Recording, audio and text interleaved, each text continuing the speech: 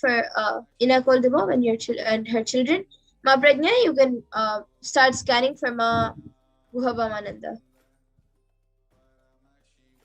And Sumi Murli Aya has gotten back saying yes, ma, right.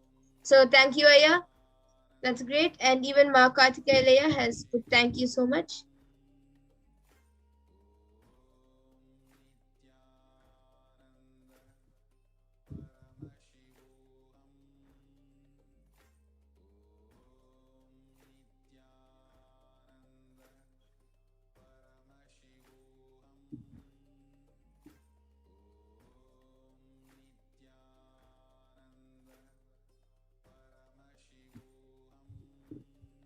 Okay. So Ma Ina Koldemo, I was able to see that for you, you're putting a lot of stress on yourself.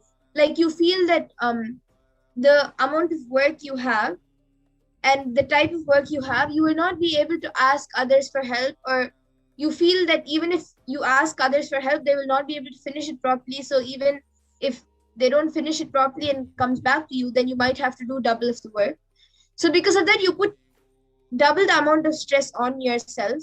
And so at the end of the day, you're not able to finish whatever you had in mind, either the work or the normal routine. You are not able to balance it properly, and also because of that, you also get really incomplete because you're not able to complete everything, and you get really stressed out. So I was able to see for this, the solution is, if every day, just in your schedule, add little bit meditation. Don't you can see any meditation process which Swamiji has given on YouTube, and whichever you're comfortable with, you can do it. Some meditation, either there are many meditations which Swamiji has given actually, so you can choose whichever you're comfortable with. And every day, even if you have how much ever work you have, sometime in the day, either in the morning or in the night, in the afternoon, whenever you're just little bit available, even for like maybe 10 minutes, do the meditation for 10 minutes and try relaxing your mind. This will help you to slowly be able to manage everything and not get really stressed out. And I was able to see for your children, there is no specific problem, like they're quite healthy. I was just able to see if they become more active, it will be good. So I was able to see that there's a lack of activeness in them. So if they become a little more active, it would be great. Even if it's not outside activities, inside the house itself, because of the COVID, inside the house itself, they should be more active and more energetic. Even if it's not like running around and physical activities, in whatever they sit and do, they should be active. And Ma Pragna, you can share more. Yes. So I was able to see, Ma, that for your hair, the particular food that you take, the particular food that you consume, that needs to be changed, and that will help your hair with becoming more thicker and for your hair to grow. I was also able to see that the way you maintain your hair needs to have a change. Lots of chemical is being used on your hair. Don't use lots of chemical in your hair, and go for more Ayurvedic products and more Ayurvedic way of handling your hair. Ma Pragna, can you repeat the last one or two lines which you had said for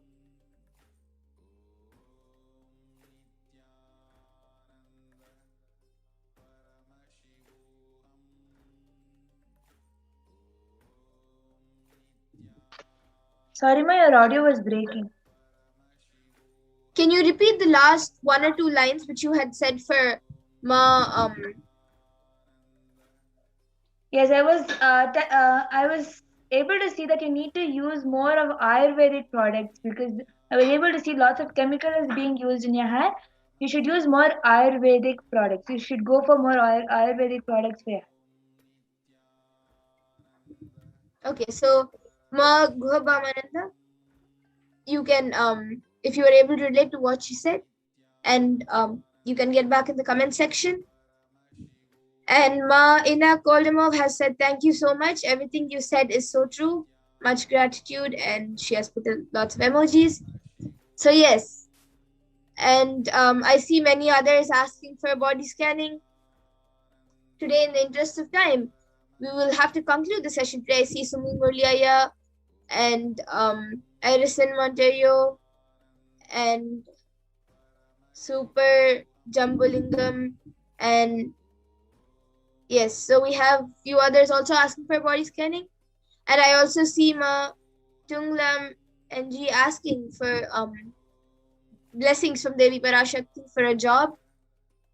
She will Ma Tunglam, she will surely bless you, Ma. And please stay tuned in for the Parashakti Akashic readings to receive her blessings. And every day at 2 a.m. IST and 4 p.m. IST, we will be having the Power Manifestation segment. So all of you can join again and ask for body scanning. So with this, I thank you all for joining us for this Power Manifestation segment. Please stay tuned in for the next upcoming segments and for the Parashakti Akashic readings. Thank you, Nithyananda. Thank you, Nithyananda.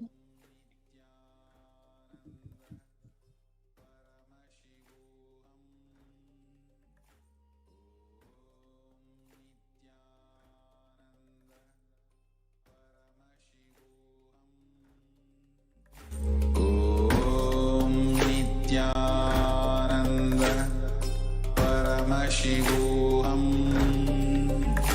Om Nithyananda Paramashivoham.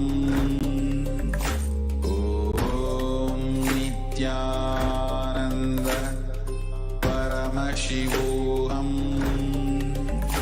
Om Nithyananda Paramashivoham. Nithyananda Paramashivoham. Om Nithyananda Paramashivoham. Om Nithyananda Paramashivoham. Om Nithyananda Paramashivoham. Om Nithyananda Paramashivoham. Om Nithyananda Paramashivoham. Om Nithyananda Paramashivoham. Om Nithyananda Paramashivoham. Om Nithyananda Paramashivoham. Om Nithyananda Paramashivoham.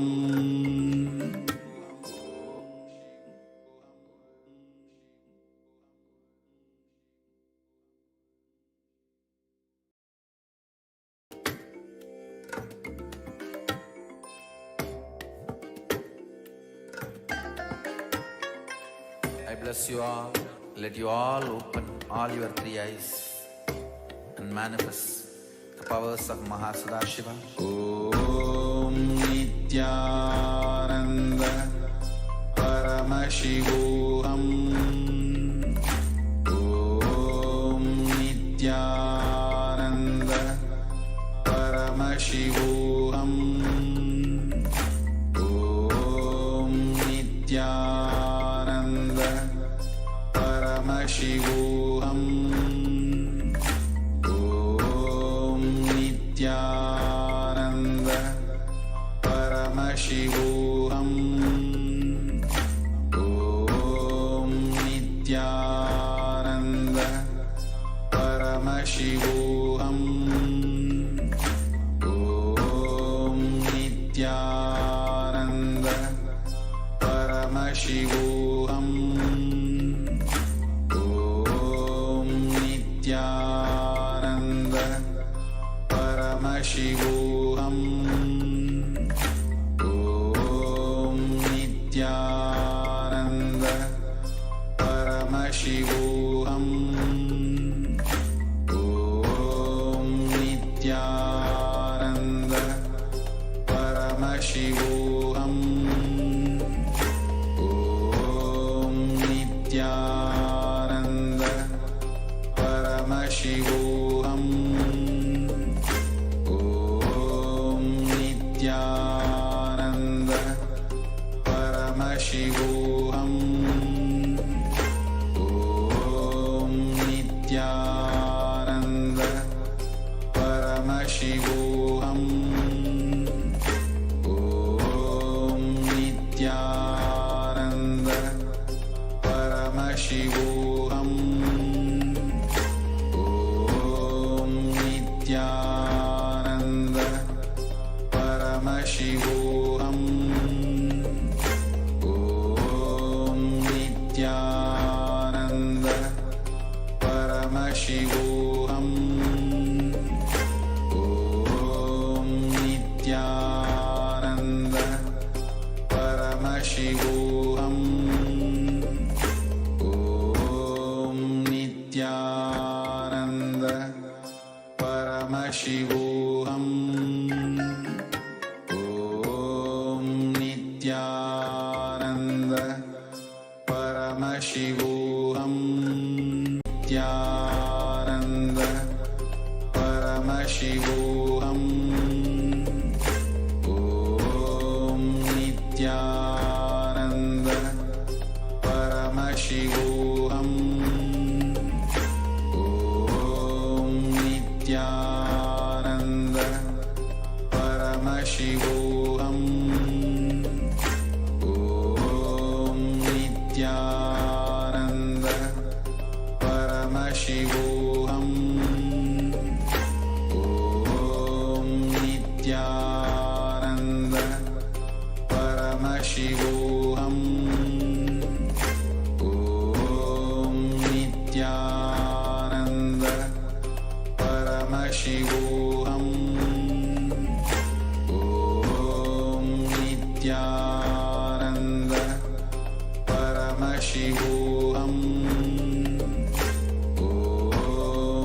Nithyananda Paramashivoham. Om Nithyananda Paramashivoham. Om Nithyananda Paramashivoham. Om Nithyananda Paramashivoham. Om Nithyananda Paramashivoham. Om Nithyananda Paramashivoham. Welcome back, dear viewers. Now we will be entering into a segment to learn about who is Devi Parashakti.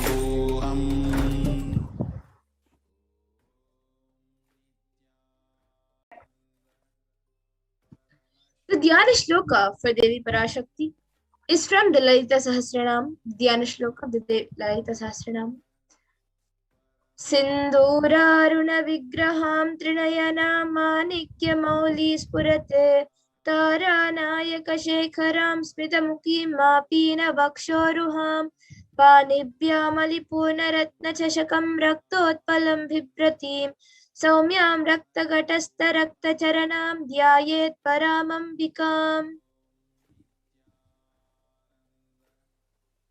And the translation goes, the Divine Mother is to be meditated upon as shining in a vermilion red body with a triple eyes, sporting a crown of rubies, studded with the crescent moon, a face all smiles, a splendid bust, one hand holding a jewel, cup brimming with mead, and the other twirling a red lotus.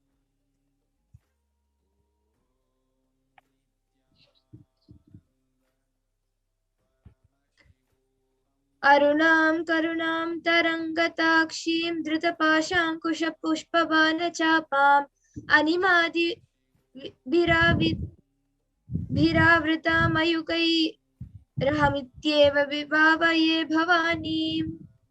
I meditate upon the great empress. She is red in color, and her eyes are full of compassion, and hold the noose, the goad, the bow, and the flowery arrow in her hands.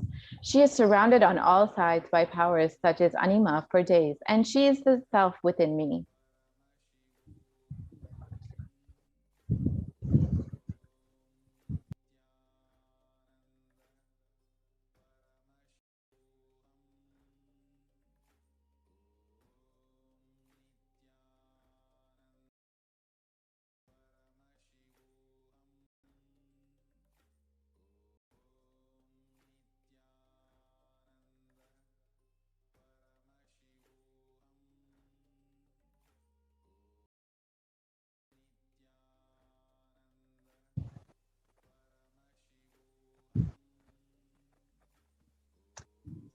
Out of her extreme love and compassion, Parashakti herself is manifesting through the embodied form as the Nijavatara of the Supreme Pontiff of Hinduism, Jagat Guru Mahasannidhanam, His Divine Holiness, Nithyananda Paramashivam, gracing us, answering all our questions, attending to our prayers, giving boons, healing us, revealing our past, present, and future, delivering profound spiritual truths, and ultimately giving us the experience of Paramashiva itself.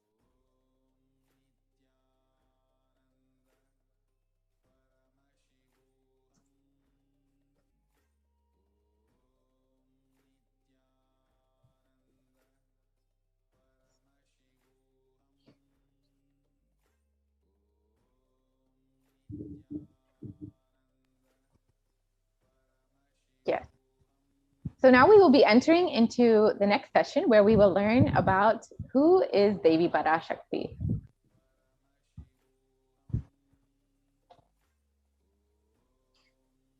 The Dhyana Shloka for Devi Parashakti is the Dhyana Shloka from the Lalita Sahasranam.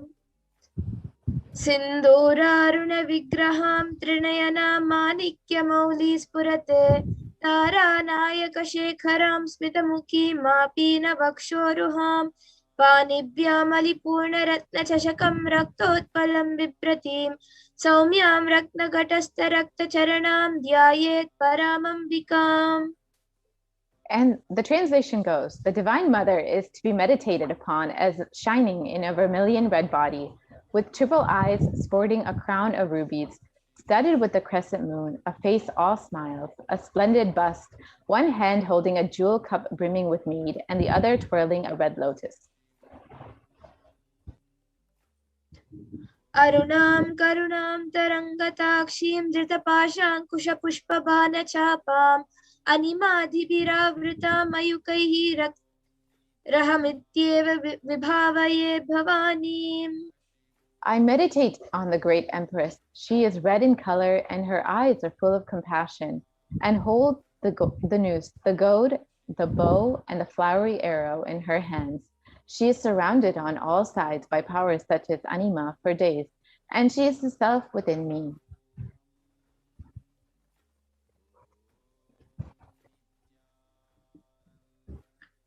Devi Parashakti is the ultimate pure feminine consciousness. Parashakti is the cosmic mother, and it is her cosmic womb from which billions and billions of universes come out and go in. It is the source where the Big Bang and the black holes go on and on. Parashakti is the source Shakti, the source energy, the source power, from which all of us came, which all of us are in even now, and which all of us are going to merge into.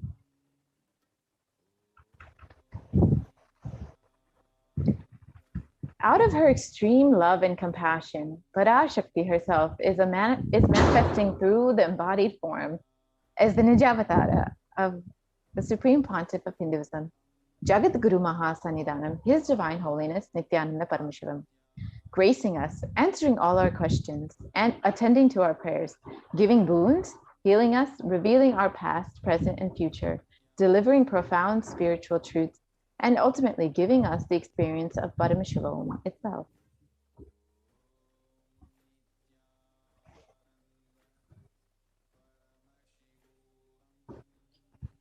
In the words of Devi Parashakti herself, raising as Omkara, expressing as Vedas and Agamas, blossomed as Hrimkara, filled with Parashodashi, living in 40 triangles, the Kailasa Swamini, who is in Kailasa, Shripura Chintamani, Parashorasi, sitting as part of Paramashiva, Parameshwari, who rules the world, Paramashakti, Manus to everyone, to bestow all Aparna, Uma, Parvati, Savitri, Navayavana, Samrajya, Lakshmi, Parameshwari, Parashodasi, Meenakshi. Taking the form of Nithyananda, I came here as Nijavatara with great compassion. I am blessing distant people. To do good to all of you, I took the form of Nithyananda and came down as Nijavatara.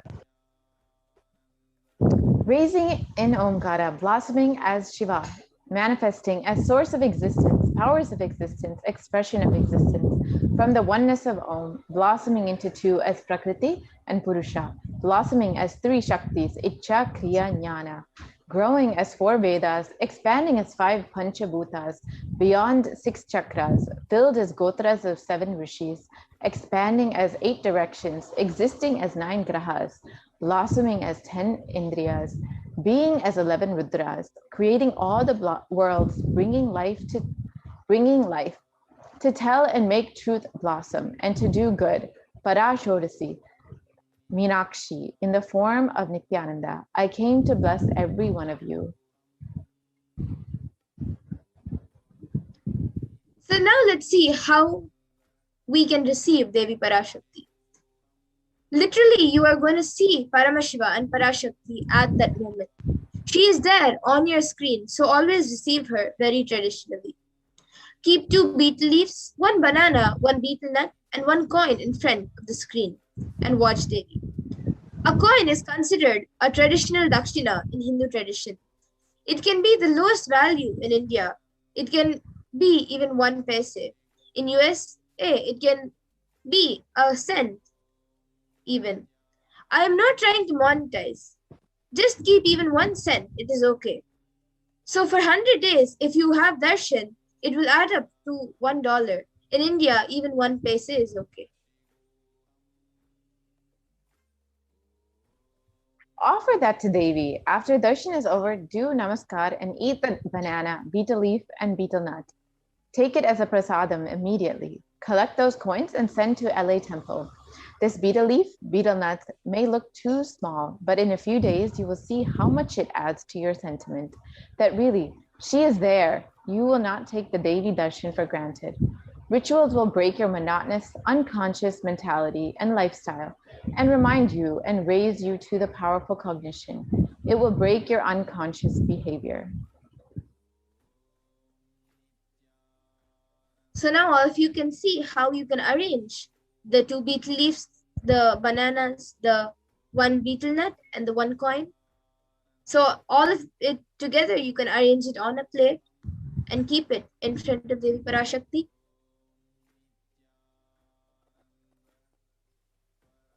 Yes, and now we will take a short break and return for the next session.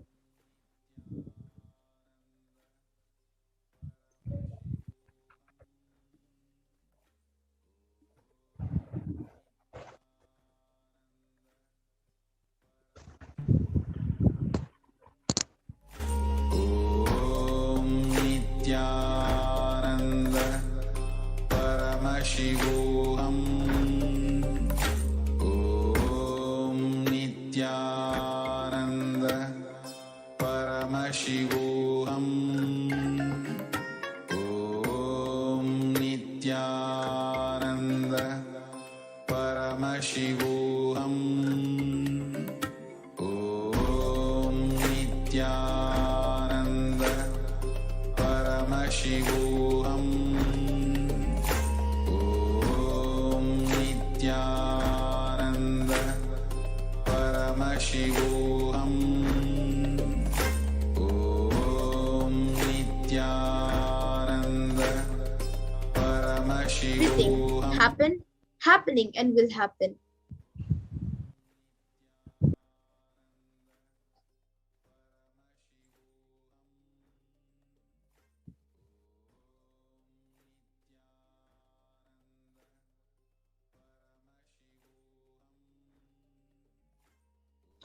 So what are the Akashic records? Akashic records are the verbal, visual, tri-dimensional document. Whatever is happening is continuously getting recorded. All the information you collected from all your births is in your DNA. You can access some of them just to understand and not to waste the time doing the same actions again and again.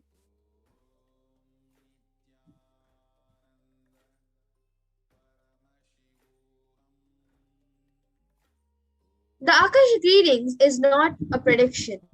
It is readings from the cosmic archives. There is no such thing as past, present, and future beyond space, creation, and destruction, as it all happens simultaneously. In the dimension of time starts the past, present, and future. But in the Akashic records, there is no past, present, and future. That is why what you call as happen, happening, and yet to happen are clearly already recorded.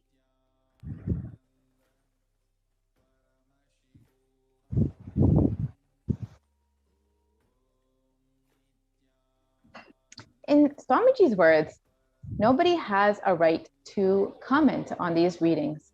Nobody has a right to manipulate these readings. Nobody has a right to interpret these readings. They are complete unto themselves. For anybody to live in tune with the cosmos, the Jivan Mukti, living enlightenment, does not need any special practice other than listening to these great readings again and again. When you listen to these great readings, naturally, your negative logic is penetrated, broken, and these great truths settle in your inner space, and they make you live enlightenment.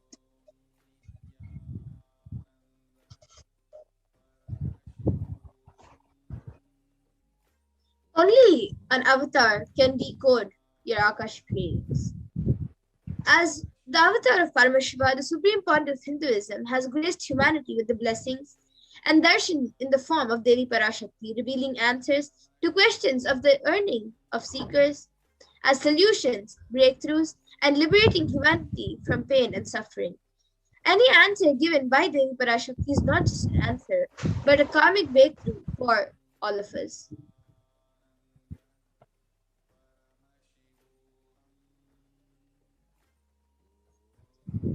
The Shastra Pramana for the power of Akashic reading is from the Vijnana Bhairava Tantra, Dharana 61 and Sutra 84. Akasham vimalam pashyan kritva drishtim nirantaram stabdatma takshana devi bhairavam vapurapnuyat. The translation goes, looking at the spotless infinite etheric space, Akasha, beyond the sky and clouds, one should fix one's gaze from the third eye without blinking continuously and make the body and inner space steady and motionless. In that very moment, O Devi, one attains the nature and powers of the infinite space, of Vairava.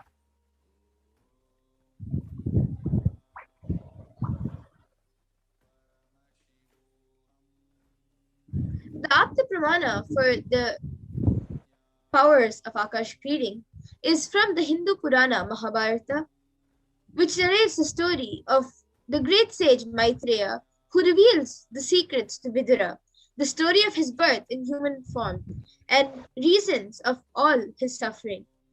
Sage Maitreya accessed the Akashic records and told Vidura that he was not an ordinary man, but was in fact an incarnation of Yamaraj, the Lord of Death. He was to play a part of the so-called Shudra 4 on 100 years, being cursed by Manduka Muni.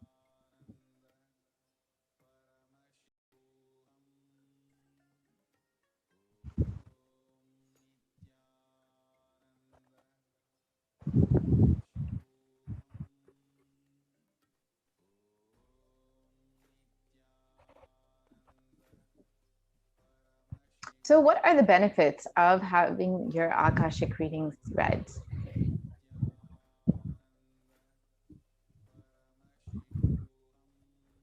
You can access some of them just to understand and not to waste the time doing the same actions again and again. Accessing the DNA code, reading the Akashic records will be useful for you to be liberated from your default future, bringing an end to the blind cognitions, known and unknown suffering, leading you to the enlightenment experience. Paramashivoham.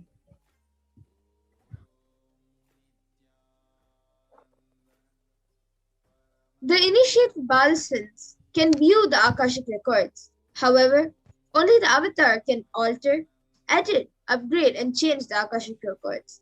During the darshan and dikshas, the supreme point of Hinduism blesses and upgrades the Akashic records as per the prayers of the devotees.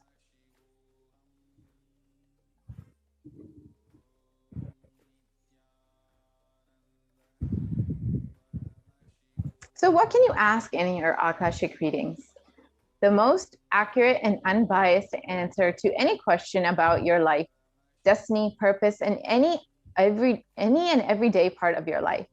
Be spiritually healed of physical and emotional problems with just a look or word, and you can even understand the reasons behind your life's happenings and receive blessings to fulfill your right desires and get clarity to redesign your future.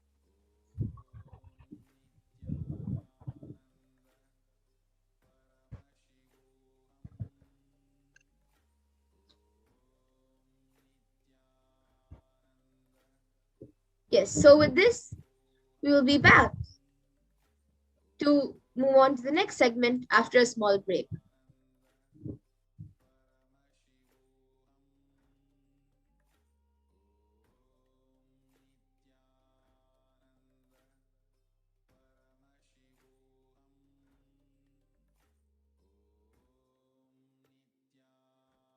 Just be alive for next 3 years. Don't die within next 3 years.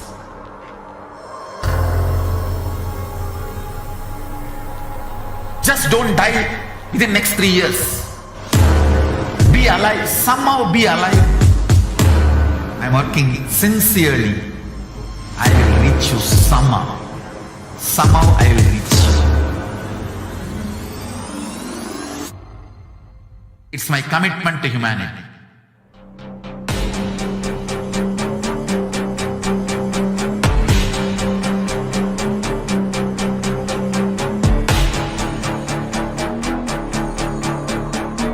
Just don't die within next 3 years. I will reach you wherever you are, whichever corner of the world you may be.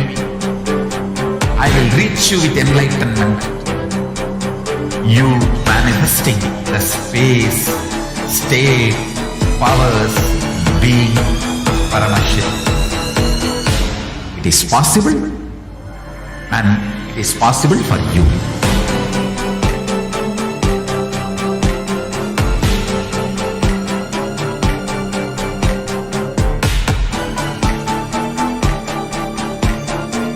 Paramashivoham will reach you with enlightenment science. I know he is going to do the job. Just be alive for next 3 years. Nothing else. Just be alive for next 3 years. Don't die within next 3 years.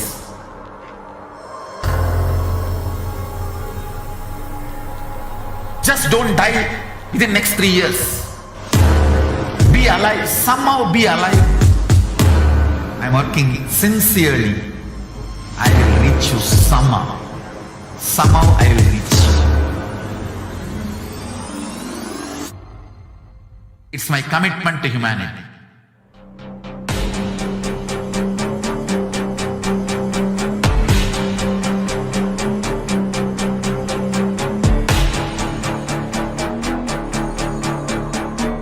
Just don't die within next 3 years. I will reach you wherever you are, whichever corner of the world you may be. I will reach you with enlightenment. You manifesting the space, state, powers, being Paramashivoham. It is possible, and it is possible for you.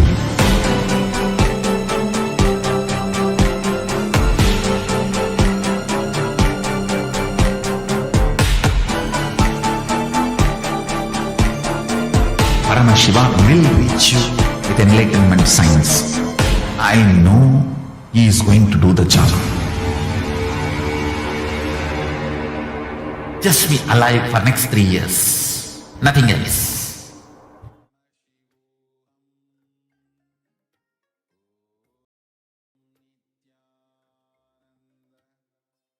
Paramashivoham.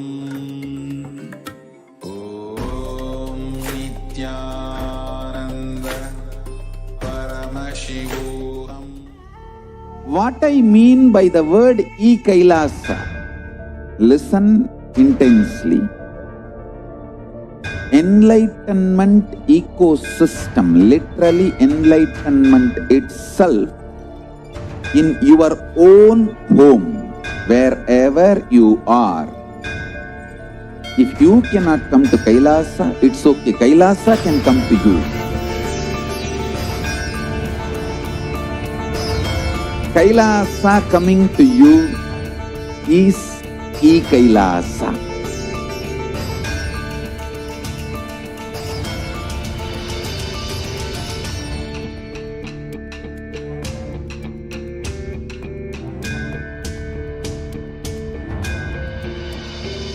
I will revive Hinduism. I am a Hindu revivalist, not by any revolution, but by evolution.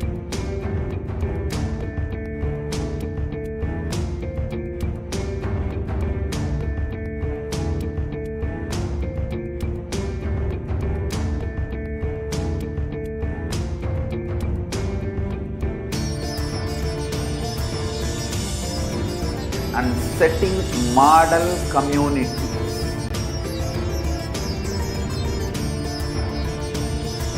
Kailasas, enlightenment ecosystems, Sarvanya Peethas all over the world.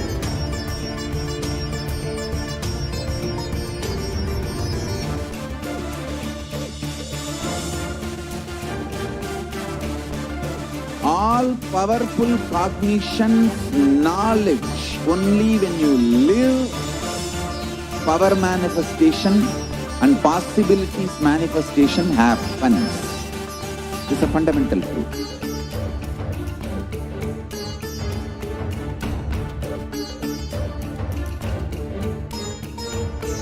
Hinduism cannot live exclusively as one sampradaya. No. All sampradayas of Hinduism is an ecosystem.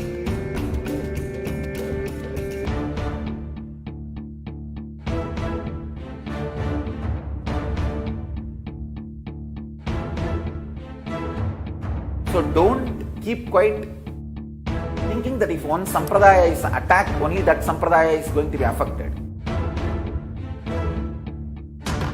All of us are ecosystem.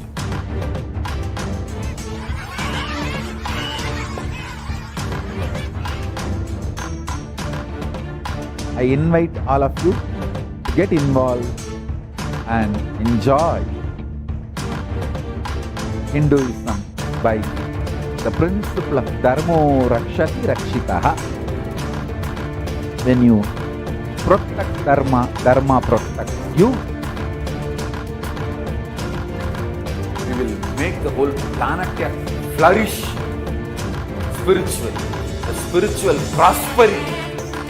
We happen to whole planet Earth. We all have to coexist together.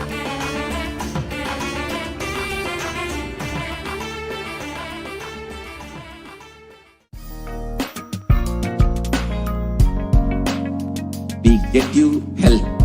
We get you ability to build beautiful relationships in your life. We get you direct spiritual support, and we make sure you become wealthy.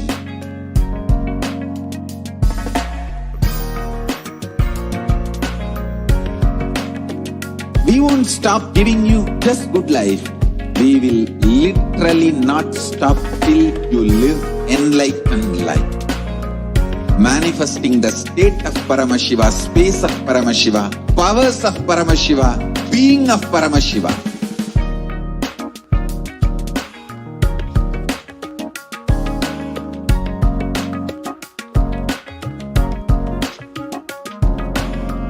Whole world should become Kailasians. I want the whole world to know Hindus have something great to contribute to the world.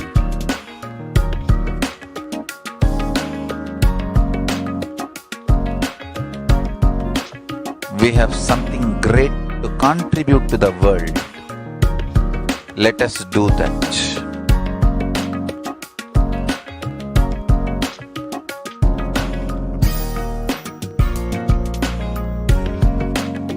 Kailasa is proper customized spiritual service helping you to identify your root patterns of suffering.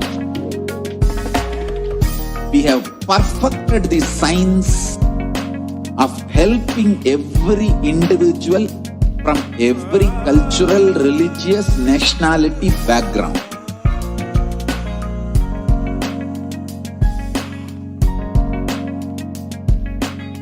You will have lowest reactionary assumptions, highest awakened response, alive response for life continuously.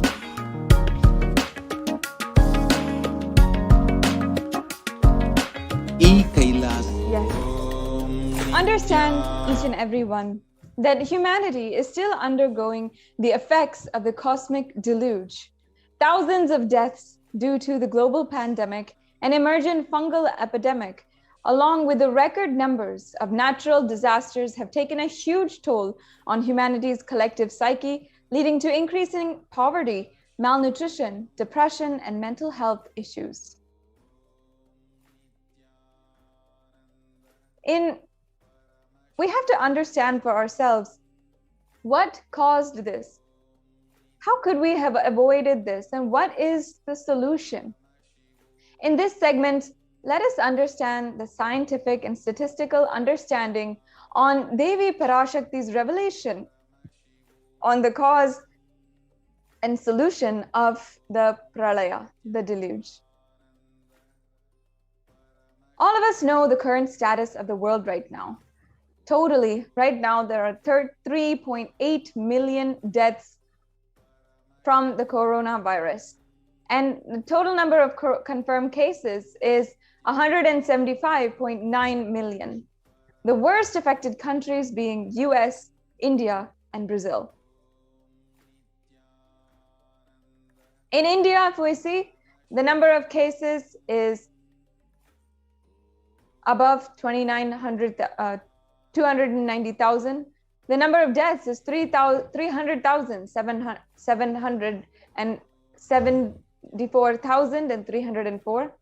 And the number of falling into poverty since 2020 is a whopping 75 million people. Here we have a huge amount of statistical analysis and reports where we're seeing that India is the sixth most depressed country. 6.5% of the population is suffering from some form of mental illness. Also, with a suicide rate of 10.9 for every 1 lakh people. Suicide is one of the biggest causes of deaths in the age group 15 to 24. And the average suicide rate in India is 10.9 for every 1 lakh people, or 100,000 people.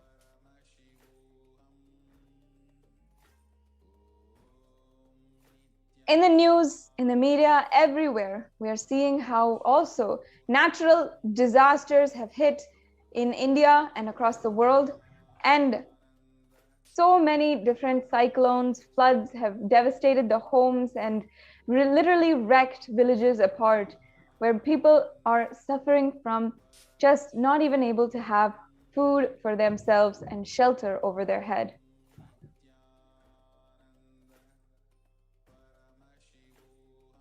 How could we have prevented this? Let us now understand from Devi Parashakti herself, revealed on the 31st of May 2021, about what she had revealed on the cosmic deluge.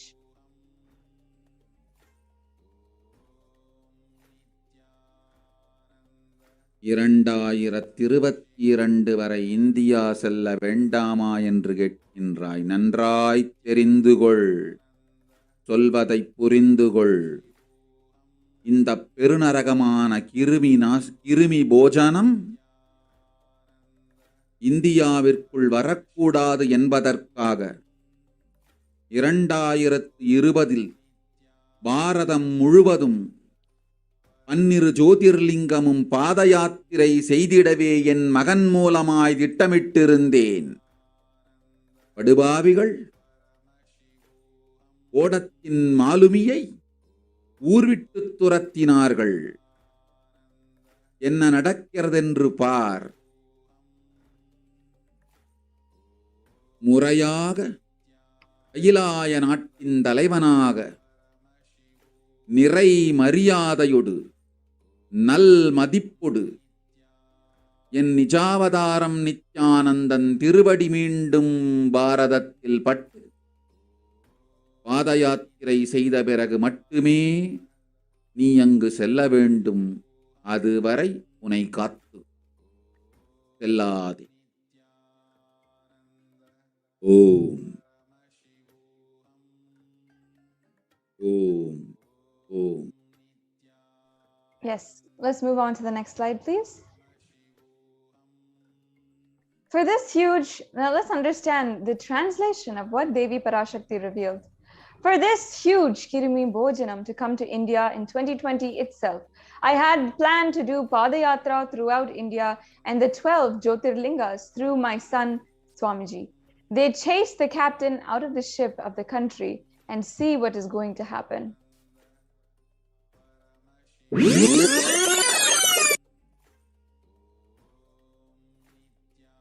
Now, let us see what the Supreme Pontiff of Hinduism revealed as a vision for the Padayatra in 2017. Want to do 1 year Padayatra specially for this purpose in 2020.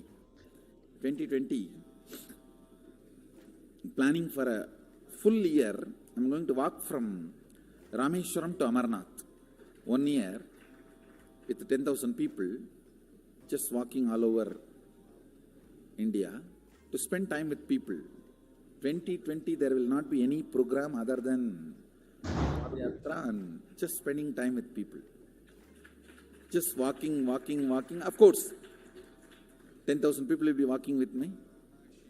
Maybe 200 vehicles to carry our food and all the other items, transportation.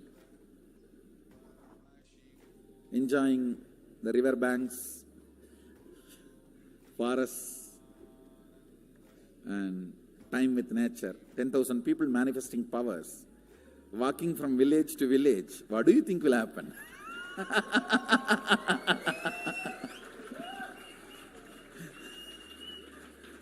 The scene of Buddhism spreading will be repeated now. How the Buddhism spread? 10,000 monks, 10,000 people. The whole village will be manifesting powers. Just want to enjoy India and let India enjoy me. So planning for next year Kumbh Mela 2019, next year January Kumbh Mela. Before that, all the Balalayam, everything. Balalayam is going to be like the same structure outside with one stone tower, gold coated. It will be something like a 40 to 50 feet tall stone tower and 5 Rajagopurams, which will be something like 120 feet. This will be the Balalayam. And after the Mulalayam is built, this Balalayam will serve as a Utsava Murti Sannidhi, where the Utsava Murtis will be worshipped and where the Archanas. See, in the main temple, there will not be any Archana or anything, because just for Darshan itself, there will not be time. Like Tirupati, you can only have Darshan and Arati, the camp for Arati. No other worship is allowed in the main temple. Because 12 Abhishekam is going to happen, 12 Kala Abhishekams. So continuously the rituals will be going on. People can have only darshan. They will not be able to involve themselves in any ritual. Other than darshan, nothing else will be allowed. So all the archana, all the other offerings, like people will offer the archanas and other, everything will be done to the Utsava Murti, which will be kept in the Balalayam, the present Balalayam, present structure. So people can spend time here. That will be more like a main darshan. This will be like energy darshan, where you can give letter, get response. So by next year, the Balalayam will be ready. So 2019 full year, I will be conducting the programs and everything. 2020 will be the one full year Padayatra, walking. From next year Jayanti, means 2019's Jayanti to 2020's Jayanti. Full year, Jayanti to Jayanti will be Padayatra. Before that, we will make 10,000 people power manifestors. It will be sannyasi, brahmachari, grihastha, all put together. 10,000 people will be walking. What a scene it will be. I think that is the only way the revival of Sanatana Hindu Dharma can be done. I need to get into the ground where people can see me, where they are living. I can't be waiting for people to come where I am living. Now I am sitting in one place to prepare these 10,000 people and make this science completely user-friendly. For that only I am sitting and working. So I have given 2 years for me now. 2018 and 2019. So 2020, before that 10,000 people will be ready to walk with me, manifesting powers. We will literally solve every person's problem in every village. The way we are walking, the route we are taking, physical healing or mental healing, or it's a too big visualization. How will you visualize? What will happen if 10,000 power manifestors enter into a village and ask people, tell me your problem now, come on, let's sort it out. Understand, 1,200 years before in Tiruvannamalai temple carvings, how the baby will be in the womb in second month, third month, all that is detailed way carved, it is there. Which scanning machine was there in those days other than the third eye? Very detailed carvings are there. Even Srirangam temple, the whole carving is there. Srirangam temple gives a week by week the whole picture of male baby and female baby. Any of you have seen that? Srirangam Rangaraja Mandapam, it very clearly portrays. There will be one Rangaranga Gopuram. In that next to Rangaranga Gopuram, there is a Rangaraja Mandapam. We have already collected some chunk of 80-90 to be displayed in this Balalayam. Work is going on all of that. We are also going to tell you the science of temple building story as per Agama and as per practical village level, ground level, all that. In those days, 2000 years before, when this Cambodia and all these civilizations were flourishing, two communities from India moved. One is agriculture community, another one is business community. These two community only traveled and installed civilization. Of course, kings went, that is different. But the common civilian, these two community only went. So Nagarattar and Saivavelalar. Saivavelalar agriculture community, Nagarattar business community. So wherever, see, when they go in the ship, the Saivavelalars, they will carry that veil for their protection. Once, if they reach the other side safely, they will just put the veil and start a temple. That is why all the temple outside the India, started by Saivavelalar, there will be only veil as a Pradhana Murti. Pattumalai Murugan Goil, Tannimalai Murugan Goil, Gedaram Murugan Goil, Nallur Murugan Govil, Sannidhyan Sannidhi Murugan Goil, all these temple. The main deity will be only veil. It will not be deity. Because they cannot carry that heavy deity in the ship. It will only be the veil. And all the temples started by Nagarattar will be Kavadi. Because they will carry everything in the form of Kavadi. So the moment they reach the other shore, they will worship the Kavadi and the screen cloth covered by Kavadi. Kadirgaman, Darachila, Murugan. All the major temples started by Nagarattar. The Kavadi and the screen only will be the deity. All the temples started by Saivavelalar, only the veil will be the deity. So this is the way the temple started. This temple planting and temple spreading. We are going to tell you all this history also as like a exhibition when you come next time to see our temple. There's a lot of juicy information on history of temple building.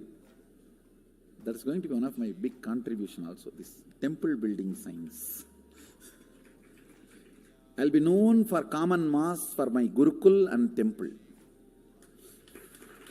Common mass will never understand all this Vidyapadam and life is continuous rhythm, Sami Unnada, all that. They will remember me only as the Gurukul kids do all magic. That magic Gurukul and big temples. This Swamiji who builds big temples, that's why they will remember.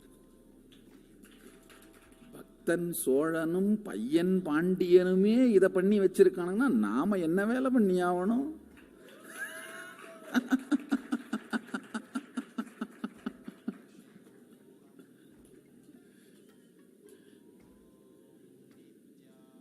இல்ல நாமே வந்து போனோம்னு மறந்துடுவானுங்க மனுஷ பசங்க.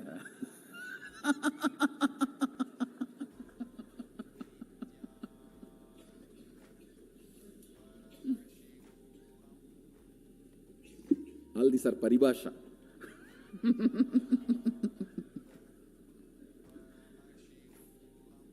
Paribhasha means, these horse brokers will have their own language. Pari means horse. Paribhasha means horse brokers all over the world, any country. The horse brokers will have their own language to do the negotiation. That is why that word paribhasha got evolved.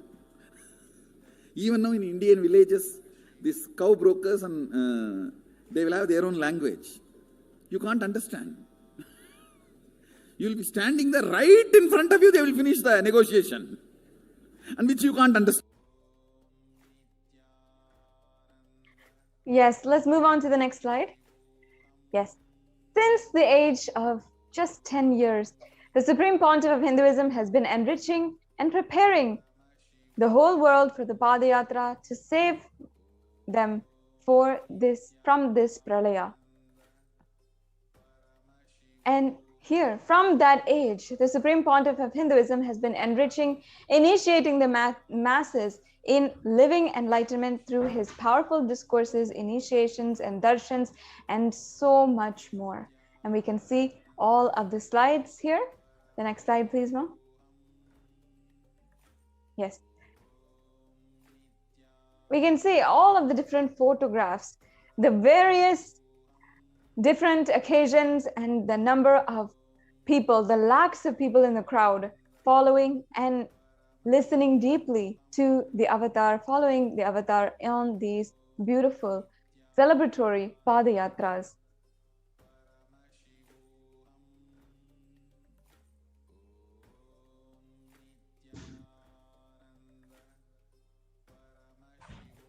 In each city, in each place, giving super conscious breakthrough to each and every one whom the avatar had met, whom had come from far and wide to have and receive his blessings.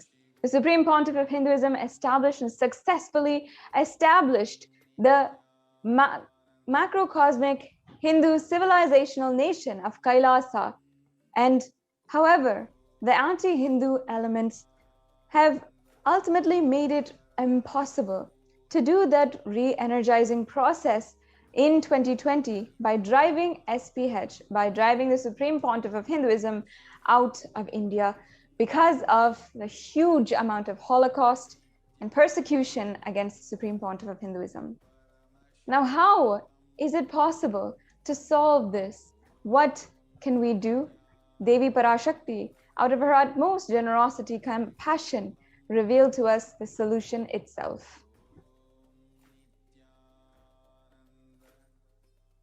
இரண்டாயிரத்திருபத்திரண்டு வரை India செல்ல வேண்டாமா என்று கேட்கின்றாய். நன்றாய் தெரிந்துகொள், சொல்வதை புரிந்துகொள். இந்த பெருநரகமான கிருமி போஜனம்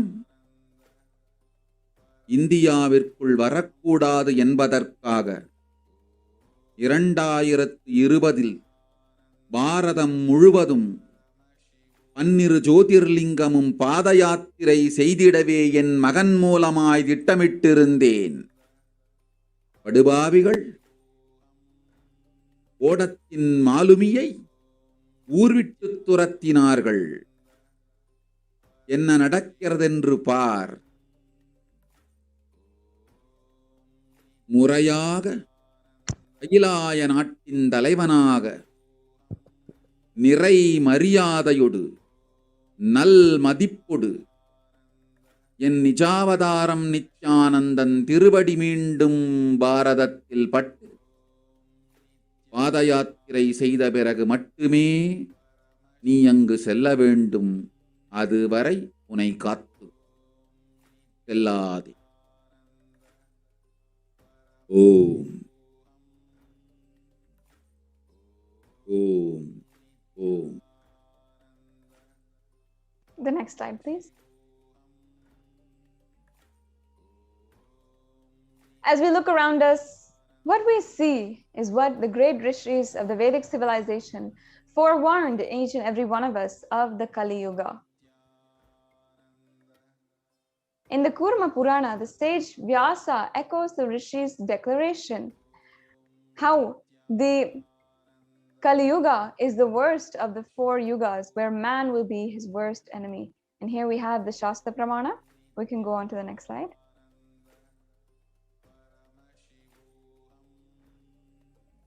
In the English translation, it says, this Kali Yuga is the worst of the 4 yugas or ages in all of the worlds. People are sinful and forgetful, and the dharma of the 4 varnas and 4 ashramas.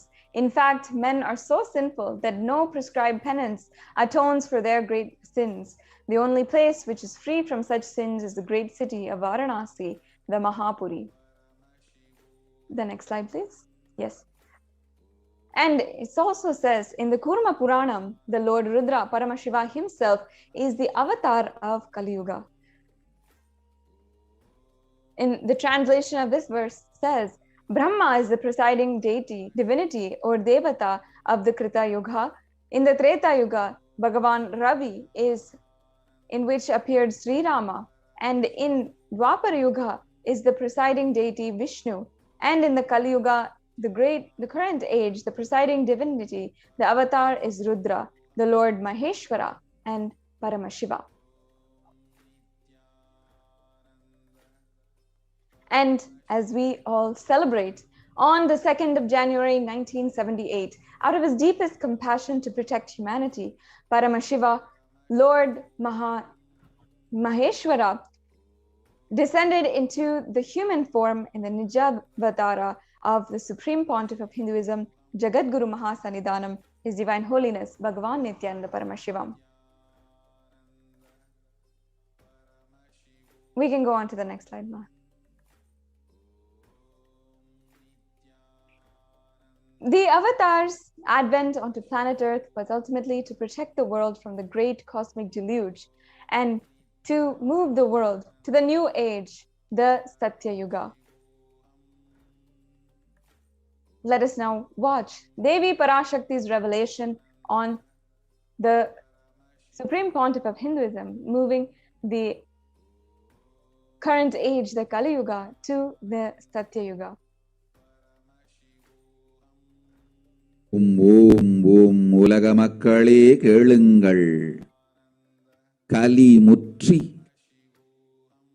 கலி கழிந்து புதுயுகம் சத்தியயுகம் புறப்பட வேண்டிய காலம் வந்ததனால் வந்திருக்கின்றது இந்த பெரும் பிரளயம்.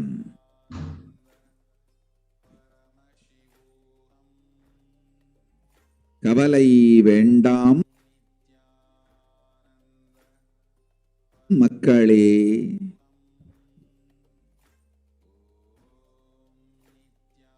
நித்யானந்தன் வடிவம் தாங்கி நாமே இங்கு வந்திருக்கின்றோம். நித்திய யுகம் செய்வோம், நித்திய யுகம் சத்தியயுகமாய் மலரும் இங்கு.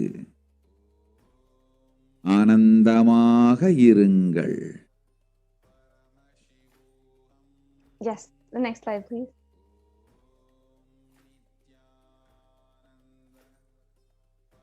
The translation of Devi's revelation was, people of the world, listen, the world has matured over and over, and it is time for the Satya Yuga. This great pralaya has come. Don't worry, people. In the form of Nithyananda, I myself have come here. I will make Nitya Yuga. Nitya Yuga will blossom as Satya Yuga. Be blissful. For this huge hell, the pralaya, the Kirmi Bhojanam, not to come to India. In 2020, I had planned to do Padayatra throughout India in 20 Jyotirlingas through my son, Swamiji. And in order to prepare for this, the avatar began the Padayatra at the mere age of 10 years old. the Supreme Pontiff of Hinduism began enriching people, one person at a time, with the truths from the sacred scriptures and the secrets for enlightened living.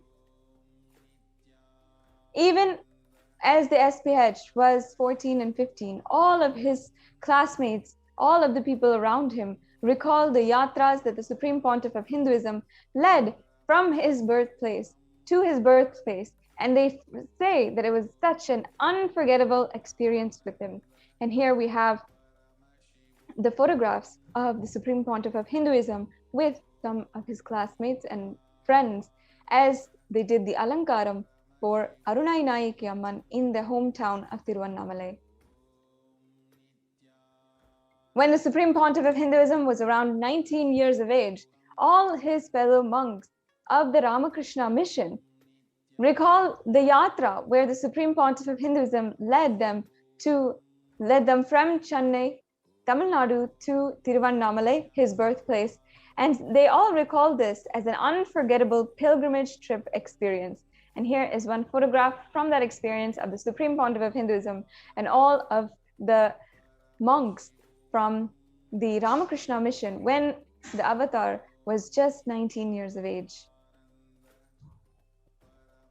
The SPH continued walking the length and breadth of India, reaching more and more people and preparing each and every one until the Supreme Pontiff of Hinduism founded the international mission, Nithyananda Sangha, to revive Kailasa internationally on the 31st of December, 1999.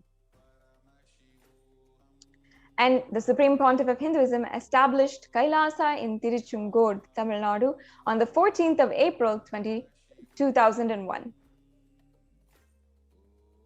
In 2003, the Avatar continued his Vijaya Yatra all over the world to enrich people from all backgrounds. Here we have a couple of photos showing the tours that the Supreme Pontiff of Hinduism went on. With the Supreme Pontiff of Hinduism's intensity and dedication for the people, even in crowds of thousands who do not know English, the Supreme Pontiff of Hinduism's words and voice resonated deeply, and his presence moved each and every single one to tears of bliss.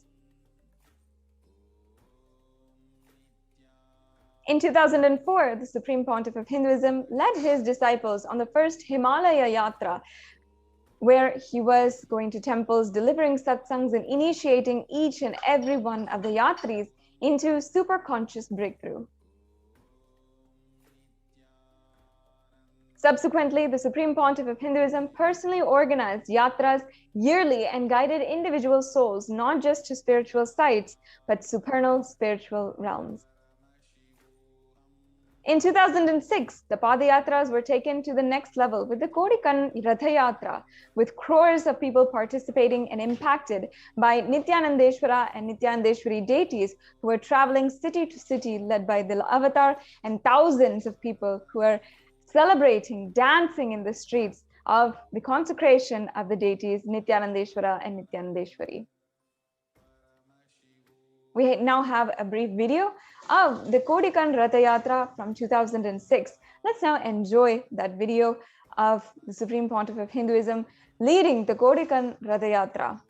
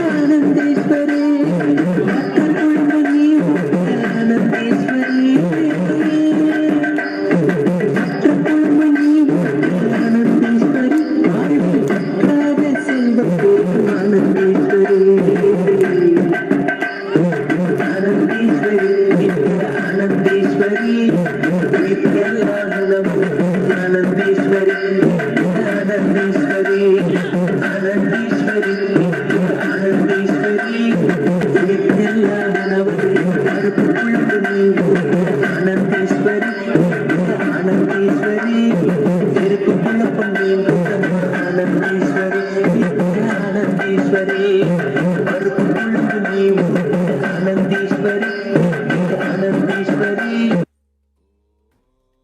Yes, we'll keep going.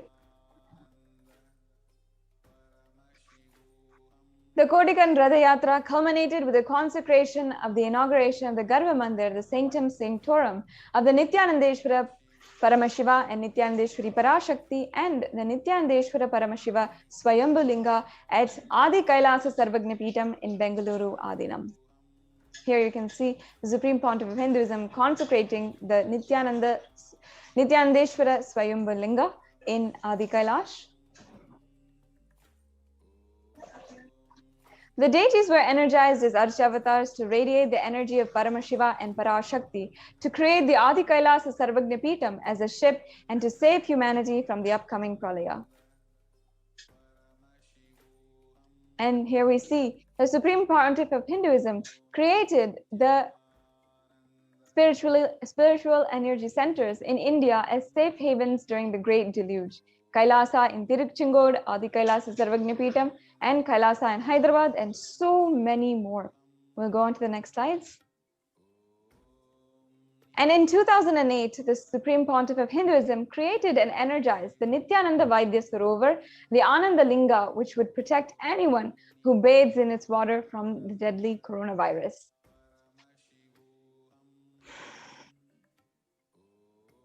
जनमस्सहस्राक्षाय च चतुर्धन्वने जनमो गिरिशाय च जिपिविष्टाय जनमो मेघुष्टमाय च सुमते जनमो ह्रस्वाय च वामनाय जनमो बृहते च वर्षीयते जनमो वृद्धाय च संवृद्धने जनमो अग्र्याय च प्रथमाय जनम आशवे च जिराय च नमः शीघ्रियाय च शीघ्राय च नम ऊर्म्याय च वस्वन्याय च नमः स्रोतस्याय च दीप्याय च नमो ज्येष्ठाय च कनिष्ठाय च नमः पूर्वजाय च परजाय च नमो मध्यमाय च पगल्भाय च नमो च घन्याय च बुद्ध्याय च नमः सोभ्याय च प्रतिसर्याय च नमो याम्याय च क्षेम्याय च नमः उर्वर्याय च खल्याय च नमः श्वोप्याय च वसान्याय च नमो वन्याय च कक्ष्याय च नमः श्रवाय च प्रतिश्रवाय च नमः आशुषेणाय च आशुरथाय च नमः शूराय च वभिन्दते च नमो वर्मिणे च वरुथिने च नमो बिल्मिने च कवचिने च नमः श्रुताय च श्रुतसेनाय च नमो दुन्दुभ्याय च हनन्याय च नमो धृष्णवे च प्रवृषाय च नमो दूताय च प्रहिताय च नमो निषङ्गिने च शुधिमते च नमस्तीक्ष्णे च वेजायुधिने च नमस्कायुधाय च सुधन्वने च नमः श्रुत्याय च पथ्याय च नमः काट्याय च नीप्याय च नमः सूप्याय च सरस्याय च नमो नाद्याय च वैशन्ताय च नमः कूप्याय च भट्याय च नमो वर्ष्याय च नमो मेघ्याय च विद्युत्याय च नमः ईर्ध्याय च तप्याय च नमो वात्याय च रेश्म्याय च नमो वास्तव्याय च वास्तुपाय च ओम नमः सोमाय च रुद्राय च नमः ताम्राय च अरुणाय च नमः शृंगाय च वशुपतये च नमः. Yes. And in 2009, the Avatar held the Kodikan Ratha Yatra and garnered the international attention, creating a movement where lakhs of Hindus were once again embracing Hinduism and celebrating Hinduism. So we'll watch this brief video of the Padayatra from Pattanam to Salem.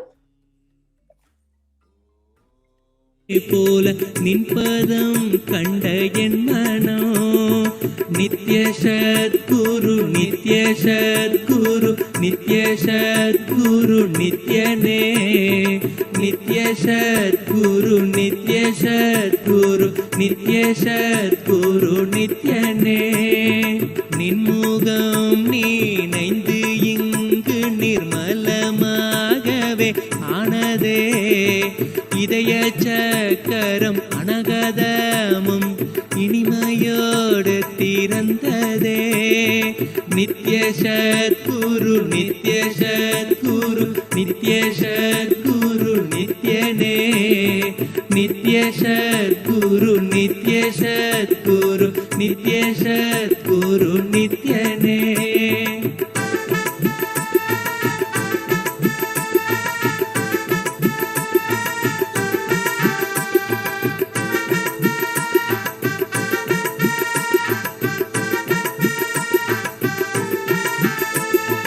மற்றவர் கண்டு மறைகள் எல்லாம் கழன்று விசுத்தி அதுவும் அசுத்தியா.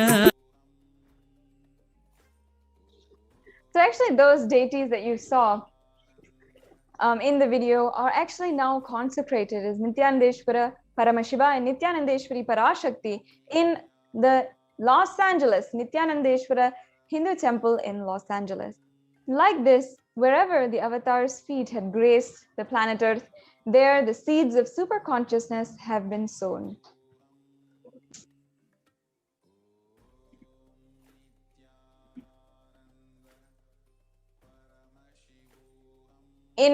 With over 1,000 Kailasas, satsang centers, ecosystems, and Sarvagnapitas enriching 1 billion people worldwide, the avatar is the last hope for humanity to have superconscious breakthrough. Here we see Kailasa in Erode and all of the various Kailasas that the Supreme Pontiff of Hinduism established. We can go through the next couple of slides and see for ourselves the amount of work the Supreme Pontiff of Hinduism did. Kailasa in Columbus, Ohio. The next slide, please. And how it was established, consecrated by the Supreme Pontiff of Hinduism himself. And you can see Kailasa in Los Angeles from 2007. Kailasa in Los Angeles being established as a temple, and Kailasa in San Jose in the United States, established in 2009. And you can see all the rituals. Kailasa in Seattle, USA, established in 2008.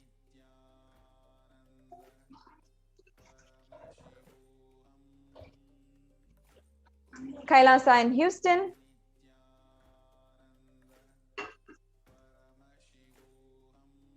And here you can see some of the activities also going on. Kailasa in Charlotte. Kailasa in New York. Kailasa in Washington, D.C. Kailasa in Toronto, Canada.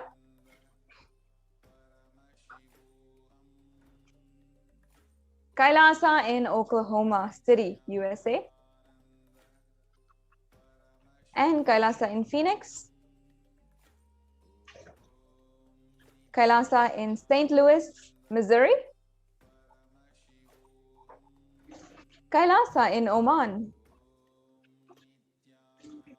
In Dubai.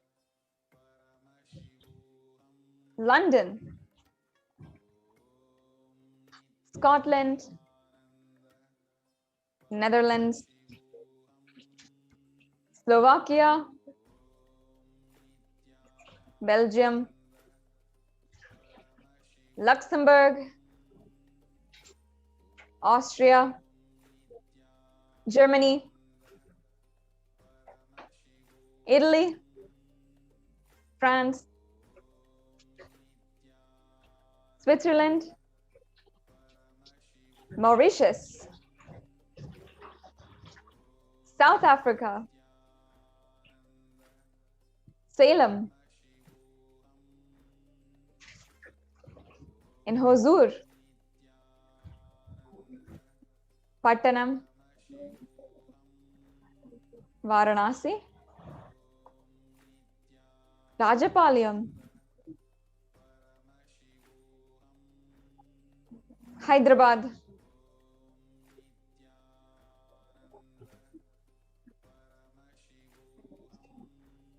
Gujarat, Tiruvanmayur, Alangalum, Chennai, in Avadi, Chennai, Melbourne, Australia,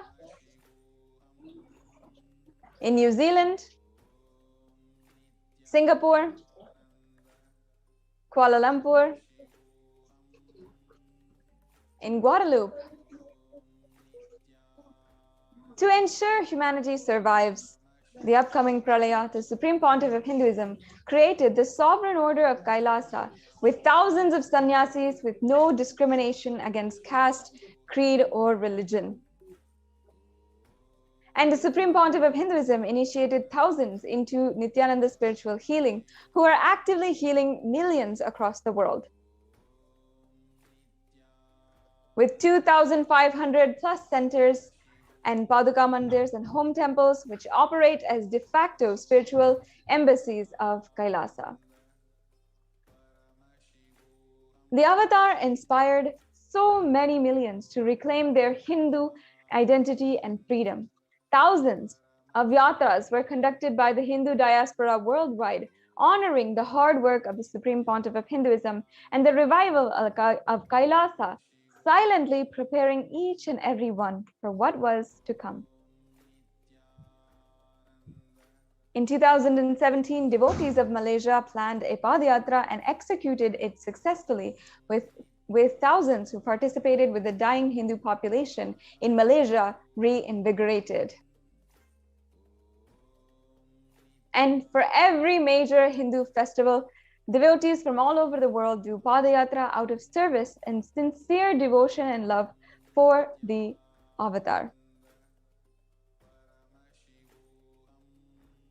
We see how the global achievements and services include 1 billion e-citizens, 26 years of humanitarian services, and 1 billion meals served, free, nutritious meals served and continuing to be served.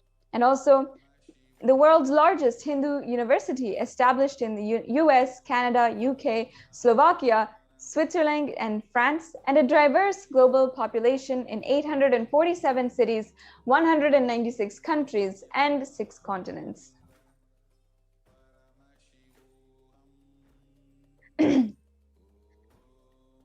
Kailasa is today the world's greatest Hindu digital nation with over 1 billion views on all the websites, social media platforms, and online databases and online applications.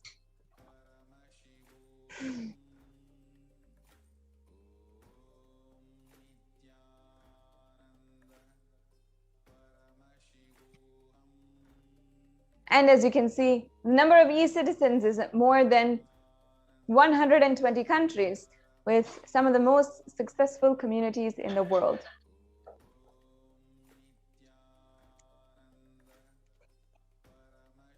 The global initiatives that Kailasa takes up is holistic health, education, and development of human potential, sharing the practical applications of Hinduism, Sanatana Hindu Dharma, and its science of enlightenment, through which we have made several breakthroughs. And we see the United Nations with over 100 humanitarian charitable initiatives, and spearheaded by the Sovereign Religious Order of Kailasa, a strong diplomatic network through the 73 orders of Sovereign Order of Kailasa. The next slide, please. And here we have the Sri Kailasa United Nations movement with 26 years of achievements in global peace, education and children, equality and environment,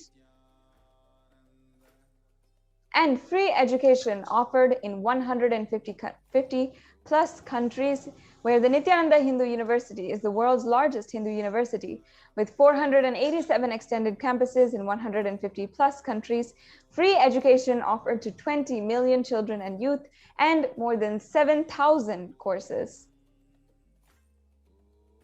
And 1 billion free meals served and continuing to serve. Kailasa has the vision of no hungry home and has initiated multiple services, including annadans, organic agriculture, to make sure that no person is ever hungry. We have offered 1 billion free meals and continuing to serve. Kailasa offers free food in 197 countries, as you can see here. And the next slide, please. And not only that, Kailasa has availed free medical services for millions of people, which include free medical camps, 108 kriyas, spiritual techniques offered for free and for care and cure of various disorders and diseases. The End Pregnancy, a program launched to help women in safe, painless pregnancy, and spiritual healing services offered in more than 1,008 Kailasas across the globe. And here we have a summary of also the number of scriptural references mapped to yogic techniques and the Guinness World Records, as well as 6,000 plus courses on yoga and peace and health. Also, in the revival of the ancient sciences of Hinduism, Kailasa Sacred Arts University has more than 4,000 Hindu deities, and which are now consecrated and worshipped in locations around the world. Here's a summary of the deities that have all been made by Kailasa, made inside the Kailasa campuses. 3,270 deities made of stone, 400 made of 5 metal, 100 made of marble, 15 made of traditionally made wooden chariots, 1,000 Hindu vessels and puja items, and so much more. And Kailasa is also the home to the world's largest Hindu library. We can go on to the next slide, please. With the Supreme Pontiff of Hinduism's hard work in the last 26 years, inspiring people one person at a time, the Supreme Pontiff of Hinduism announced the plan to traverse India once again on foot from Kanyakumari to Kashmir and re-energize the Jyotirlingas to protect India from the Pralaya. In 2018, the Supreme Pontiff of Hinduism began this re-energizing process, and he began going to all of the different temples in earnest to start the intense spiritual process. While the Avatar was working to protect India from the destruction, the anti-Hindu militant forces tried their best to halt the Avatar's mission since the year 2001. And after years of pouring energy into making the only ship that would save humanity, the captain was driven out of the ship. Militant anti-Hindu forces followed him for 2 decades, instigating the deadliest and brutal attacks against the sole Hindu leader. And since 2009, the Supreme Pontiff of Hinduism has survived over 70 assassination attempts, incessant lawfare, and the repeated attacks against him and his disciples. With the media entirely owned by the anti-Hindu nexus, truth never had the chance to come out. 14,000 hours of hate speech flooded the internet and were broadcasted into the media to incite hatred and to ultimately justify the assassination attempts of the Supreme Pontiff of Hinduism. Fabricated false cases were filed against the Supreme Pontiff of Hinduism to meekly justify his illegal case and illegal arrest and execute the state-sponsored plan to eliminate the Supreme Pontiff of Hinduism. And in 2018, the Avatar was forced to leave India after a nearly fatal assassination attempt. In his absence, India and Indians are suffering the repercussions. The next slide, please. In the Puranic age, the whole kingdom of Ayodhya suffered with the economic meltdown, the death of cattle and crops, and the inconsolable depression when Lord Rama left for 14 years of exile. And in the same way, the economy of India fell even just 2 months after the Supreme Pontiff of Hinduism left. And today, India is facing the brutal attacks of the pandemic with no end in sight. Despite being driven out of the country, the Supreme Pontiff of Hinduism continues to be the last hope for humanity and for India. Within the last 1 year, the Supreme Pontiff of Hinduism has expanded the services of Kailasa to millions more in India. And here you're seeing a couple of the pictures of the Kailasa's multi-layer quarantine and the activities going on, including Annadan, organic agriculture to feed all of the residents of the COVID care centers who are in Kailasas across India. The next slide, please. And with back-to-back programs, darshans, satsangs, the Avatar has literally made humanity physically, mentally, and psychologically sail through this pralaya.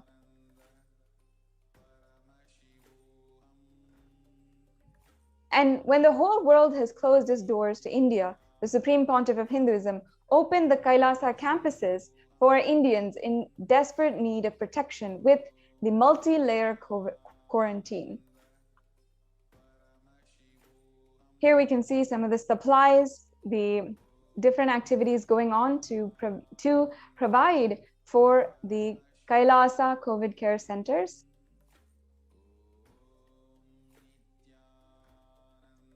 And here we have a Shastra Pramana from the Guru Gita.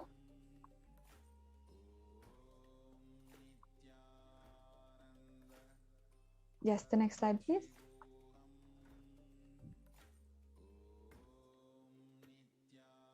And each and every one of us must realize that the pralaya will end only when the divine feet walk on the soil of India once again. This is what decision makers must realize, and what we must realize, that the pralaya will end in India once the divine feet walk on its soil once again. And the media must realize it. Every citizen must realize this.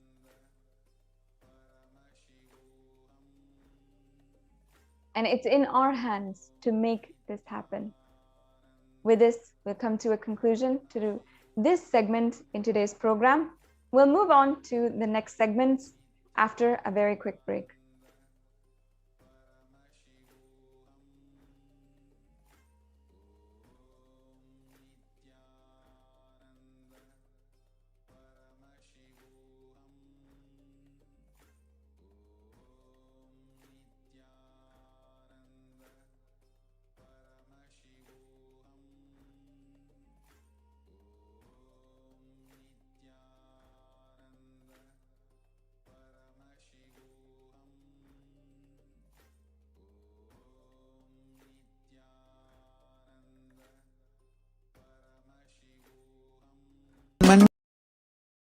Ecosystem, literally enlightenment itself in your own home, wherever you are.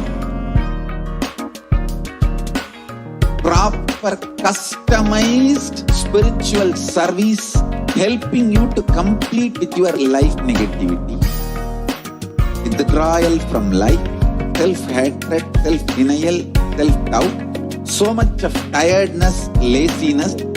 We can support you, aligning your diet, your attitude, your aptitude, your understanding about life. We can help you with everything.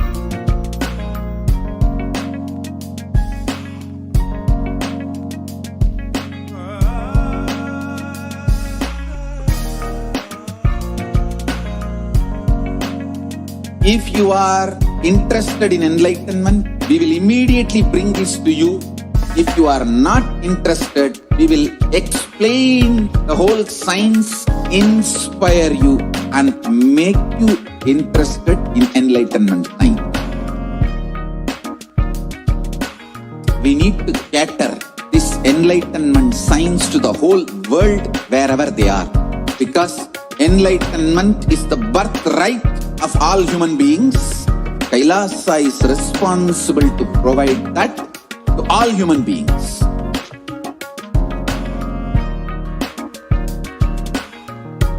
Kailasa is the totality of the knowledge I received from my gurus and practice manifested in my life, perfected by teaching millions of people from all cultures, time zones, backgrounds, genders, nationality, race, from every creed.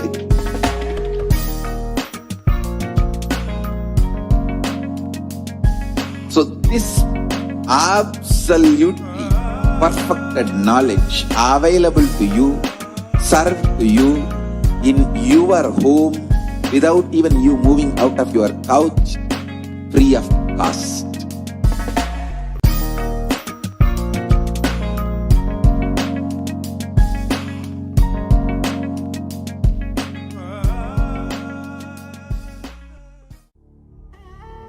What I mean by the word Kailasa, listen intensely.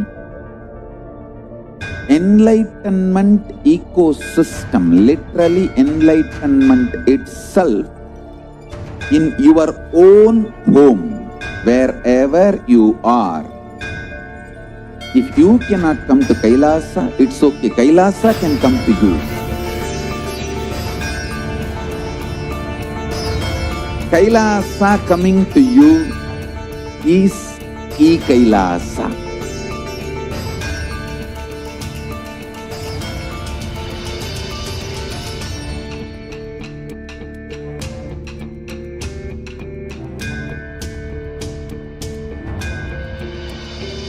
I will revive Hinduism. I am a Hindu revivalist, not by any revolution, but by evolution.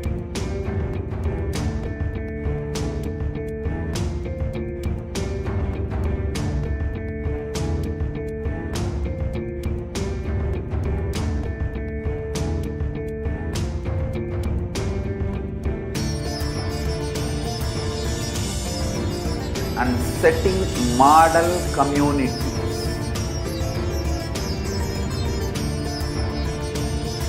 Kailasas, enlightenment ecosystems, Sarvanya Pitas all over the world.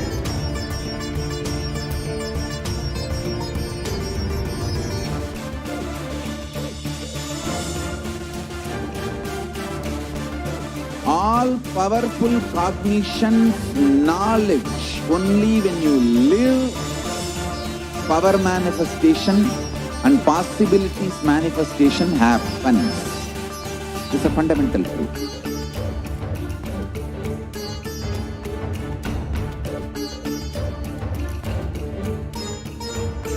Hinduism cannot live exclusively as one sampradaya. No. All sampradayas of Hinduism is an ecosystem.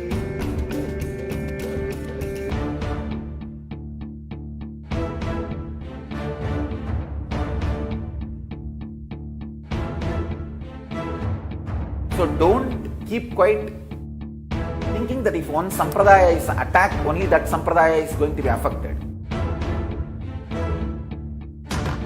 All of us are ecosystems.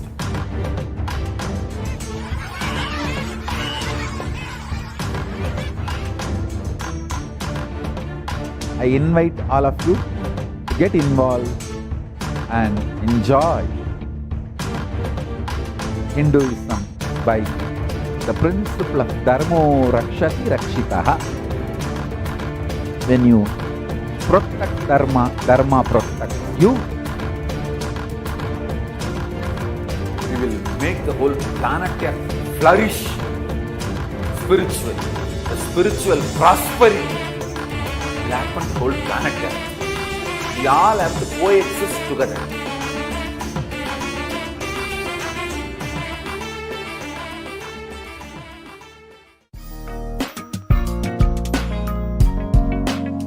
We get you health.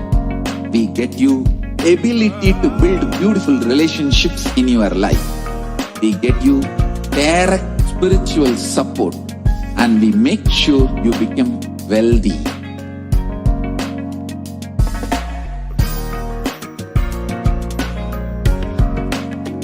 We won't stop giving you just good life.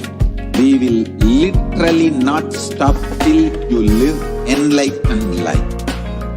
Manifesting the state of Paramashiva, space of Paramashiva, powers of Paramashiva, being of Paramashiva.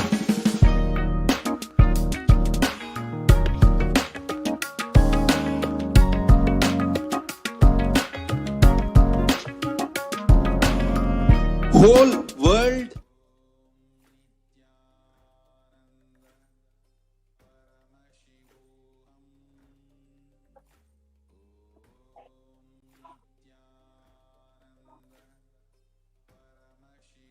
Yes, I request the NTV volunteer to project the slides for the offerings.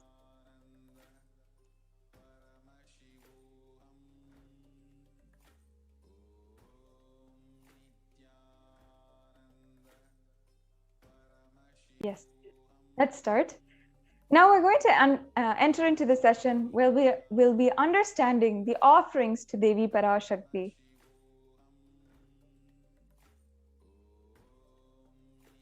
Offering is a gift, giving of divine gift of pure love, devotion, and oneness, and it consists of two parts, giving and accepting. Only when the divine accepts what one offers, the offering becomes complete. Offering is not made out of any fear or greed. When an avatar lands, the offerings are purely as a part of a grand lila played out for the only purpose of enlightenment. The next slide, please.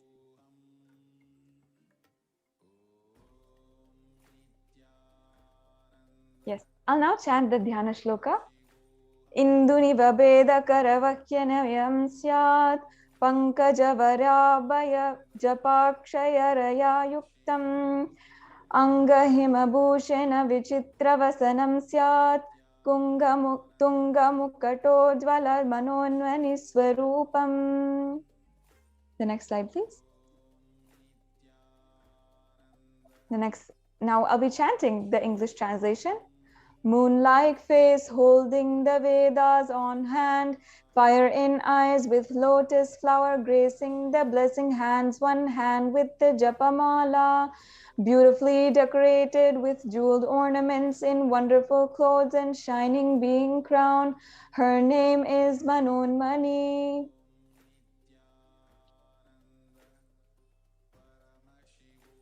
And now the Dhyana Shloka once again. Dhyaye devim trinetram shashibhavadanam vedahastam dadanam savye padmam varadamapare chabhayam chakshamalam divyerabaranaiverbhushitatanum brahmabhidi Pujitam Devimeva Manonmanim Pratidinam Kamartadhyatrim Shubham. Now the English translation. I meditate on Devi with three eyes glowing like a moon and holding the Vedas, lotus and gracing with the blessing hands. She is wearing beautiful ornaments and she is worshipped by Brahma and other many gods and showers auspicious boons for all actions every day. Now we'll understand the significance of the divine element of gold. Here it says the reference from the Atharva Veda. The translation goes, triply born by his birth, right, by birth in this gold, from the atoms of Agni is one, it becomes dearest to Agni. One fell away from the Soma when it was heard. One they call the seed of virtuous and powerful Apa, the water molecules. Let that triple gold be for your long life. Gold is a divine element. It purifies anything it touches. It is an element of spiritual significance and great spiritual power of healing and enlightening. The vibration of gold has the power to infuse sattva energy and positive thought currents in anyone who wears and anyone who sees the operates in its vicinity. Gold is present in all the scriptures, the Agamas, Vedas, Shrutis, Smritis, Itihasas, and Puranas. In all the Hindu scriptures, it is abundant that all gold is auspicious and purest metal, which purifies the very being. In the Hindu civilization, everything was built in gold. Rituals fees were even offered in gold bricks. When one has to be saved from life-threatening illnesses, gold was offered as a ritual fee. Gold was in abundance and used for weighing equivalent amounts of commodities, including cows. Kingdoms were built with huge doors of gold, and the streets would have huge columns, huge archways made of gold, and horses and cows were also dressed in gold. The Hindu civilization thrived on the banks of the rivers of gold. It was called Hiranyamaya in the Rig Veda, and the river Saraswati was called the Hiranyavartani in the Atharva Veda. Gold is the supreme element from offerings to the ones you love and revere. And temples are constructed and paved in gold, and deities are made in gold and decked and adorned in gold, because it preserves the enlightenment energy for thousands of years. It lasts forever. Now let's begin understanding the offerings that you can make today to Devi Parashakti herself. We'll now chant the pramana for the E-Hundi offering, the first offering. Bhakti Priya, Bhakti Gamya, Bhakti Vashya, Bhayapaha, Shambhavi Sharadaradhya, Sharvani Sharmadayini. Devi is fond of true devotion and is realized through true devotion. She can be won over through true devotion, and she removes all fears. If there is any fear in the minds of a devotee, Devi is sure to remove that fear. It is stated that Devi likes to be worshipped in autumn, and here it is meant that autumn of our lives, when thoughts turn to more and more inwards, the role of the divine is known and understood clearly. The need for Devi worship becomes stronger. Shambhavi, the consort of Lord Shiva, and Sharadharadhya means the worshipped by Sharada, and Sharvani means the wife of Lord Shiva. Linga Purana says that Lord Shiva is called Sharva in his earth form. Sharmadayini means Devi who bestows happiness on devotees.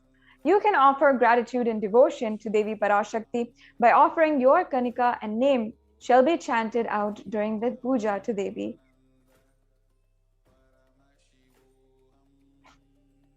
Now, next is the Sankalpa chanting. In this, the pramana is from the Devi Mahatmyam from chapter 12, verse 34, which I'll be chanting the English translation. The goddess enchants this universe, and she herself gives birth to this universe. That goddess, being prayed without interest in anything, gives the knowledge that can lead to salvation and gives wealth in the materialistic sense. This offering of the Sankalpa chanting, or the conscious resolution, blesses the person offering with all the fruition of desires and everything that he wishes for.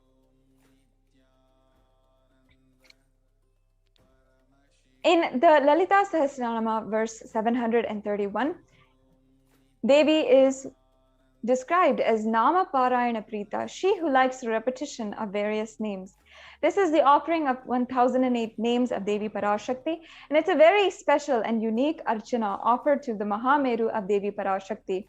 You can offer a gold coin inscribed with each of the 1008 names and receive the blessings to the Ananta Kalyana Gunas, and have the Ananta Kalyana Gunas, all the divine qualities of Devi Parashakti. So this offering is available for 75 USD, for 151 USD, or 251 USD, as much as you are comfortable with here. And you can make this offering at tiny.cc/Devi offerings.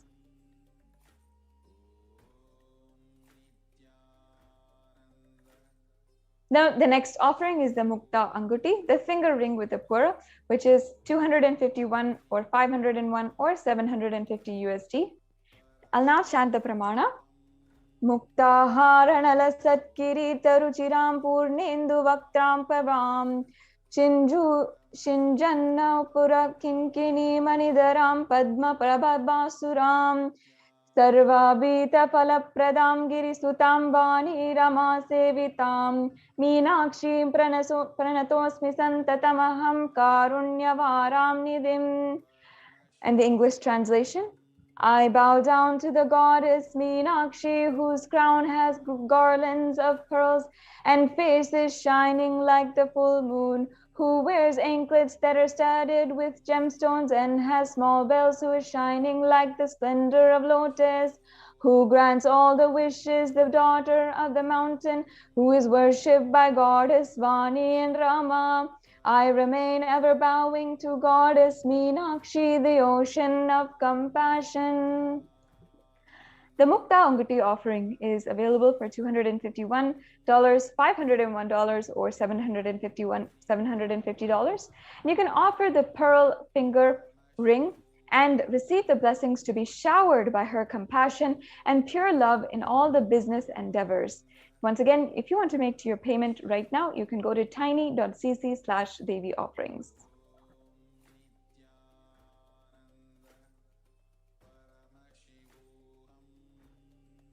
Now, the Swarna Padma Pushpa is the next offering. The cost is 600 USD. And the Padma Pushpa, the golden lotus, has many references in all the different scriptures on how it is most auspicious to give. In the Kamikagama, it is described that all the kalashas should be wound with a suitable thread and covered with new cloth, and they should be adorned with a lotus flower made of gold.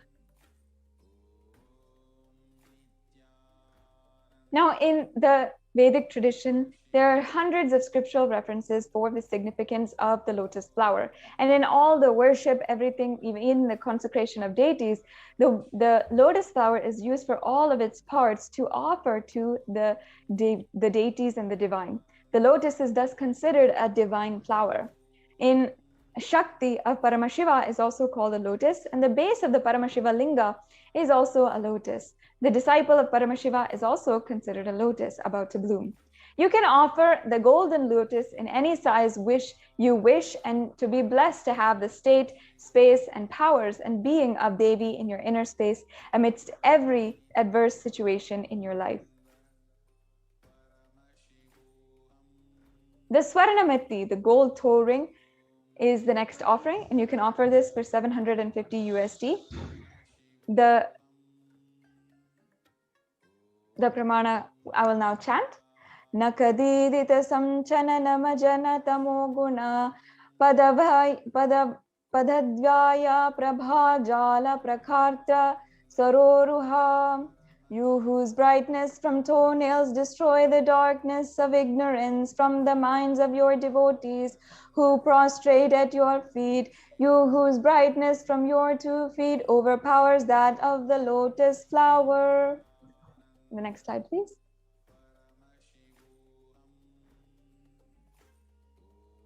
Offer the toe ring to Devi, and it will adorn the sacred feet of Devi Parashakti, and you'll always be in constant gratitude for receiving her blessings even in the most difficult aspects of our life.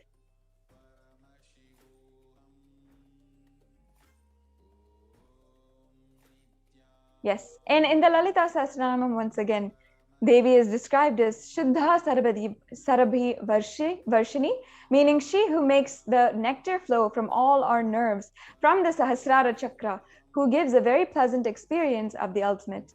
The Mount Tika represents the nectar flowing from the Sahasrara Chakra, which is fully opened, and this is also available for 750 USD.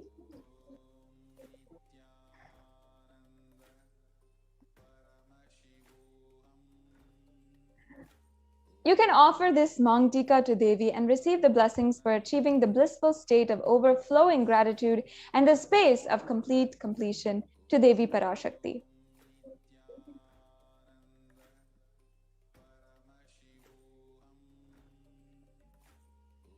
The next offering is the Pratyakshapada Puja. Once again, we're chanting from the Saundarya Lahari, which states that the nails that have been sharpened by constantly being touched by the crowns of celestial beings who always prostrate before Devi. Tamoguna is darkness, and in this stotram, tamas is indicative of ignorance in the minds of devotees by constantly prostrating before Devi. Their ignorance is removed and they attain knowledge. Offering the Pratyakshapada Puja blesses the Yajaman with all the auspiciousness and blessings of the Supreme Pontiff of Hinduism. The next slide, please. There's also the Vastra Seva, which is also available for anyone to offer. And offering the Vastra Seva blesses the Yajaman with the auspiciousness and blessings of the Supreme Pontiff of Hinduism. And that comes to the conclusion of all of the different offerings that you can do for Devi Parashakti. Let's now take a look at a summary of all of the offerings.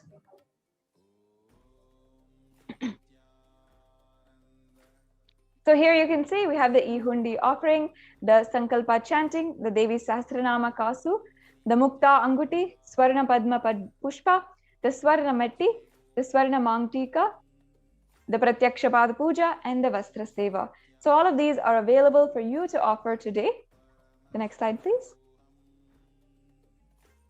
And in summary, if you have listened to this today and you're interested in making your intention, in the registration form, there are actually two options which you can go ahead with. You can, if you are ready to offer today, you can make sure that you make a payment and your offering goes through. And or if you have the intention to offer the specific sevas, or if you just want to start manifesting, you can go and fill out the registration form. This applies if you are interested in the offering, if you need help manifesting the money for the offering, or if you need more details. So if you go to tiny.cc/bhavasamadhi, you will be able to make you will be able to fill the registration form. And if you want to make the online payment, you can go to tiny.cc/Devi offerings and tiny.cc/Sankalpa 2021. So now this comes to a conclusion to this segment.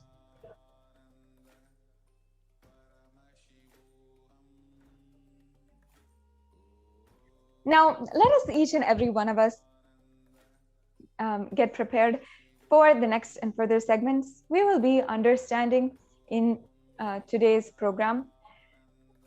I hope each and every one of you already has shared or gone through the OHHCR link that is provided in the scroll below.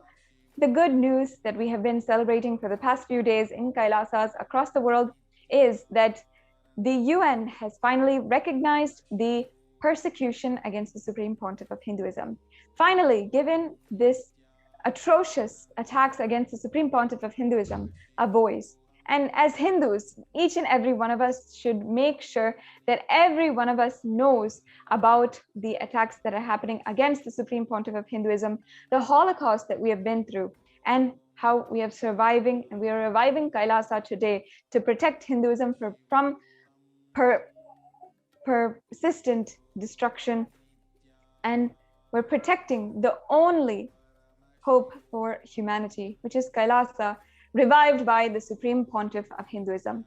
Make sure that you take a few minutes and you can go to the link provided where you can find the reports on the persecution against the Supreme Pontiff of Hinduism and the indigenous women of Kailasa.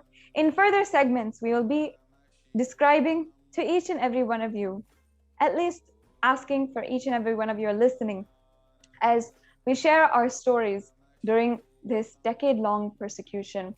And we request that all of you listen and share this program link, and also the link where the OHHCR, the Human Rights Commission of the UN, has recognized the persecution of the UN. Please use the hashtag provided in the scroll below and share the good news, share the link with one and all the Hindus that you know, anyone who might be interested in the ongoing efforts, the hard work of the revival of the only Hindu nation, Kailasa. We'll be right back with you after a very quick break. And Paramashivoham. Om Nithyananda. I want the whole world to know Hindus have something great to contribute to the world.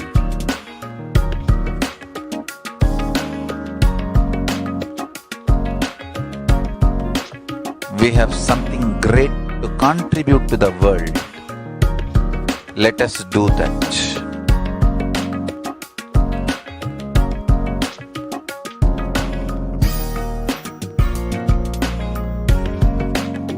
Kailasa is proper customized spiritual service helping you to identify your root patterns of suffering. We have perfected the science of helping every individual from every cultural, religious, nationality background.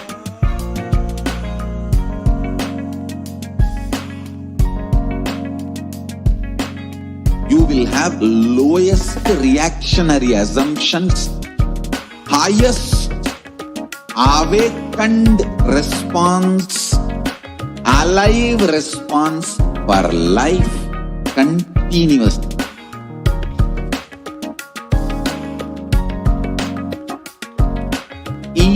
Kailasa is enlightenment ecosystem, literally enlightenment itself in your own home, wherever you are. Proper customized spiritual service helping you to complete with your life negativity, withdrawal from life, self-hatred, self-denial, self-doubt, so much of tiredness, laziness. We can support you aligning your diet, your attitude, your aptitude, your understanding about life. We can help you with everything.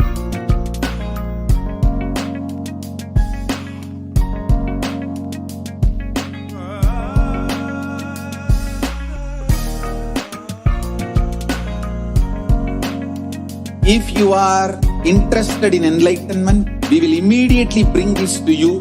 If you are not interested, we will explain the whole science, inspire you and make you interested in enlightenment time. We need to cater this enlightenment science to the whole world wherever they are, because enlightenment is the birthright of all human beings. Kailasa is responsible to provide that to all human beings.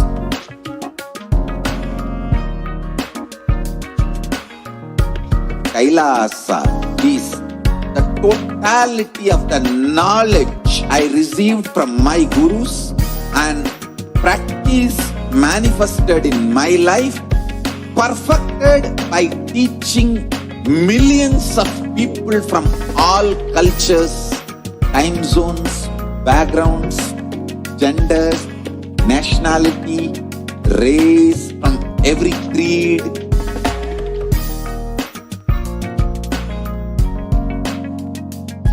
So this absolutely perfected knowledge available to you, served to you in your home without even you moving out of your couch, free of cost.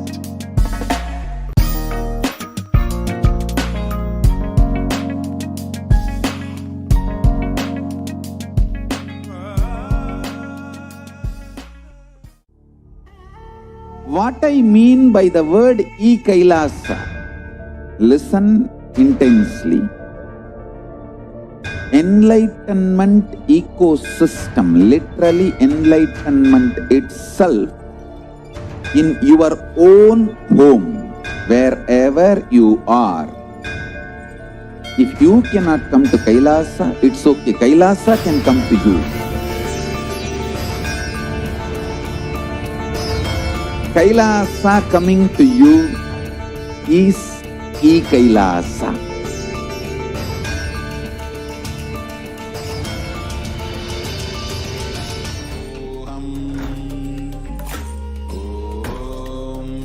Nithyananda Paramashivoham. Om Nithyananda Paramashivoham. Om Nithyananda Paramashivoham. Om Nithyananda Paramashivoham. Om Nithyananda Paramashivoham. Om Nithyananda Paramashivoham.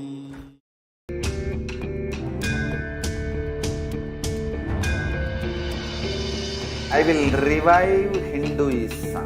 I am a Hindu revivalist, not by any revolution, but by evolution.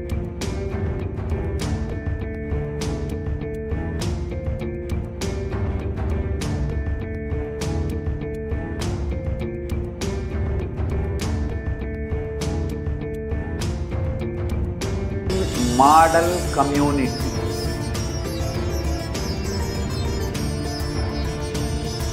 Kailasas, enlightenment ecosystems, Sarvanya Peethas all over the world.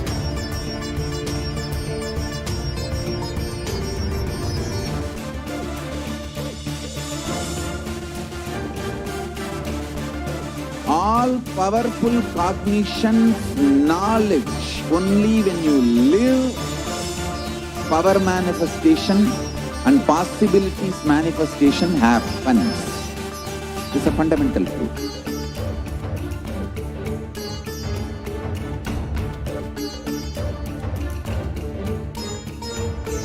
Hinduism cannot live exclusively as one sampradaya. No.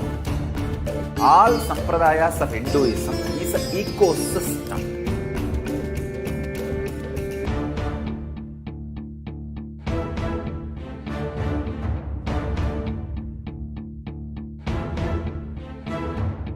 So don't keep quiet thinking that if one sampradaya is attacked, only that sampradaya is going to be affected. All of us are ecosystem.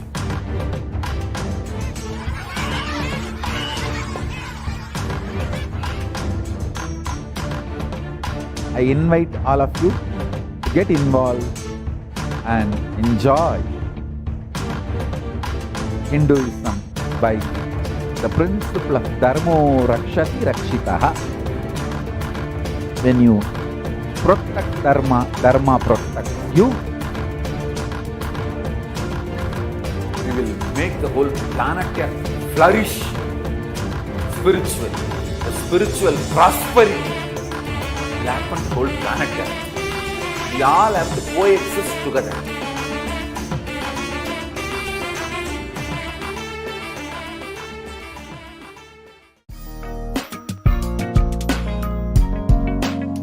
We get you health. We get you ability to build beautiful relationships in your life. We get you direct spiritual support, and we make sure you become wealthy.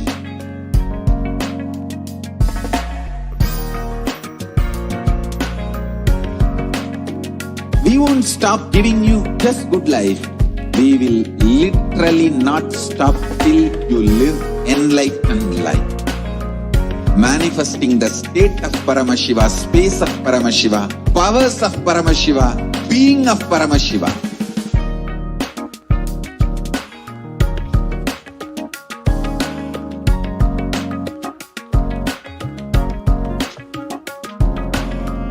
Whole world should become Kailasians. I want the whole world to know Hindus have something great to contribute to the world.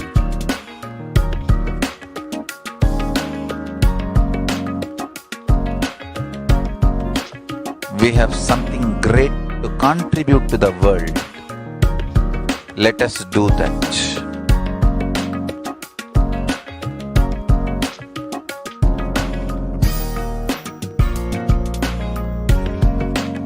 Kailasa is proper customized spiritual service helping you to identify your root patterns of suffering.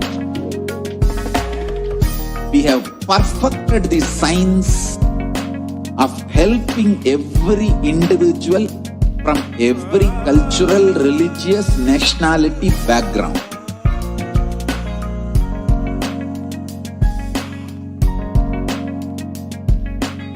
You will have lowest reactionary assumptions, highest awakened response, alive response for life continuously.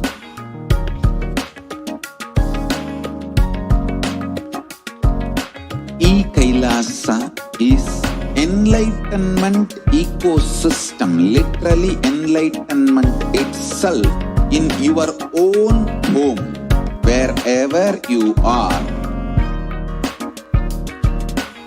Proper customized spiritual service helping you to complete with your life negativity. Withdrawal from life, self-hatred, self-denial, self-doubt, so much of tiredness, laziness. We can support you, aligning your diet, your attitude, your aptitude, your understanding about life. We can help you with everything.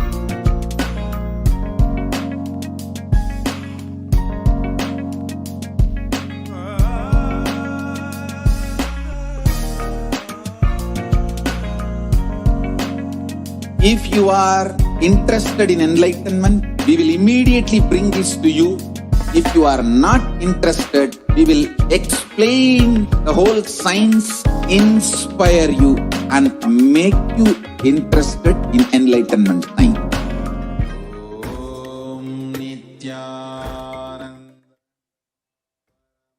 Nithyanandam, welcome back to all the viewers.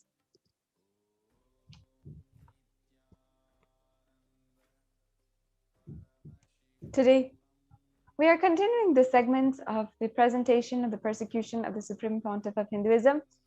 As many of you know, we have been taking a few minutes every single day, a few segments, in order to share with each and every one of you the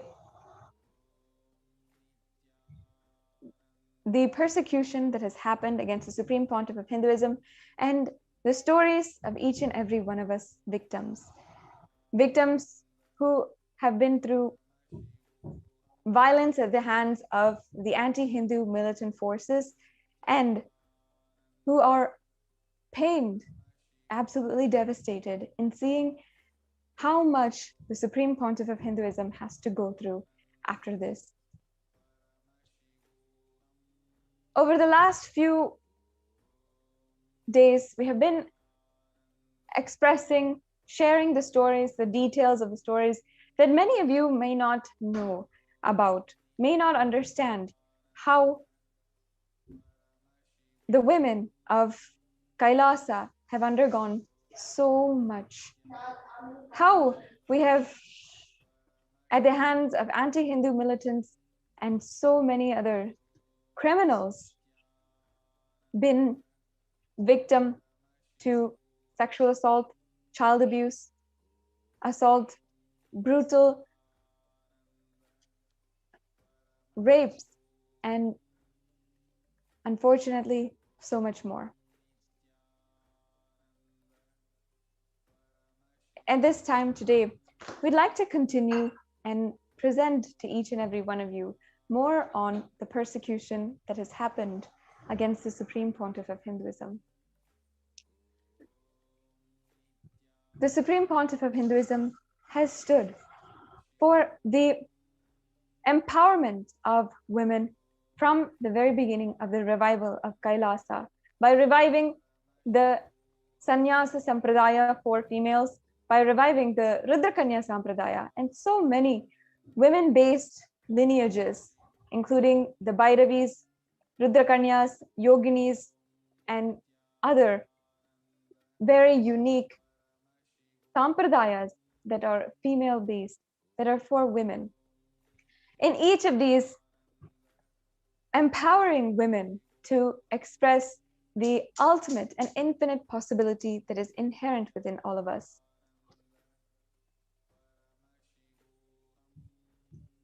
However, knowing that it is the women who were a strong backbone to the Hindu civilization and would mean the return of and the revival of Kailasa itself, the anti-Hindu militant forces targeted women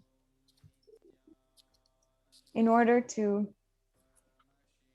destabilize the entire population and make sure that Kailasa would not be successful. At least they tried. In a series of attacks, the anti-Hindu militant forces targeted the women and children of Kailasa in order to entirely destabilize the entire revival work that was ongoing and completely jeopardize the future of the whole revival work and the nation that was already successfully revived. by attacking the women and children. We have seen in so many different examples how the UN has shown case by case how the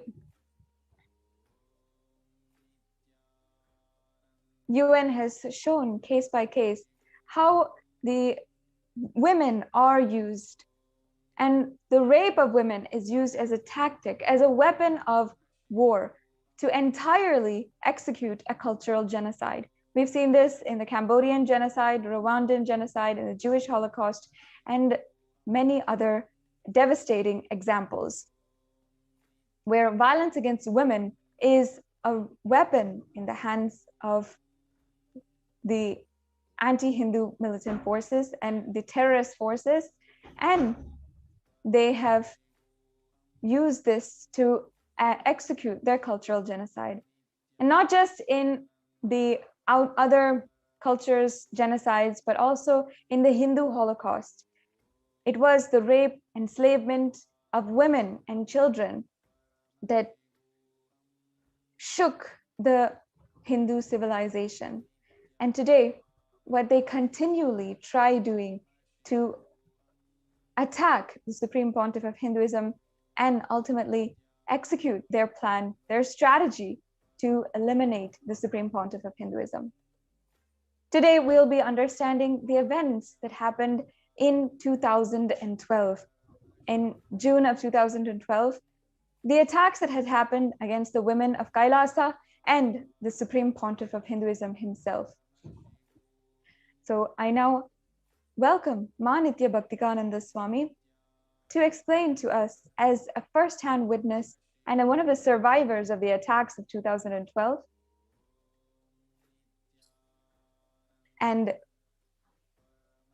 we'll now understand from her what happened in that time and what was going on. Yes, Ma, thank you so much. Nityanandam, dear viewers, as you are all aware, you have been tuning in every day to this segment, morning and evening. And we have been going through a series of presentations to you to explain the continued persecution, attack on the Supreme Pontiff of Hinduism, our beloved Swamiji, and Hinduism, and the colossal, huge good work that the Supreme Pontiff of Hinduism has been doing for humanity. As you know by now, Hinduism has to be understood as not just a religion, but the greater science of enlightenment that will meet the purpose of each and every one of us on the planet, which will meet the purpose of our very birth, and also help us fulfill all our worldly desires as well. Because this greater science of Hinduism, the living enlightenment science, will empower us, will initiate us, and will give us the ultimate clarity on how to live life as an enlightened being, as the divine itself, and meet not only our worldly desires, but also our ultimate purpose of taking human birth, about which most of us don't even know. The ultimate purpose of each of our human birth is attaining enlightenment. So it will help us do that as well.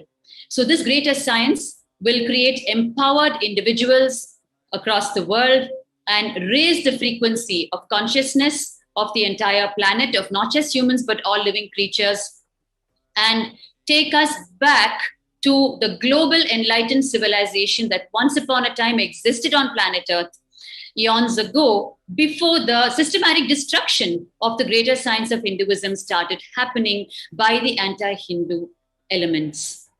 The reasons we have discussed in detail over the past couple of years. What are the reasons for trying to destroy this greater science of Hinduism?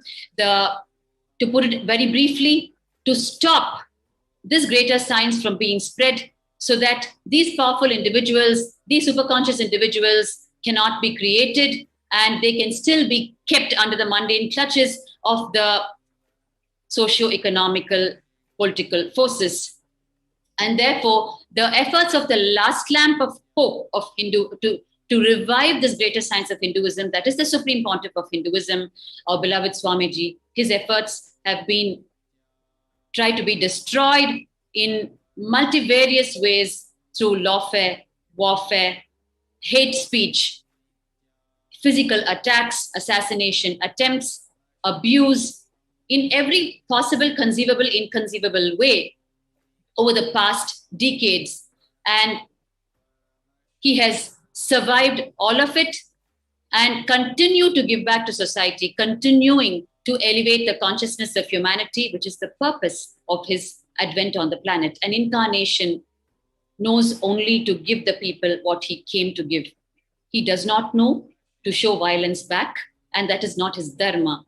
And therefore, standing by the dharma, the incarnations over the huge history of persecution of Hinduism have continued to give back to humanity despite the persecution each incarnation faced over the decades. If you just Google up the lives of Sri Ramakrishna, Ramana Bhagavan, or Sri Vivekananda, or Bhagavan Osho, any of the incarnations who have come and gone to serve humanity have withstood the persecution because they understand that they have come to turn the tide around, and therefore there is what is to be faced by them as well. So prepared for that, knowing that they come down assuming the human body.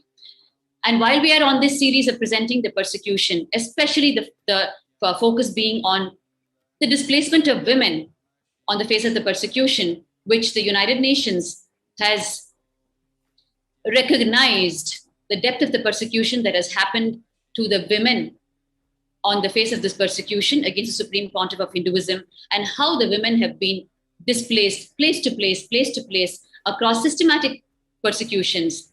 As you all know, we saw just a couple of days back the attack in the year 2010, which was one of the largest attacks on Bhagwan Swamiji and the entire community that's trying to make this happen. So the women who have withstood the 2010 attack, who were displaced in the year 2010, we have all come and shared. And it's been a decade now, more than a decade. And we have survived many, many more persecutions, many, many more displacements. We have only emerged stronger. And it is completely by divine will that the whole thing is happening, because we are up against all odds, to put it in a nutshell. Warning, issues have been detected that need your immediate attention. Sorry for the technical Click glitch. on... We have been only growing stronger, and that too only by the grace of the divine will.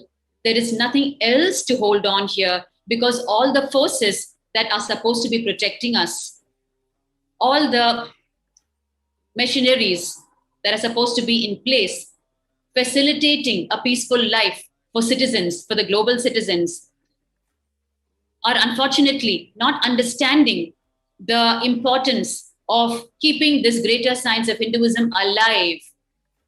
It is only going to help even them and their future generations to live their dreams, because the ignorance is so large that people don't understand that even their material world dreams for economic prosperity or whatever it may be is going to get fulfilled only if you raise your own consciousness.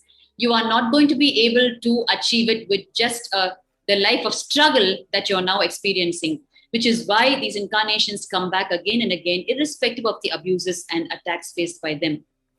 So we saw what happened in 2010. And today, while we are just preparing ourselves to receive Bhagwan once again for the live Nithyananda Satsang and the revelations for today, we are once again getting into a deeper understanding of the persecutions that have happened. Why we have positioned this segment before the Satsang every day is, while we are so eager to receive Bhagwan, it is equally important to understand the history of persecution of this greater science of enlightenment, so that we ourselves will wake up to it. Like we have heard Swamiji say so many times, even Hindus have not woken up to the history of persecution. They feel it is happening generally around them, and it is something that they can afford to ignore and continue with their own lives. They don't understand it is affecting them in so many ways. It's going to affect their future generations. The future generations are not even going to have the greater science available to them. Even they don't have the greater science available to them today the way it was available decades or centuries ago. And the result of it is the individual and global problems we are facing every day. whether it is the corona, COVID-19, or it is each one of your individual problems, economic issues, relationship issues, career issues, depression, fatigue, attempt to suicide, and you want to make money, you don't know how to make it. Any individual problem can be mapped back to the lack of superconscious existence as human beings. Unless we understand this, and unless we understand that there are forces at play who are systematically trying to destroy this greater science of Hinduism from being spread so that they can prevent the, once again, establishment of powerful individuals on the planet who will not cater to the mundane political, economical, social clutches, who will want to live a liberated life, who will create a Satya Yuga, one of pure righteousness, million times more than the systems available today, the original Hindu Dharma, so that the entire world can live as a global enlightened civilization, so prosperous, so rich, each one fulfilling their own dreams. That is the Satya Yuga. That is what the greater science of Hinduism will bring, including the perpetrators who are unfortunately not understanding this. Even their lives will be raised a millionfold if the Satya Yuga is reinstated. Unfortunately, only when the demonic qualities and low-level understandings in us leave us, even the perpetrators will understand why even they need this greater science to be spread. And they will actually even be able to join hands in allowing the incarnations to do their job. Today, just before we're preparing ourselves to receive Bhagwan, we are going to look at the persecution that happened in the year 2012, which is one of the most venomous, multi-pronged attacks on Bhagwan and the whole effort of making the Kailasa nation happen, and on the sannyasis and specifically the women. In the short time that we have left with us, we will only be able to about start the attack that happened on 2012. And in the subsequent pre-satsang segments, we will present to you the complete details of it. I have joining me today, Manitya Purna Priyananda, one of our sannyasis, who's from the Western Hemisphere and who has lived the life that she wanted to live and understood the need for protecting this greater science of Hinduism, and has dedicated her entire life for it, sacrificing everything, what she knew earlier about life and in life, and has understood that what lies ahead, the need of the hour, is to protect this science. And she has adorned Sanya. She will be joining me today in today's pre-satsang segment. So what happened in 2012?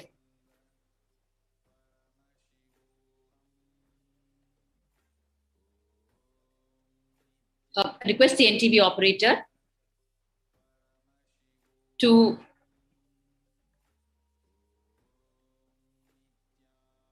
provide the feedback so I know the global audience is able to see and hear me.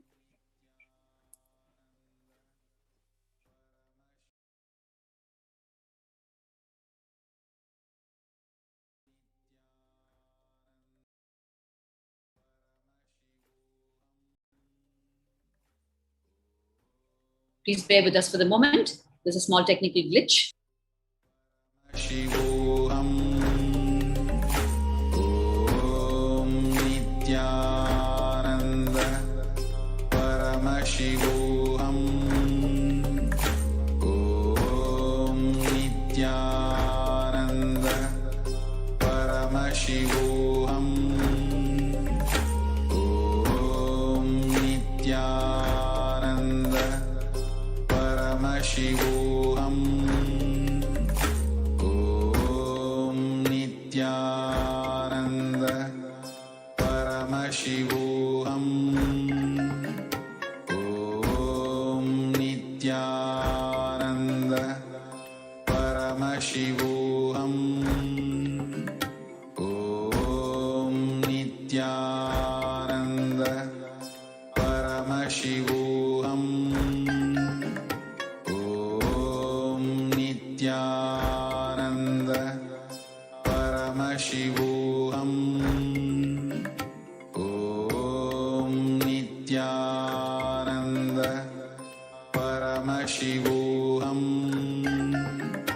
Om Nithyananda Paramashivoham. Om Nithyananda Paramashivoham. Om Nithyananda Paramashivoham.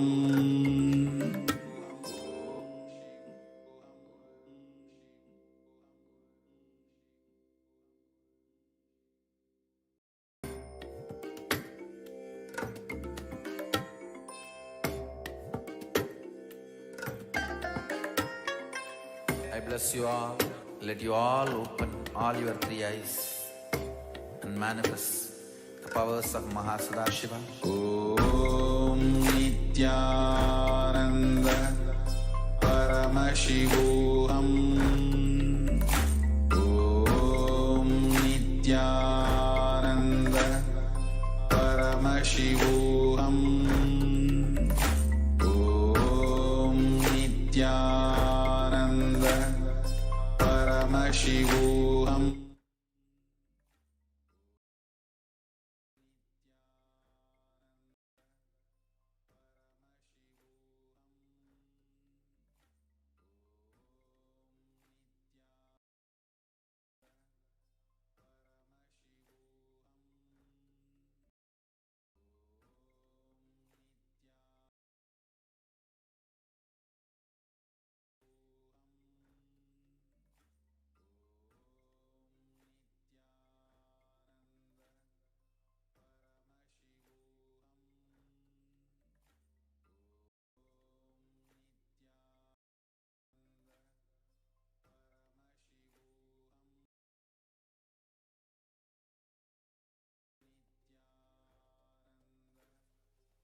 Yes. Sorry for the technical glitch. We are back. So we are here understanding the persecution that happened in the year 2012, which started around the month of June. Of course, it has been a series of attacks and a series of efforts to stop Bhagwan's mission continuously for the past decades. But it once again gained momentum with a focused multi-pronged attack on the 7th of June 2012. On the 7th of June 2012, actually Bhagwan Swamiji had called for a press conference. As you all know, there is the false rape case against Bhagwan, the perpetrator of the false case, the NRI woman, who is also a carrier of 4 sexually transmitted diseases, STDs, which she hid from the officials while slapping the false rape charges. Her medical records were obtained legally through the judiciary system, and that revealed that she was a carrier of the 4 STDs, which would straightaway disprove her false rape charges against Bhagwan, because it was medically proven that there is no STD in his system, and there is no way that a carrier of 4 STDs could have even one physical relationship with a so-called rapist, and the rapist is not carrying the STD in him. Whereas the false rape charge accuser has claimed 40, 50, 60, 100 instances of rape and happily carrying the 4 STDs in her, not even dreaming that it will be out in the open. Her medical records were procured through the judicial system and produced, and it was very crucial to call for a press conference and release this information to the innocent global citizens. So, and also to conclude the fight for justice on the wake of this false rape charges. So with that hope, the press conference was called. And on the 7th of June, I'm going to be showing you a series of visuals for you to help you understand better what exactly happened. While Bhagwan had called for the press conference and the press conference had just started, we were in for a complete shock and surprise. The next great multi-pronged attack broke out right in the press conference room. One of the mainstream media, Suvarna Television, one individual called Ajit from the Suvarna Television was sitting in the press conference room as part of the press personnel. And while the press conference was going on, barely a few minutes after it started, he stood up with a package in his hand. I'm going to be sharing this with you.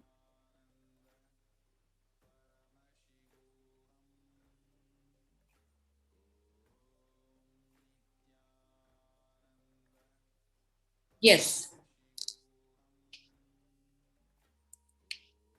As you can see here, this is the individual. As you can see, the press personnel are sitting behind him, and he just stood up with a package in his hand. And we had no clue. And he started walking towards Bhagwan, who was on stage. He started walking towards him with the package, claiming that he has come to serve a summon which Bhagwan has been evading, and it is a summon from a foreign court. We were shell-shocked because every single false charge that has been slapped on Bhagwan has been taken care with such systematic, meticulous, through such a systematic, meticulous legal team. In spite of the fact that we've been slapped with so many rape charges and so many false charges and so many sections of the judicial system, continuously the legal team has been attending to it. And here, this individual comes with one more accusation, and this time it was combined with a life attack as well, because we later discovered that the package he was having in his hand, the unidentified package which he claimed was a summon from a foreign court which Bhagwan was evading, which Bhagwan also clarified then and there to him that no summon has been evaded and he has been abiding by the law to the T. In spite of that, he was advancing, and we later found out that the package was an anthrax carrying package, which was the weapon he was carrying in his hand to once again try to destroy the life of Bhagwan. And as he started moving towards him, we understood what was happening, because he was not listening to the replies that Bhagwan was giving him, that there was no summon being evaded. Instead, his focus was on advancing towards him with the package. And therefore, a few sannyasis and residential Adim Kailasa Vasis actually started moving towards Ajit and tried to stop him from delivering the package, from flinging the package onto the stage. And then we did not know that Ajit had his henchmen already stationed inside the press conference room and under the garb of press personnel. And they were members of the Karnataka Navanirmana Sene.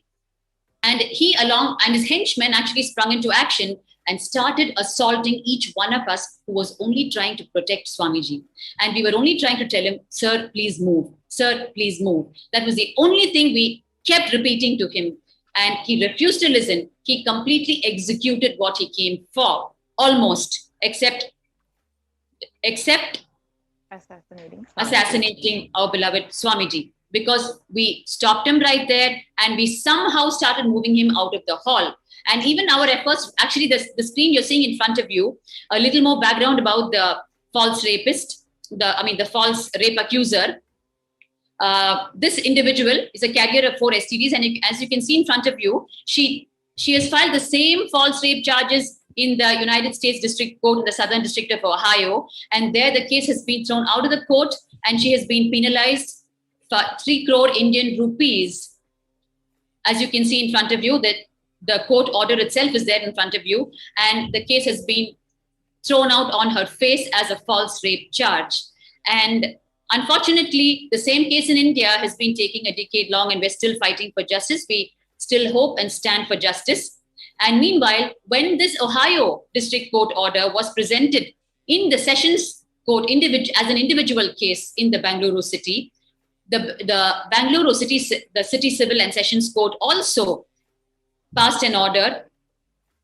You're going to see in front of you, yes, passed an order penalizing her for the same amount of rupees. It is there right in front of you here.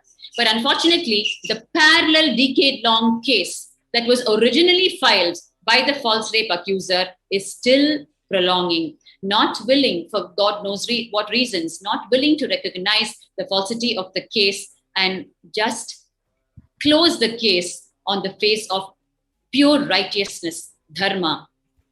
This is the false rape accuser who actually, this is a series of interviews that the false rape accuser had with the very Suvarna television from where Ajit emerged. And they concluded the series of interviews with her, where she came and once again reiterated her false rape charges and cried to the viewers and tried to muster sympathy of the viewers with her false charges, hiding her lies. And it was a shocker to her when her medical records were exposed. And to patch up for that, she came for the series of interviews. And that concluded on the 2nd. And on the 7th, the attack started. The same Suvarna television, spearheaded by Ajit and backed by the false rape accuser and her team, started the attack in the press conference. This is the press conference going on stage. As you can see in front of you, Bhagwan is there. And here is this individual from Suvarna with the package in his hand, trying to advance to where Bhagwan is sitting on stage. And then we are only trying to tell him to move away because Bhagwan has already clarified that no summon has been evaded. And here you can see the individual is refusing to move. He's standing his ground. And so that giving the time and space for his henchmen to spring into action and start the physical attack as per their plan. And the women were not spared. The women were manhandled. And there is a molestation case filed against Ajit himself by our own sannyasis. Our own sannyasinis here, whom you can see in the visuals you're being presented now. As you can see, we are only telling him, please move, please stop, please move. That's all. And the media mafia just captured these visuals alone, which we expressed in the peak of our anxiety and concern for the life of the Supreme Pontiff of Hinduism. They captured these visuals and put their own lines to it and said, look how violent the sannyasis are. Look how violent they are attacking the Suvarna television personnel. So those were the headlines that flew.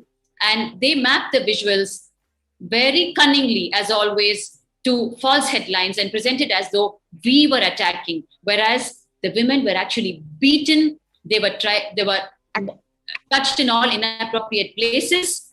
Actually, Bhakti Goswami, sorry. Yes, ma'am. You were there that day yourself, right, Bhakti Goswami, when this attack happened? Yes, ma'am, very much. Inside the press conference room. So can you share your personal experience of, were you also attacked during this whole scenario that was happening? Were you also manhandled the way Achal Swami and so many of others that our sannyasis were? Absolutely, Ma. The way the scene unfolded, as usual, it was a complete surprise that sprang on us from out of thin air. We were there conducting the press conference, and they turned the press conference room into a war field. Oh, of course, it was a one-sided war as usual from their side. And we were so many female sannyasis there, and they did not hesitate to physically manhandle us in front of so many people. And they were just pushing us, shoving us around. You can see in front of your eyes, Manitya Achalananda Swami being actually manhandled by this individual from Suvarna television, Ajit. Yes. And you can see it on the right-hand side also. It was a shocker to us women, because we thought at least if we go in the forefront and try to stop them, they will back off from the attack. But actually they got more aggressive. I will never forget those days, Ma, because it was the one more time we had to be displaced from our own home, our own monastery, because we had to fight for justice through the legal system, and it was not safe to stay in the campus anymore. And this was what led to our illegal arrest. This 2012, what you're seeing in front of you is the 7th of June, where Ajit started the major attack. And by the time we got him to move from the campus, it took such a long time. And then what happened was they came back in the evening, and we were still groping with the, we're trying to cope with the impact of the attack. Yes, because the women were hurt, abused, and it was a shocker to us. And we had to once again think of how to keep the body of Swamiji safe and alive. And we thought it was over with the morning. But then what happened in the evening was, Ma, you can see here the continued attack on Manitya Achalananda Swami. Yes, Ma. From the perpetrators. They were so relentless. Like, Continuously. Yes, ma. You can see here, ma. Actually, Achyutananda Swami, as a female sannyasi, is only explaining to the press the inhuman, unbelievable attack that has just happened on us. But the way she was portrayed is that, she's so violent. And of course, they masked off all that she had to say, because if anyone heard what she had to say, they would have understood the whole happening. But the innocent public only consumed the visuals along with the commentary by the media mafia. So they only hear those false headlines and news, and matched with these unfortunate visuals. Yes, you can see here.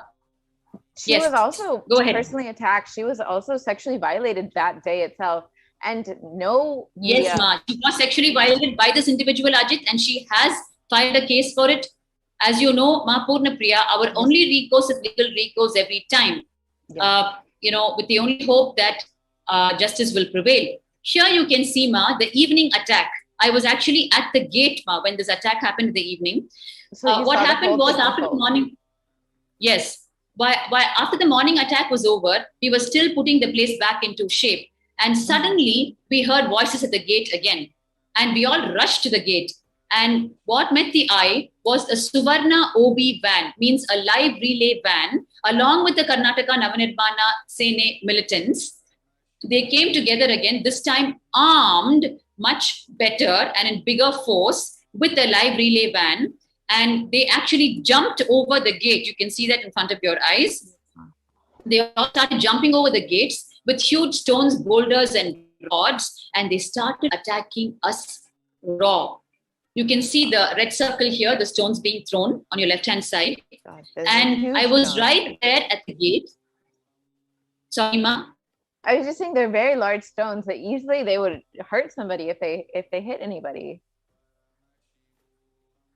Ma, like how we were seeing, ma, even in the case of Kailasa and Trishulam, when the attack happened on the women, just ruthlessly and without even an iota of humanness in them, they were just flinging raw boulders, stones, rods, and wooden poles. And the same thing repeated here on the 7th of June, 2012. Here you can see one of the administrators, he sustained a 3-centimeter cut on his head and had to undergo surgery with 33 sutures administered on him.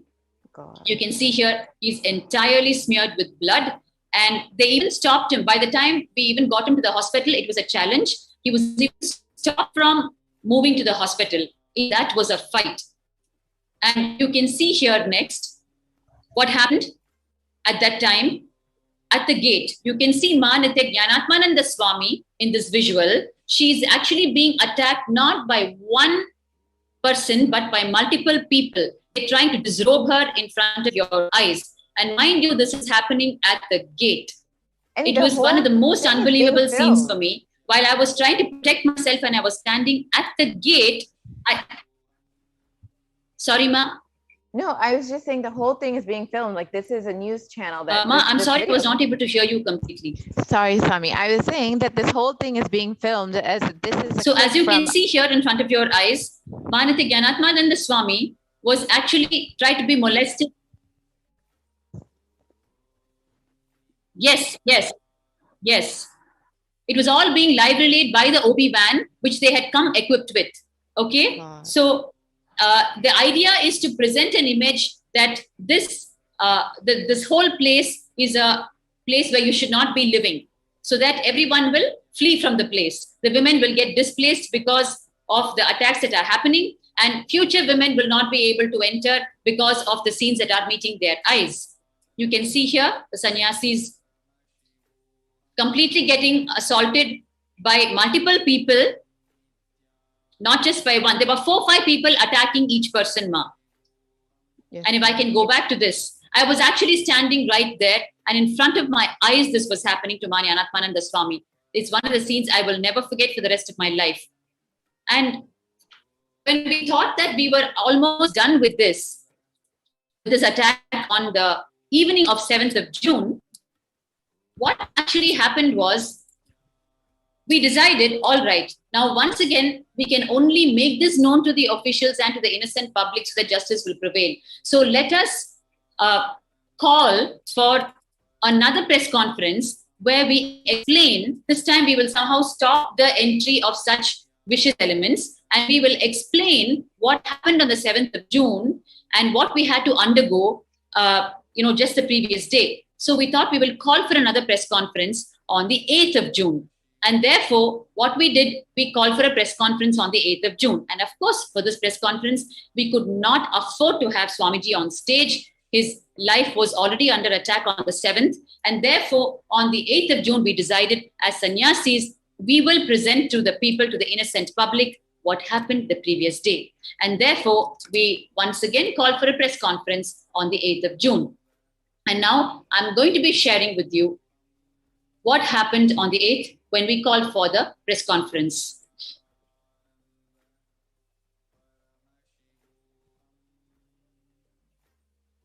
And you will not believe it, Ma Purna Priya, the way they assaulted us. They would pick up the metal chain dividers that we had in the meditation hall where the press conference was going on, where you had the metal chain dividers to separate the male and female gender, to give more organized sitting for the two.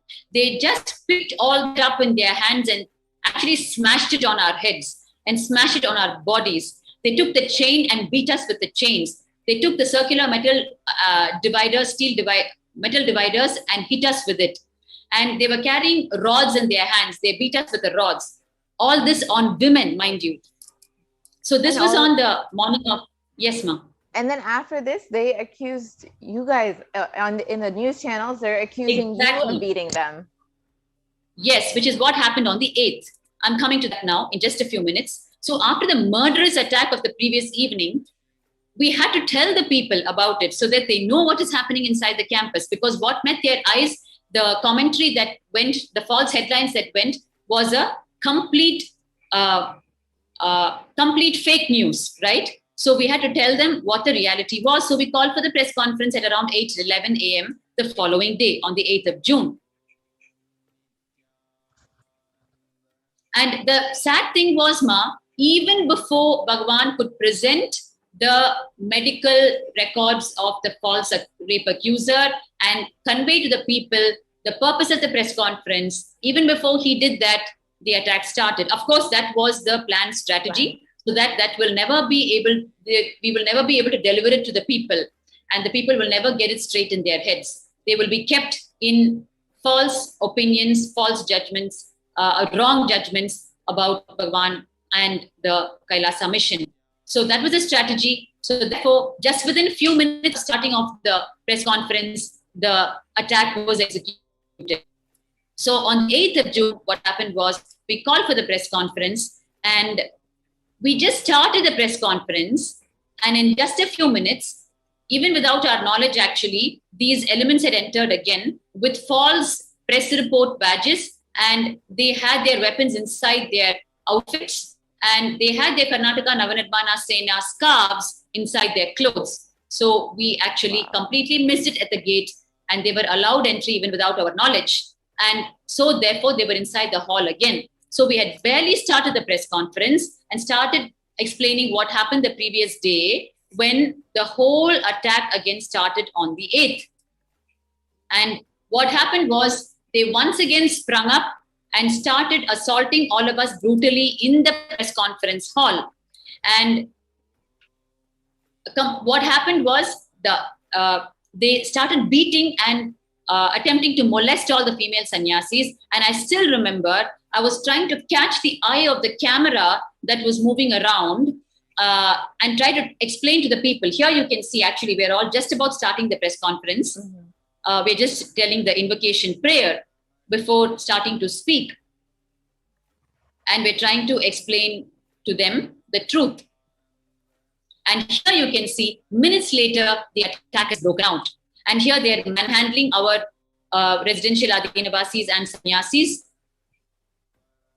You can see here. Yes, they didn't even out with the yellow stars to speak. And before that, they started attacking and assaulting the women.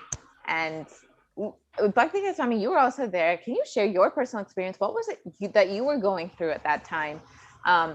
Seeing all these people for the second time attacking you. What I was going through is, Ma, on the... Yes, continue, Swami. Yes, ma. First, it was a complete shock, ma, that such physical attacks can happen, right? So, and that too when women are involved. I was thinking until then, at least where women are involved, there would be some downplay.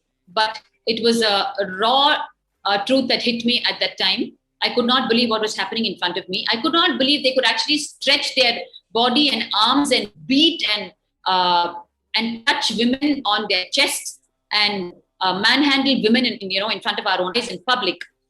They were doing that. You can see now the striped t-shirt person actually physically touching Ma Achalananda Swami on your right. And what went on in my head at that time was, I don't think we can expect any justice from this scene, because if ever there was justice available, this scene would not have happened, or it would have stopped within just a few minutes. And by the time we could even get the police to the scene, as usual, the planned attack was over. And what I was doing is, what I was going through is, at least let me move around and try to catch the eye of the camera and explain to them that what is happening is an attack on us, not an attack by us, like how the false headlines were already running. But the camera of these mafia people kept evading me. I was actually getting beaten on one side, and on the other side, I was trying to somehow shout out to the cameras, we are being assaulted. They kept moving the camera away from me because they realized what I was trying to do. And they will not be able to separate out the footage between the attack and my words, right? So they were just continuously moving away from me.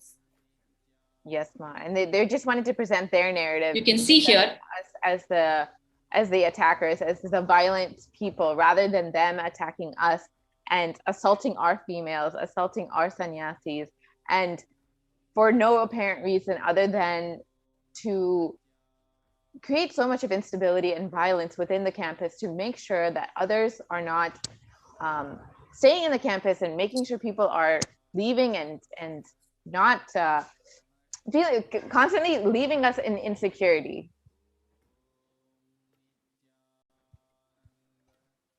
Yes. So Bhakti Kasami, what happened in this one? Yes. Go ahead, Ma. Please go ahead. I was just okay. We have just a few more minutes to wind up, Ma, before the the next segment is up. So as I told you, the attack in 2012 is too long and too multi-pronged to cover in just one session. So actually, it started on the 7th of June, and it led to 2 illegal arrests of Swamiji, 2 arrests in one attack. We just didn't know what was going on around us. On the one side, the women were being attacked, and we were forced to flee from our own home yet another time. And on the other side, we had to somehow deal with the situation inside the ashram that they had created and the life of Bhagavan, which is the wealth of literally the entire humanity today. The life of an incarnation happens on the planet for the betterment of humanity. And it is the responsibility of a group of individuals to execute that, protect the life. Of course, cosmos itself is protecting. It is Paramashivoham and Kala Bhairava that is protecting. But when some things happen in the human domain, that you need to execute some action on your part also on the side of protection. So on the one side, we were being abused and they were trying to make us flee, all the women. On the other side, we had to protect Swamiji's life. Because mind you, just during the 2012 attack, 2 illegal arrests happened on Swamiji. Because the same Ajit went and filed a false complaint immediately before we could wake up from the attack and go to the police station. He ran to the police station and filed a false complaint with Swamiji's name as the first accused and 16 of our names below that. Wow. All of us who got attacked, and went and filed a complaint saying they were out to kill me. We were out to kill him. Wow. Right? And so when we went to the police station, his complaint was already filed. Right? It was a real shock to us that it's 6 o'clock. That this extent of viciousness, venom could actually, demonism could actually exist.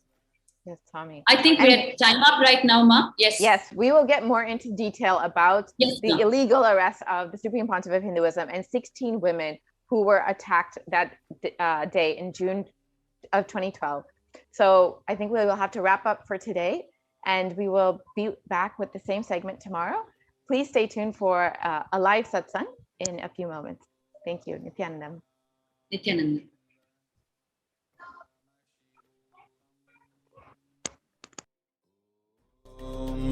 Nithyananda Paramashivoham. Om Nithyananda. Just be alive for next 3 years. Don't die within next 3 years.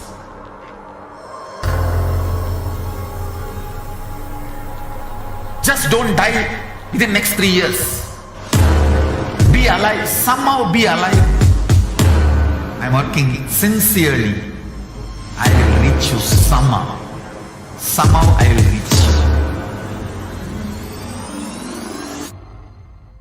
It's my commitment to humanity.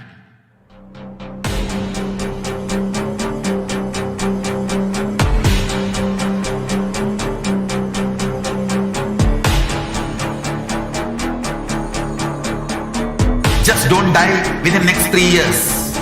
I will reach you wherever you are, whichever corner of the world you may be. I will reach you with enlightenment. You manifesting the space, state, powers, being Paramashivoham. It is possible, and it is possible for you.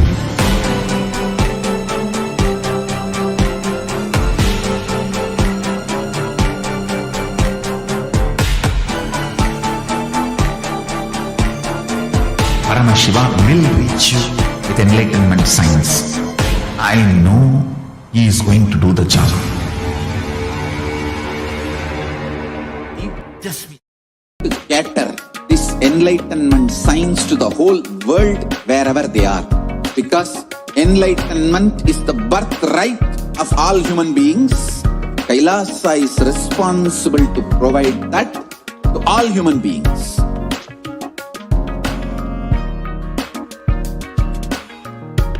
Kailasa is the totality of the knowledge I received from my gurus and practice manifested in my life, perfected by teaching millions of people from all cultures, time zones, backgrounds, genders, nationality, race, from every creed.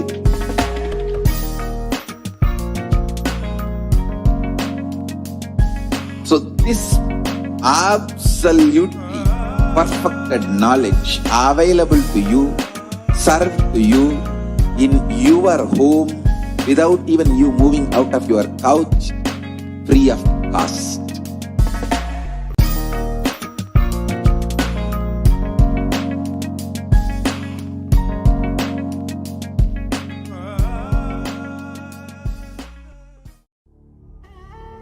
What I mean by the word Kailasa, listen intensely. Enlightenment ecosystem, literally enlightenment itself, in your own home, wherever you are. If you cannot come to Kailasa, it's okay. Kailasa can come to you. Kailasa coming to you is Kailasa.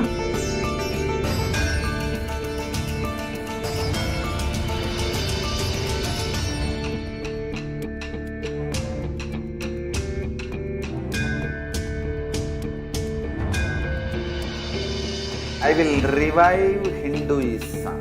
I am a Hindu revivalist, not by any revolution, but by evolution.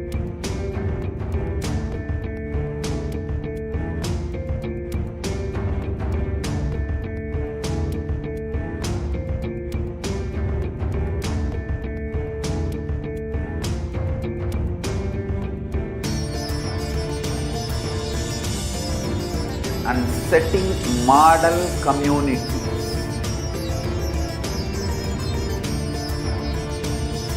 Kailasa, enlightenment ecosystems, Sarvanya Peethas all over the world.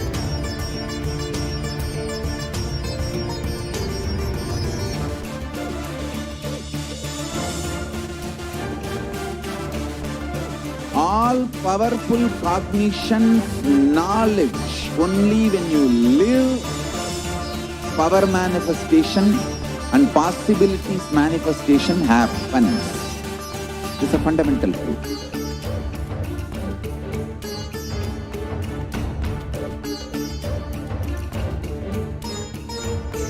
Hinduism cannot live exclusively as one sampradaya. No. All sampradayas of Hinduism is an ecosystem.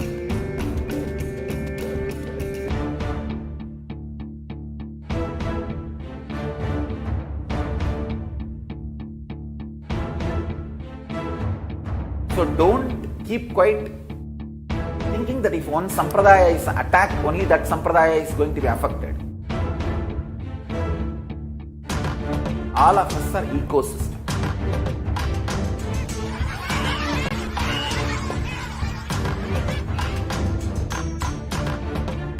I invite all of you to get involved and enjoy Hinduism by the principle of Dharmo Rakshati Rakshitaha. When you protect Dharma, Dharma protects you. We will make the whole planet flourish spiritually. The spiritual prosperity will happen to the whole planet. We all have to coexist together.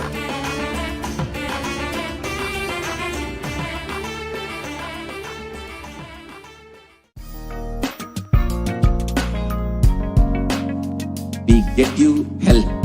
We get you ability to build beautiful relationships in your life. We get you direct spiritual support, and we make sure you become wealthy.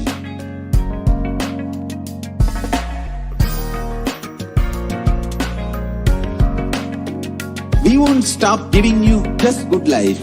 We will literally not stop till you live enlightened life.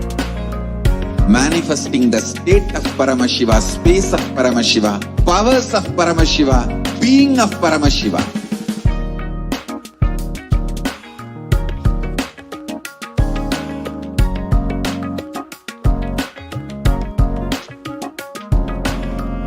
Whole world should become Kailasians. I want the whole world to know Hindus have something great to contribute to the world.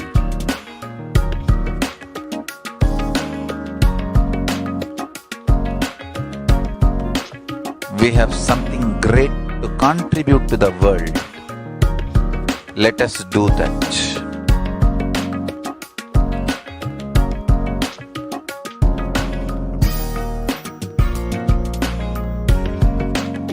Kailasa is proper customized spiritual service helping you to identify your root patterns of suffering. We have perfected the science of helping every individual from every cultural, religious, nationality background.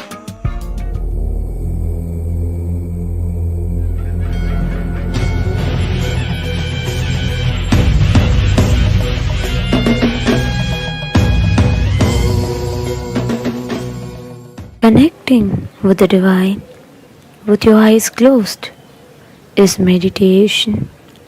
Connecting with the divine with your eyes open is darshan. Come, let us all now move from meditation to darshan. Slowly, very slowly, please open your eyes.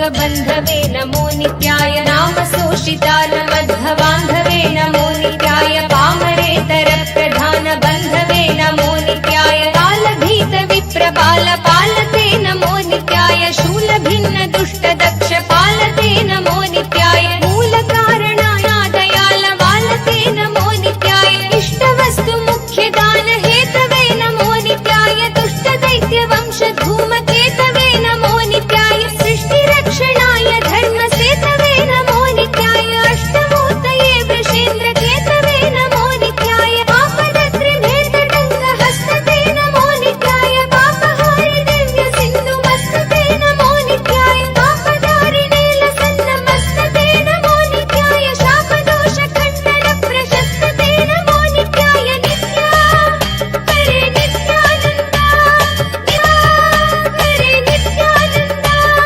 नित्या हरे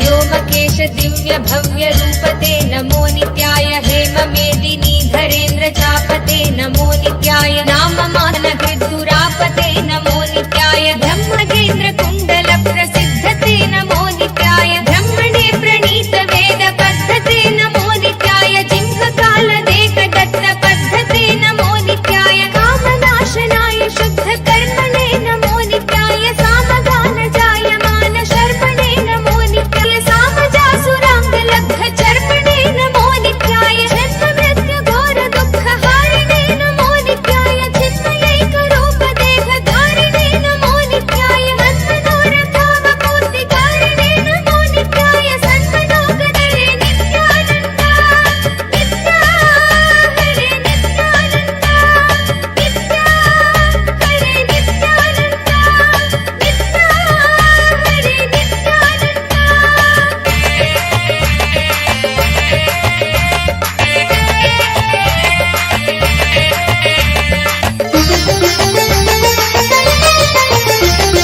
यक्षराज बन्धवे दयालवे नमो नित्याय दक्षपाणि शोभिकाञ्चनालवे नमो नित्याय पक्षिराज वागहृच्छयालवे नमो नित्याय अक्षिपाल वेद पूततालवे नमो नित्याय दक्षहस्तनिष्ठ जात वेदसे नमो नित्याय अक्षरात्मने नमाध्वडौचसे नमो नित्याय दीक्षित प्रकाशितात्म तेजसे नमो नित्याय अक्षराज वाहते सताङ्गते नमो नित्याय राजदाचलेन्द्र सानुवासिने नमो नित्याय राजमान नित्य मन्दहासिने नमो नित्याय राजगौरकावतं सभासिने नमो नित्याय राजराज मित्रता प्रकाशिने नमो नित्याय दीनमानवालि कामधेनवे नमो नित्याय सूनबाणदाग कृत्कृशानवे नमो नित्याय रामराग भक्तरत्न सानवे नमो नित्याय दानबोधकार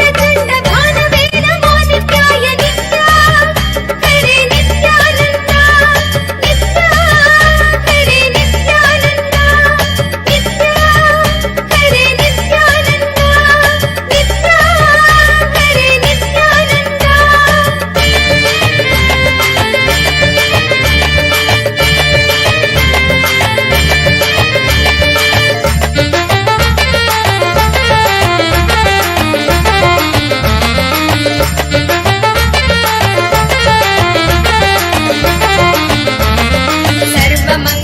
सर्वमङ्गलाकुचाग्रशायिने नमो नित्याय सर्वदेवतागणातिशायिने नमो नित्याय पूर्वदेवनाश संविधायिने नमो नित्याय सर्वमन्मनोज भङ्गदायिने नमो नित्याय लोकभक्तितोऽपि भक्तपोषिणे नमो नित्याय माकरन्द सारवर्षि भाषिणे नमो नित्याय एकबिल्वदानतोऽपि तोषिणे नमो नित्याय नैक जन्म पापजाल शोषिणे नमो नित्याय सर्वजीव रक्षणैकशीलिने नमो नित्याय कीर्तनप्रियाय भक्तपालिने नमो नित्याय दुर्विदग्ध दैत्य सैन्यधारिणे नमो नित्याय शर्वरीशधारिणे कपालिने नमो नित्याय पाहि मामु मामनोज्ञ देवते नमो नित्याय देहि मे वरं सिताद्रिगेहते नमो नित्याय मोहितर्षि कामिनी समोहते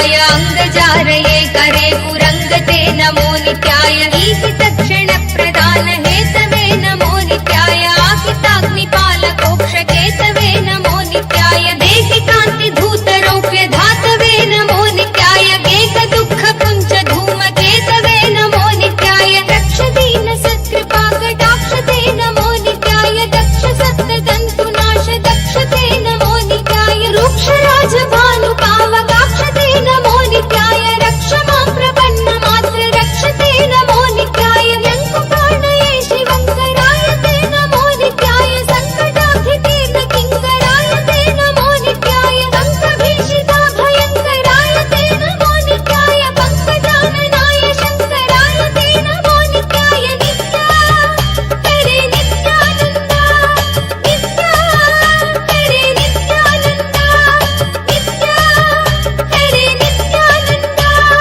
नित्या हरे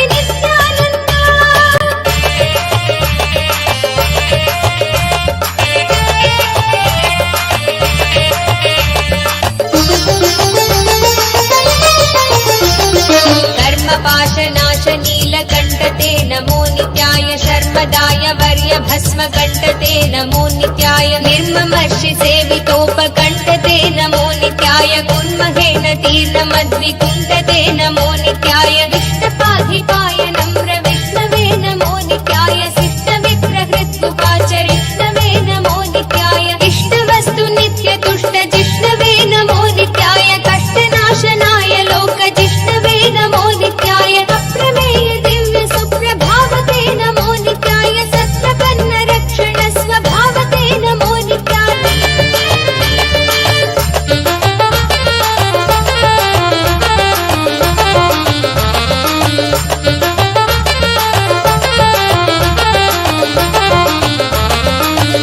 मुक्ति दिव्य भोगदायिने नमो नित्याय शक्ति कल्पित प्रपंच भागिने नमो नित्याय भक्त संकटापहार योगिने नमो नित्याय युक्त सन्मनः सरोज योगिने नमो नित्याय अंतकांतकाय पापहारिणे नमो नित्याय शन्तमाय दन्ति चर्मधारिणे नमो नित्याय संतताश्रितं यथा विदारिणे नमो नित्याय जन्तुजात नित्य सौख्यकारिणे नमो नित्याय शूलिने नमो नमः कपालिने नमो नित्याय पालिने विरिञ्चि मुण्डमालिने नमो नित्याय लीलिने विशेष रुण्डमालिने नमो नित्याय शीलिने नमः प्रपुण्यशालिने नमो नित्याय मुक्ति मुक्ति दिव्य भोगदायिने नमो नित्याय शक्ति कल्पित प्रपंच भागिने नमो नित्याय भक्त संकटापहार योगिने नमो नित्याय युक्त सन्मनः सरोज योगिने नमो नित्याय नित्या हरे नित्यानन्द नित्या हरे नित्यानन्द नित्या हरे नित्यानन्द नित्या हरे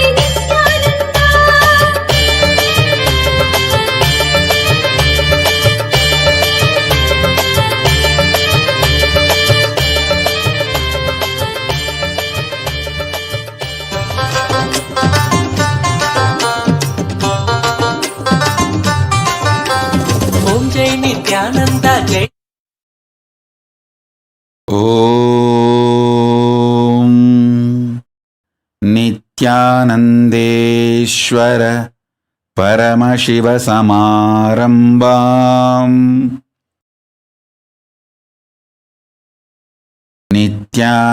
నిత్యానందేశ్వరి పరాశక్తి మధ్యమాం अस्मदाचार्यपर्यन्तां वन्दे गुरुपरम्पराम्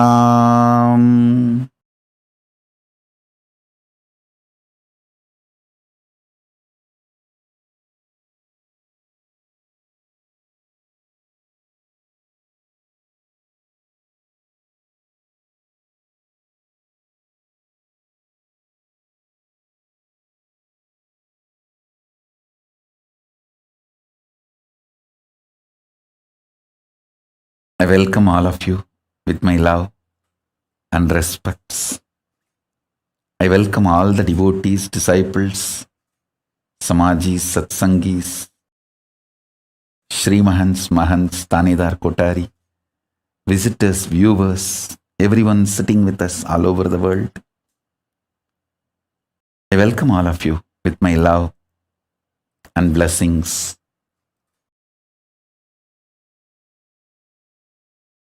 Paramashiva's message directly from Kailasa. Listen, listen intensely. Divya Sarira, the body, indestructible, effulgence, which is inside all of us.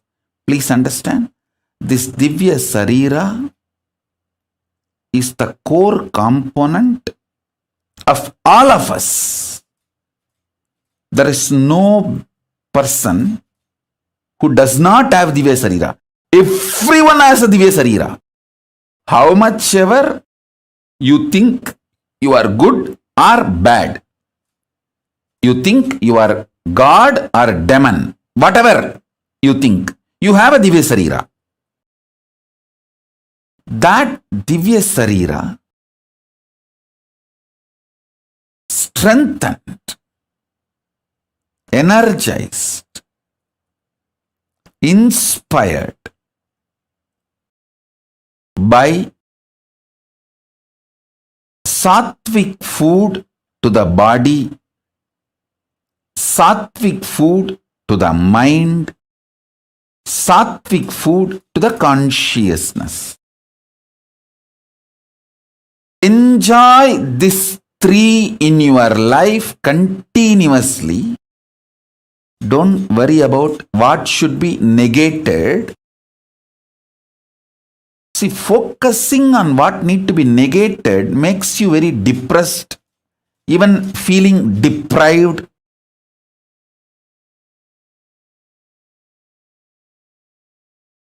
Instead, enjoy what need to be gained. Listen.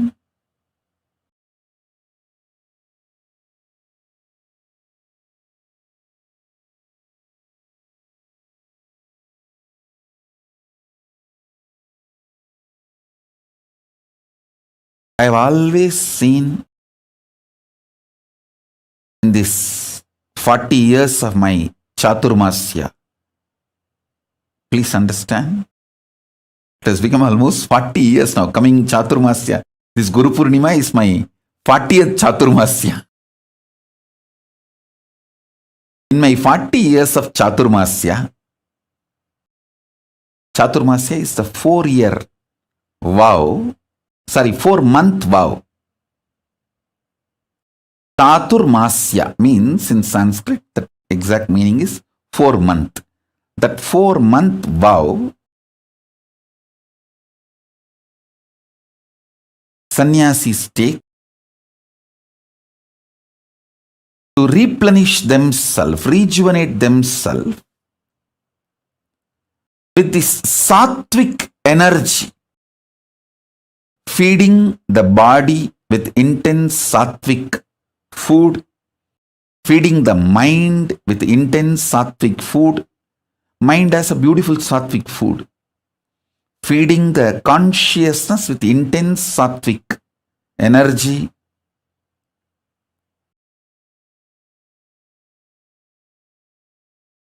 And strengthening the Divya Sarira. The whole purpose of Chaturmasya is that only. These 4 months focused on that strengthening of the Divya Sarira. See, if the Divya Sarira in you, the self-effulgent light body in you, if that is strong, you are an enlightened being. You enjoy best things of the consciousness, your existence. You enjoy the best gifts of your existence. if that self-effulgent Divya Sarira gets more and more covered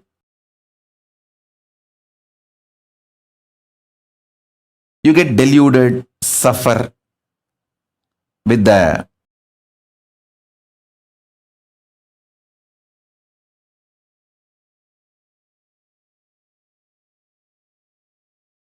external world, delusions, delusion, whatnot, whatever.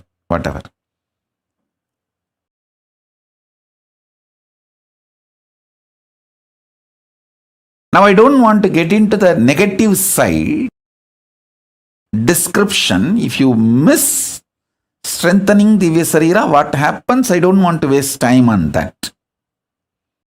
I only wanted to describe how to strengthen the Divya Sarira.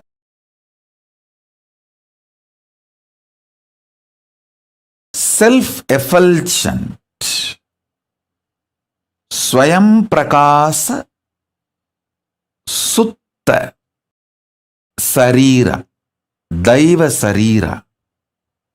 All of us have.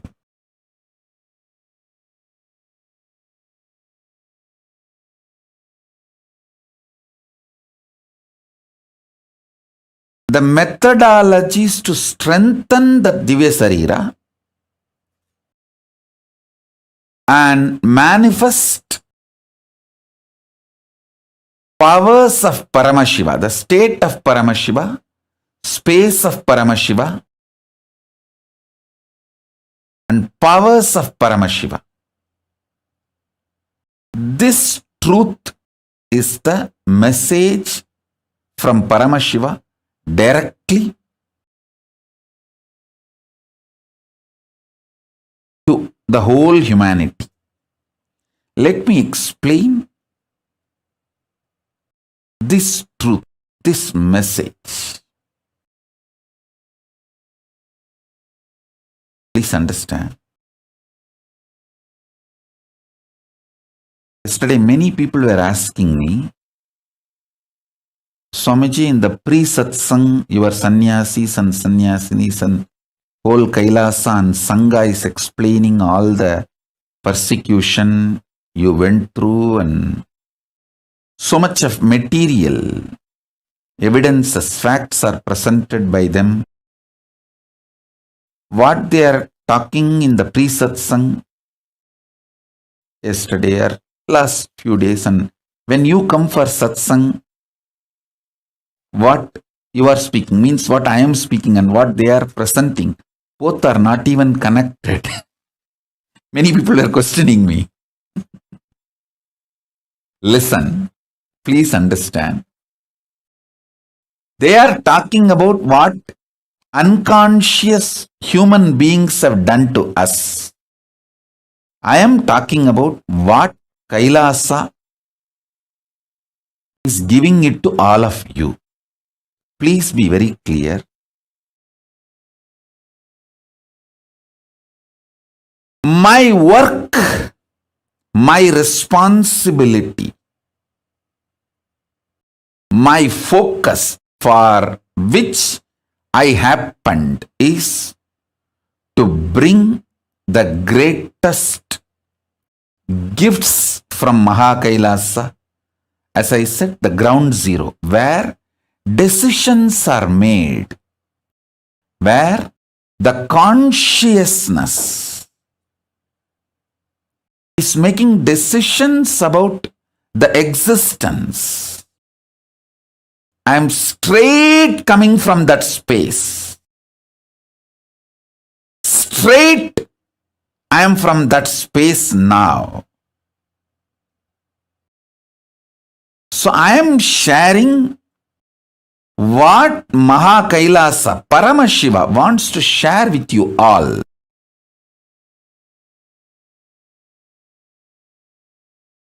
I am going to give what I need to give it to the world.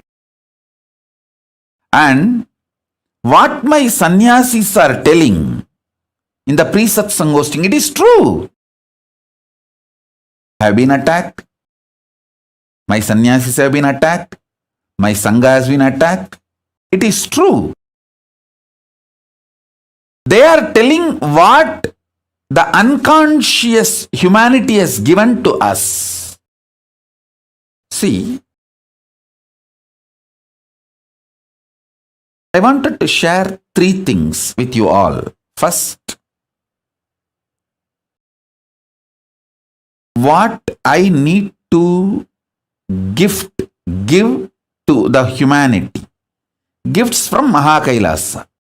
The science of enlightenment, the science of power manifestation,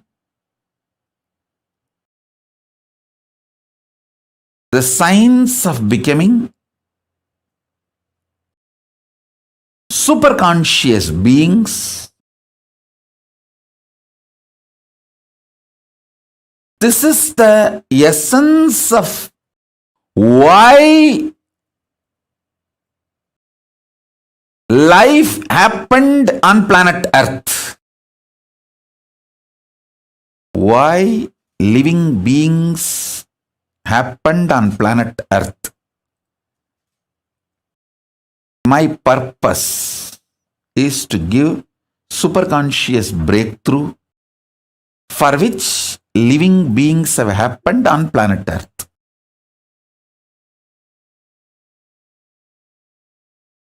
So all the gifts, I have so much to give it to all of you. And I tell you, this Aushadha science,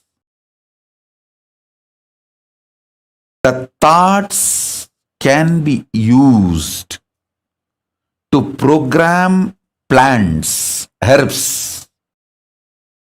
I have already proved this not only through me, through my Gurukul Balasans. My Balasans can talk to any rose plant for 10 days without touching the rose plant, make that rose plant drop all their thorns, not one. Hundreds of rose plants under CCTV camera. All my kids do is they go and sit and talk to those plants, relate with those plants, give them the love, feeling secured, energy and consciousness. Those plants just drop the thorns.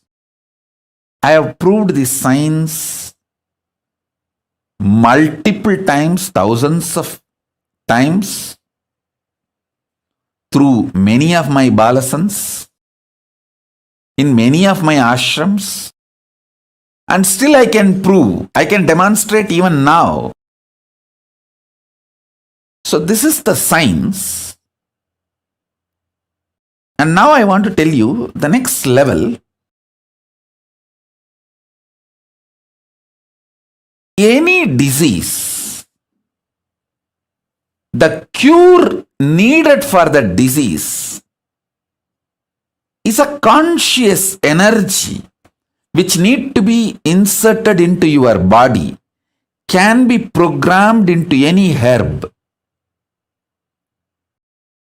and that herb can be given to you, you will be healed. It's a science. It's a greater science. This science is called Aushadhi. This is the core science of materia medica of Hindu medicine. Understand? I've learnt this Aushadhi science from my 3 gurus. My gurus, 3 of them are masters of this Aushadhi science. Isakki Swami and Kuppammal. I always considered both of them as together, one being, because actually one being used both the bodies. I know for sure. Only one person used both the bodies.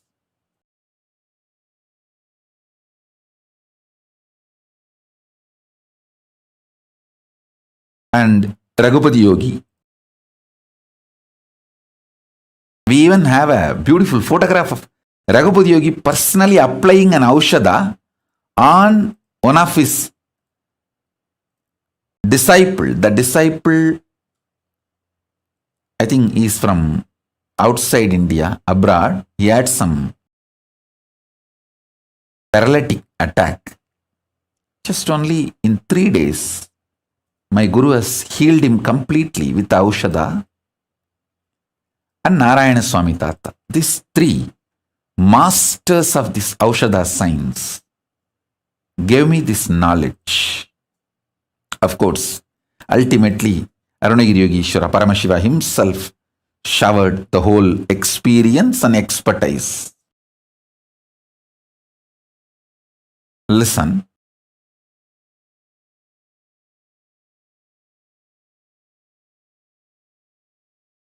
Herbs can be programmed. Plants can be programmed. Consciously programmed. This is the Hindu materia medica science. If somebody, it is 100 times more than getting any MBBS, MD or anything. Unfortunately, Hindus neither understood nor recognized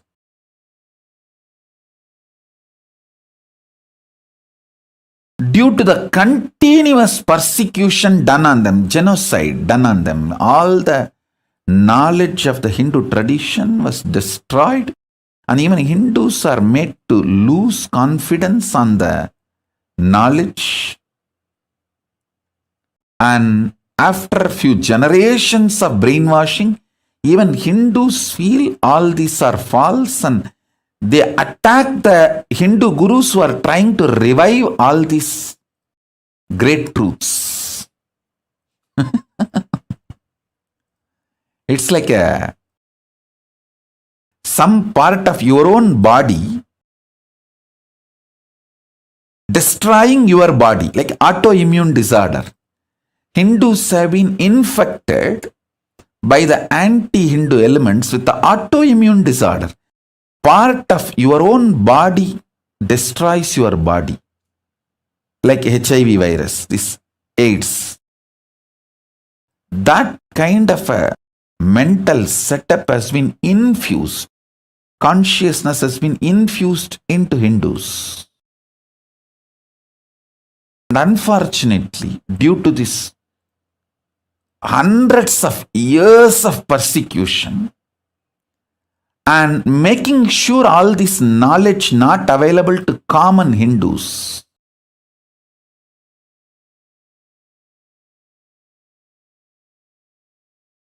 this all made to look like a myth, fake stories, legend, or maybe long before, thousands of years before this science was there, but now it is not there, or it is not possible to revive. All these kind of ideas are inserted into the common Hindus' minds. And anybody who is trying to establish, revive this science is beaten black and blue and destroyed. See, unfortunately, Hindus lost the understanding about this collective integrity. See, if a ship has to stay afloat, all the mechanisms in that ship need to stay integrated. It can be the maintenance engineer or the cleaning staff, captain, all the equipments fixed in the ship, everything, the machineries, and all human beings, all of them need to be integrated for the ship to stay afloat. The maintenance supervisor cannot say, I have done my job, but the cleaning staff is not doing his job. What can I do? Anyhow, if the ship If the ship sinks, I will not be blamed because I have done my job. If a maintenance engineer thinks he is a fool because when the ship sinks, he is also going to die. Not only he is going to lose his job, he is going to lose his life. Please see the photograph of my Guru Raghupati Yogi applying Aushadha on a patient and healing him from stroke. Maybe he had a stroke and some problem in his spine. So Raghupati Yogi applied the Aushadha and healed him completely. I have seen the Raghupati Yogi's love and compassion.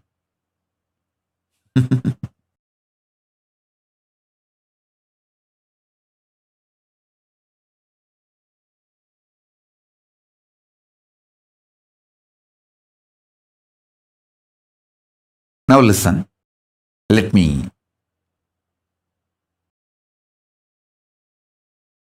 tell you. For the ship to stay afloat and reach the place where it need to reach,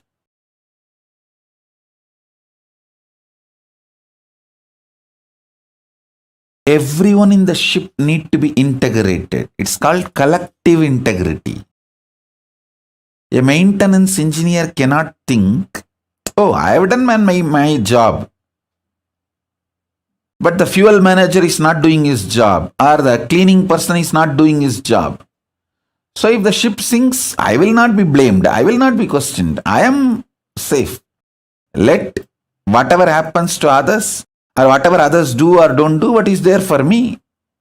That level of integrity will not work for the ship to stay afloat. This is exactly done by the Hindus. In the modern day, everyone says, oh, I have tried my best. I have done my best. But others are not doing. What can I do? I have seen this as a typical mold. Same narrative. Whether it comes to reclaiming the political legitimacy of the Hindus, or reclaiming their temples, or reclaiming their organizations and religious freedom, or any guru's organizations running. Please understand, any problem Hindus are facing, still being the slave. Please be very clear. Any Hindu not living under the Hindu constitution is a slave. This is a definition. How the Muslims are very clear. If you are not living under the Islamic law, Islamic constitution, you are a slave. So be very clear. Hindus should understand, if you are not living under Hindu constitution and Hindu law, if you are not living somewhere, please listen. Let me put it very clearly. If you are living in a place where Veda Agamas are the constitution and Manusmriti is the jurisprudence, you can freely declare, you can openly declare, you are a free Hindu. You are a Hindu with freedom to practice Hinduism. Anyone living anywhere where the Veda Agamas are not constitution and Manusmriti is not jurisprudence, you are a slave. At least realize it. Wake up to the truth, reality. What you should do, all that I don't know. I'll at least tell the truth. At least wake up to the truth. Be very clear about it. So whether you ask the Hindus, why are you living a slavery life? Why you don't have a religious freedom? Why your temples are not under you, it's under the government? Why your temple wealth is not used for running gurukuls, the Hindu schools? Why your temple wealth is not being used to develop and spread Hindu medicines? The most funny thing, many of the so-called Hindu ashrams and Hindu organizations run Christian medical institutions. They are not realizing we have a great Hindu medical science. Because the Hindu medical science is neither given legal legitimacy nor given social legitimacy. It's always under constant threat. Even though the Hindu medicinal system is its depth and breadth, everything is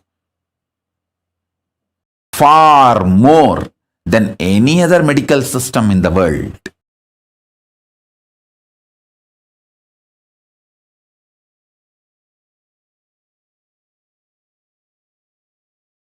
"2,000 years before, our guys have performed cosmetic surgery.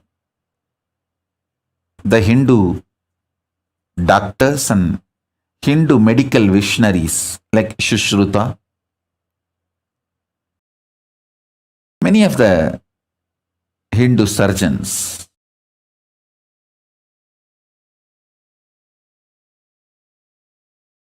if we have developed our science and retained what we developed, today the Hindu medicine would have been the most powerful. And Hindu medicine is always about the healing and cure. It has nothing to do with monetizing. See, the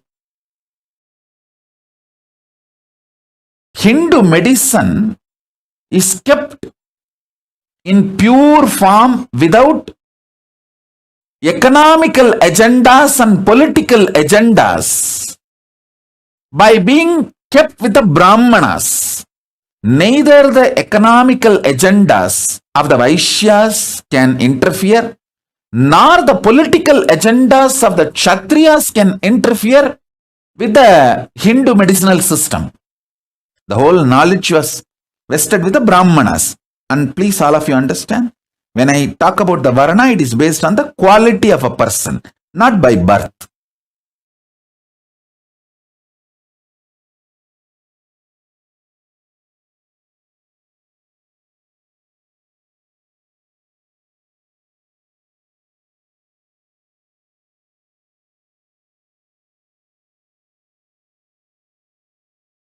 You ask any question to Hindus, why your medical system, Hindu medicinal system is destroyed?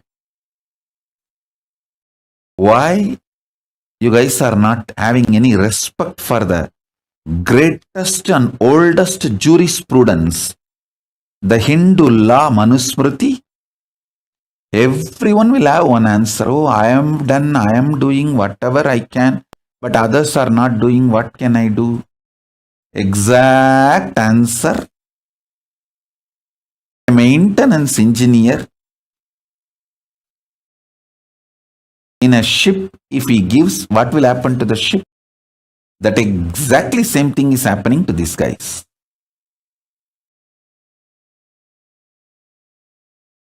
We need Hindus to start thinking with a collective integrity. Not only I will do my job as maintenance engineer, I will make sure The fuel manager does his job as fuel manager. And cleaning person does his job as a cleaning person. We need that kind of an ecosystem for Hinduism to be revived.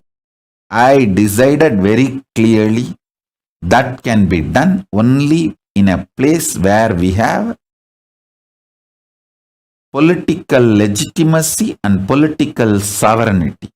With the grace of Paramashiva, I got a place. Maybe small, but I got a place with a political legitimacy and political sovereignty for Hinduism. Hindu nation, Kailasa. Only in this place, this collective integrity ecosystem can be built. A maintenance engineer spends 60% of his working time for his job and the other 40% to integrate with other teams and make sure the other teams are also in integrity so the ship stays afloat. And I tell you, many of my Adinavasis who are still there in Adi Kailash or in our ashram, or some of the Adinavasis who left, many of them are highly integrated. Unfortunately, they are not trained in this vision, science of collective integrity. See, many of them are very highly integrated. They say, I have done my job. I am very integrated. Swamiji knows. What can I do if others are not doing? That is not going to bring the result if a maintenance engineer, even if he is highly integrated and he doesn't care about the fuel manager properly adding fuel to the ship engines, the ship is going to sink. And maintenance engineer may not be blamed, but he is going to lose his job and life. Many of the individually integrated people in my Sangha missed this truth. Only with the collective integrity, the ship can stay afloat. If not, you may not be blamed because you have been integrated. But the final result is not going to happen. You are also going to lose your job and life both. Thoroughly understood. Hindus have been beaten too long. And maximum, they have the energy only to be individually integrated. They don't have energy to manage the collective integrity. So only the captain has to be responsible for the collective integrity. The collective integrity, education and evolving a structure with a collective integrity. For reviving Hinduism, we need a place with a political legitimacy and political sovereignty. With the blessings of Paramashiva, Ganapati, Kalabhairava, all the gods and goddesses of Kailasa, Bhuma Devi, we got a place for Kailasa with the political sovereignty and legitimacy. We have a place. More than one place, actually. We have a place now, more than one place.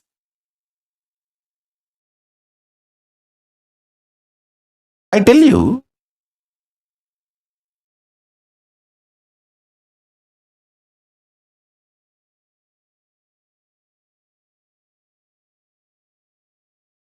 I have to do it. I cannot waste time in blaming, in cursing. I don't have time for that. I am already 43. I have to do it. Of course, the grace of Paramashiva, we did it. We have a place now. The base is ready. Now the collecting the individuals and organizing. Even now I can see I have amazing individuals who are so highly dedicated and integrated to me. I can name every one in front of me. If you see the integrity of Ma Divyananda, she is equivalent to a Nayanmar. Push Murugai and Saras Murugai. Sumati, Ma Parameshwara, Karunananda, Ma Paramananda. I can go on reading everybody. I tell you, I never praise Ma Pranapriya, her integrity. If I need a kidney, I don't need, I will never need, I am very healthy and I am going to live a healthy life. I am giving you, for example, if I need a kidney, I will take only from Ma Pranapriya, because she will not even repent 1 second, oh, I gave my kidney to Swamiji. That kind of integrity. But this individual's integrity will not be enough. We need collective integrity.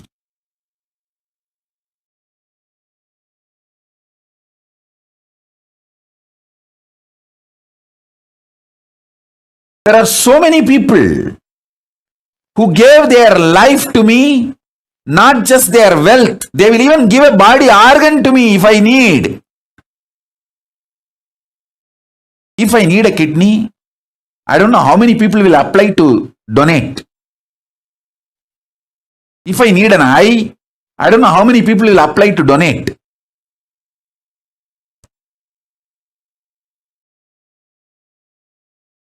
I have such highly integrated, dedicated, devoted people. But unfortunately, none of them understand that it is a collective integrity which is needed to make Kailasa successful.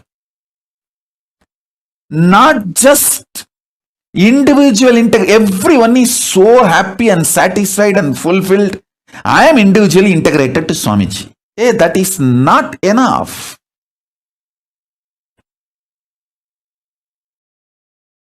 I am telling you now.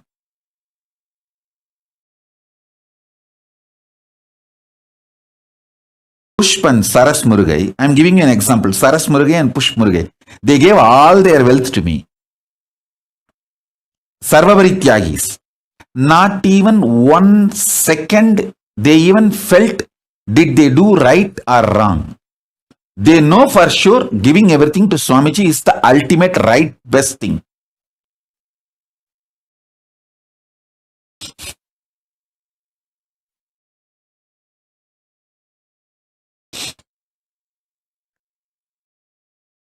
As I told, if I take a kidney from Ma Pranapriya for me, not even 1 second she will repent or think, or she will not even have a second thought. Did I do right or wrong by giving my kidney to Swamiji?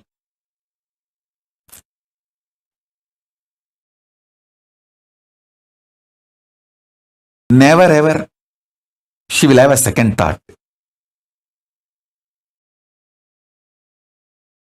I have such highly integrated people. You see, these few names I uttered because they are in front of my eyes. And I have long list The names I have not uttered.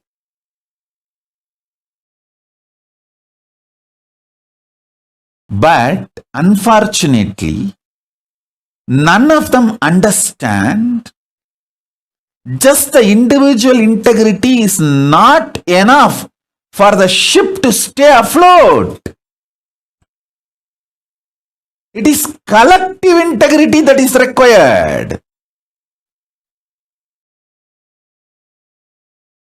Pranapriya will not have any problem to give her kidney to me. She will not even have a second thought.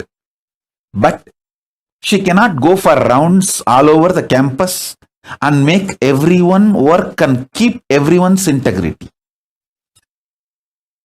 Because she doesn't understand.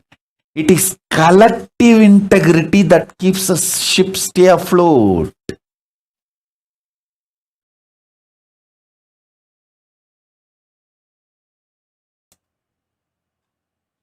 Same way Saras Murugai. She will work 24/7 for me. But she cannot ask the other people in the team to work.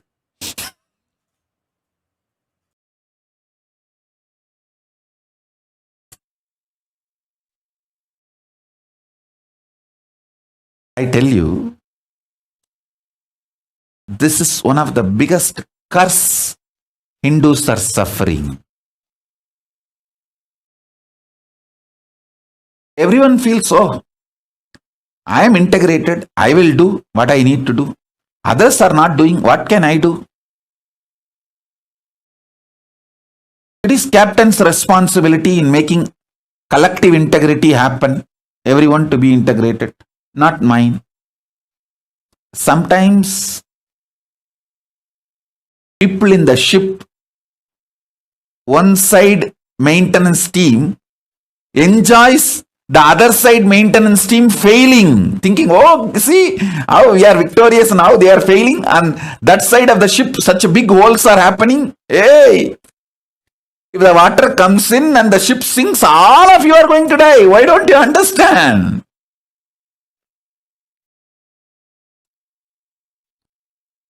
Hindus lack this understanding.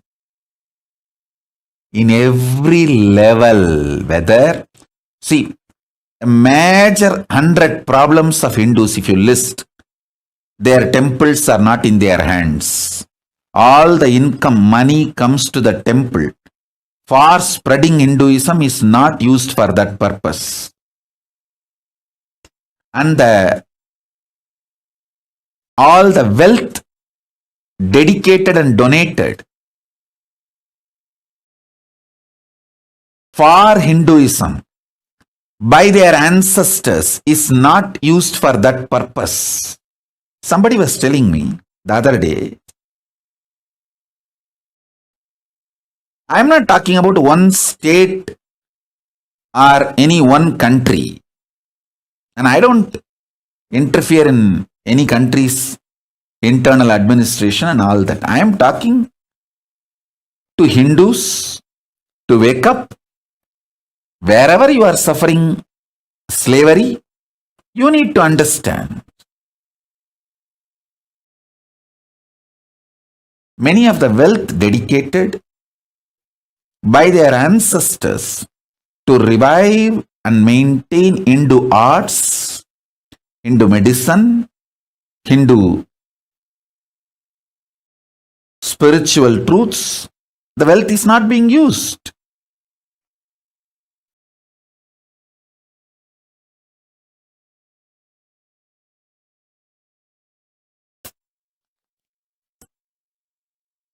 Whether it's a political slavery or the persecution Hindus suffering or not having the religious freedom to own their religious worship places in their control, not having the freedom to practice their religion as they want, as the agamas, their religious scriptures describe, not able to maintain and hold their religious organizations or religious wealth under them. You ask any question, any problem to any Hindu thinkers, think tanks, Hindu organizations, Hindu leaders, Hindus, whether common Hindu or Hindu thinkers, ask them any of them these questions. Why the Hindu gurus are being attacked left, right, center through the hate speech, and systematically the Hindu organizations are pulled down, collapsed, and why Hindus are keeping quiet without defending the Hindu gurus who are the... See, Hindu gurus are attacked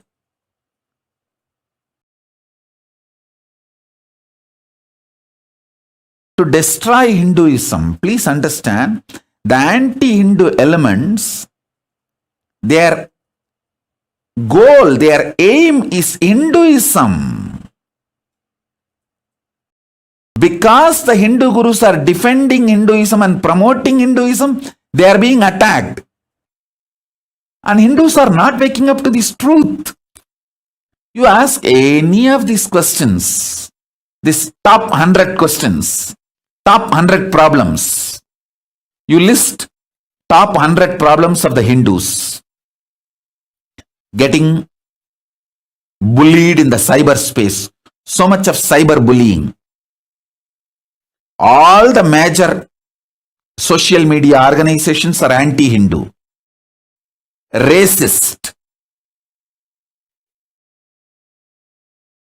So much cyberbullying, racist attacks on Hindus.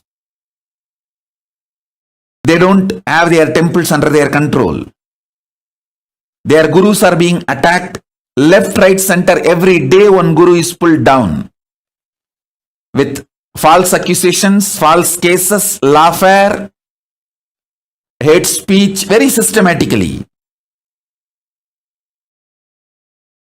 List all these 100 problems and ask these questions.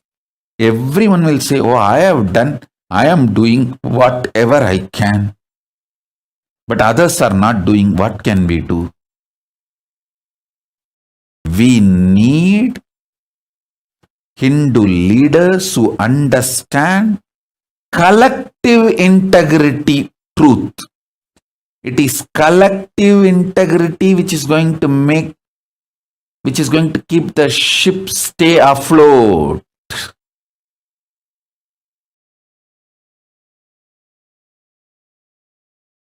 Even if you have only 10 people in your team, if you are able to make that whole team collective integrity, your Kailasa will be successful.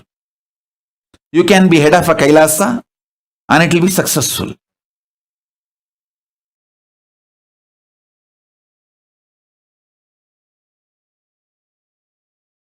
I tell you,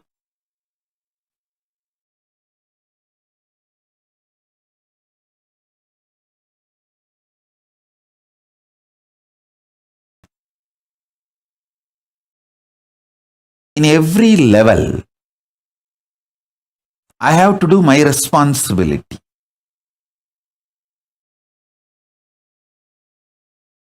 In my responsibility, things to do list, foremost, first priority is to bring all the great superconscious gifts from Kailasa and share it with you all. That's my first priority. As I told,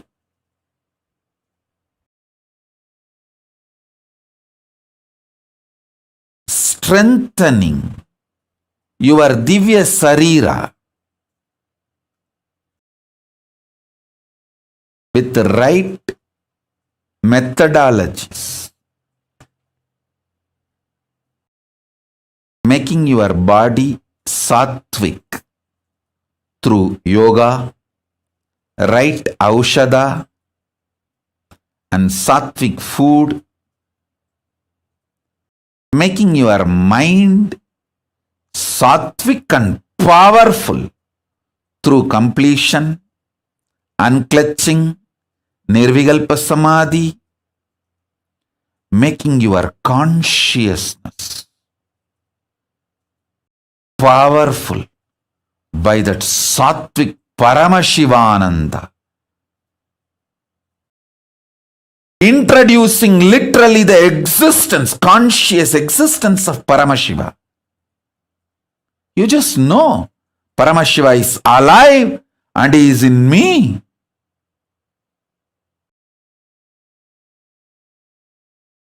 He is sitting alive, blissful, with his broad Swarupa.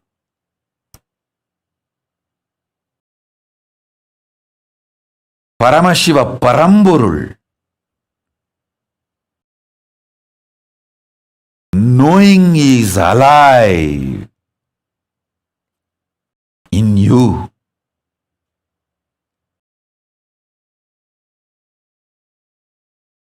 Makes your consciousness sattvic. My first and foremost responsibility is to bring these great gifts to all of you.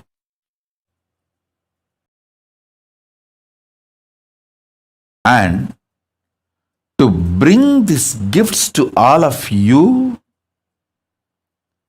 and share it with all of you, making all of you enlightened and enjoy. This is my first and foremost responsibility, and this is my first priority. My second priority, second work is making all my Sangha, people who have given their life to me, making them understand the great truth of collective integrity. As I told,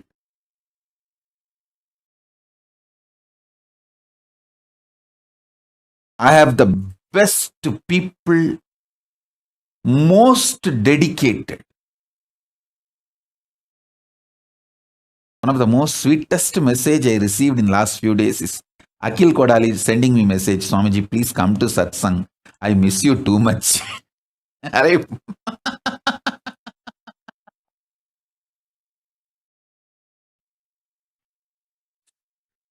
I could not control my laughter. Actually, this message from Akil Kodali has put such a wide smile on my face. Hey, this fellow having so much romance and love.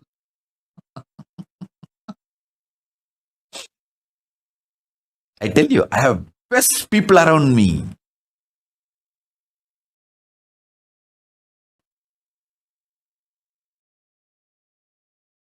Akil will give anything he has for me, will not even think he has given that to me. He will literally feel he is enjoying that through me. That kind of a love. I have such highly integrated people. But unfortunately, all of them need to understand the importance of collective integrity. It is only the collective integrity which will keep the ship afloat, successful. Write 108 times collective integrity, collective integrity, collective integrity, collective integrity. Not selective integrity or individual integrity alone. Individual integrity is okay, good. But it is collective integrity. Only that can keep the ship afloat and successful.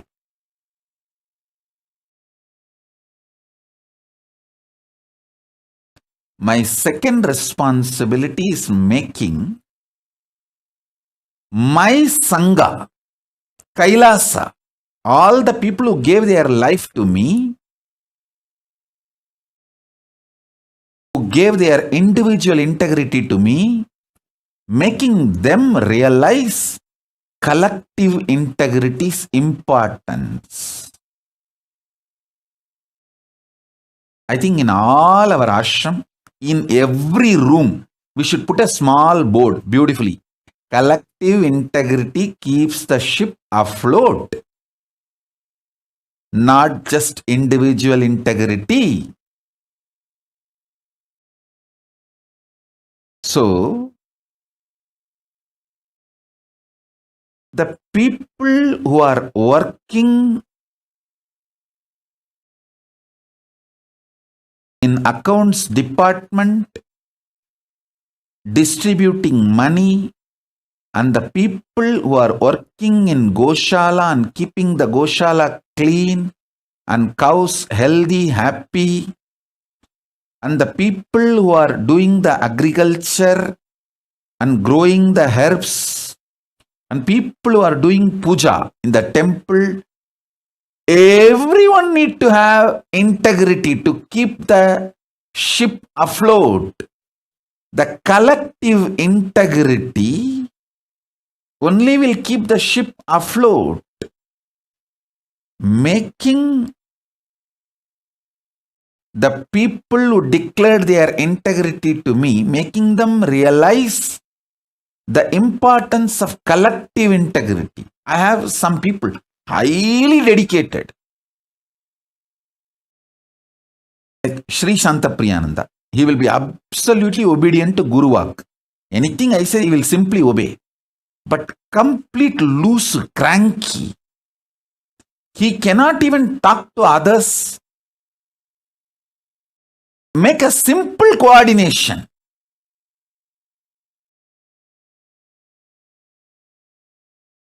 Even simple coordination he cannot do.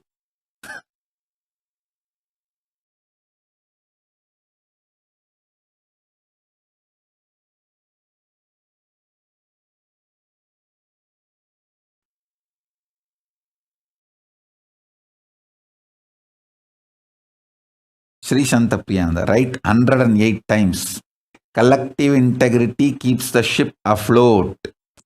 Collective integrity makes the Kailasa successful. Collective integrity only will make my life successful.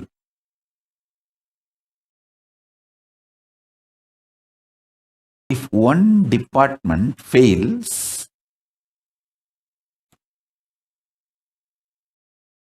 then be very clear, everyone is going to not only lose the job, lose the life, because the ship is going to sink.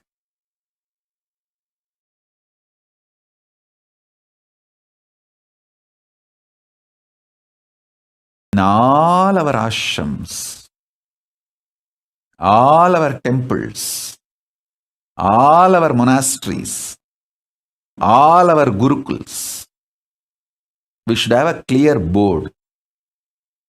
Almost like every hall, every room, even the devotee's house where you are literally living like an extended Kailasa, you should put a board. It is collective integrity that makes your life and Kailasa successful. People who can make collective integrity successful are the leaders. Working with others, whatever need to be done, making it happen.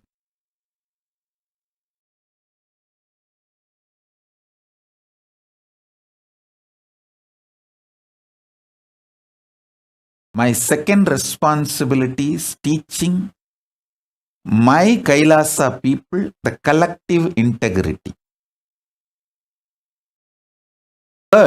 My third work is making Hindus aware how they are being cheated, exploited, destroyed, hit, persecuted.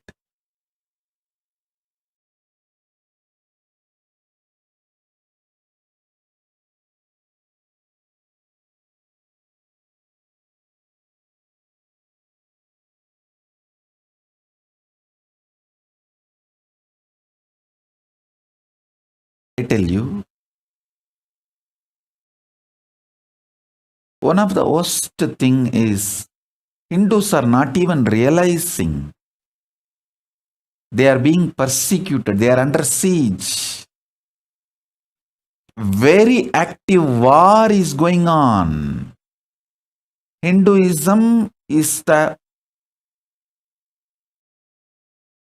fastest shrinking, dying religion. Sorry for using the word dying. Fastest shrinking religion. Go and see the statistics. Don't try to come and kambusutufai here. Go and see the statistics. Hinduism is the fastest shrinking religion. Just see last 100 years track record. You will understand what I am saying.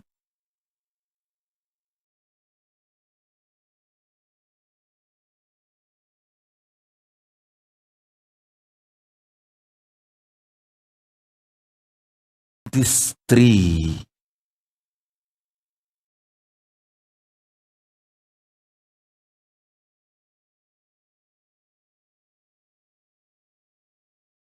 are my important responsibilities.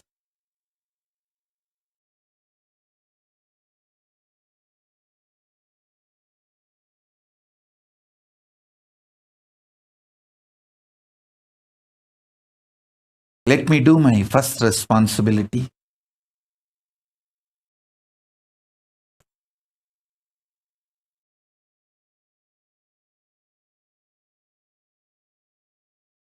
Inspiring, initiating,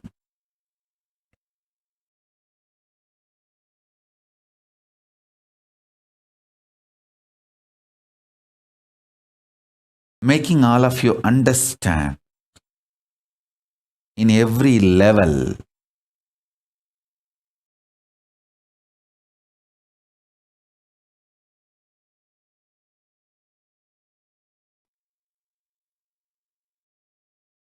working with your body, with your mind, with your consciousness, and experiencing Divya Sarira, the divine conscious body.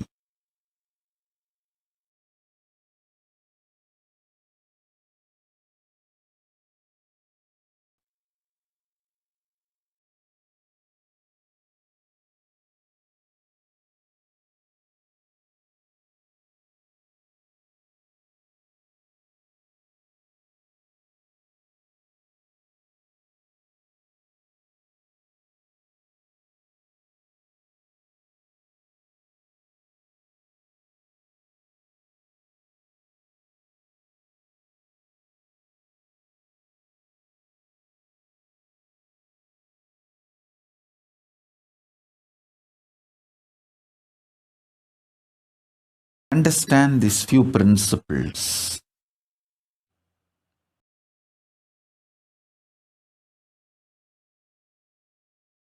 These few principles which I am going to share with you all now are like universal. Sarva Bhaumya.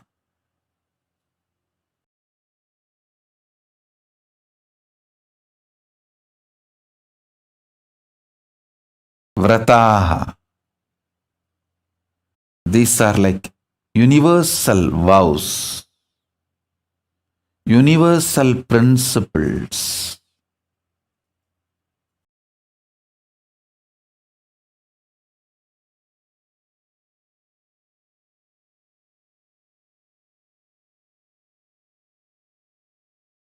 Sattvic means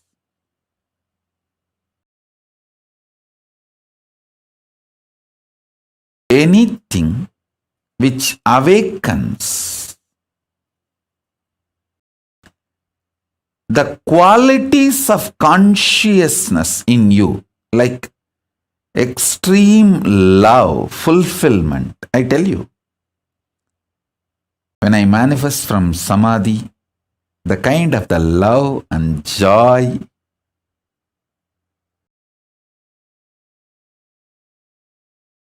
excitement, intensity I feel. Actually, this withdrawing from the society, I am enjoying like anything. I am basically a loner. Enjoys is aloneness. I don't feel intimidated or disturbed by the crowd. Thousands coming. No, I don't feel disturbed. It's not that I hate people, no. But I enjoy my space, just being with me in samadhi.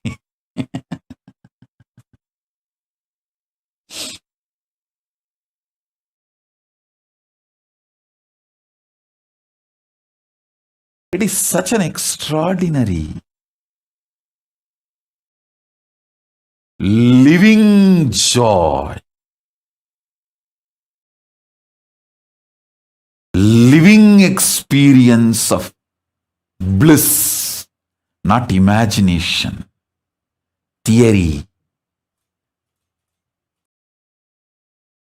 visualization, fantasy, no. Living, how you feel you are alive in your body. Bliss is a living experience for me in samadhi. It is just alive.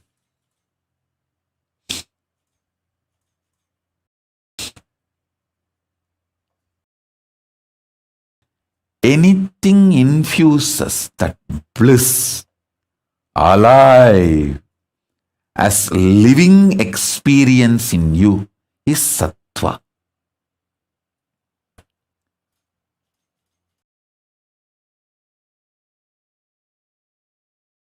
That is what I call good food. Good food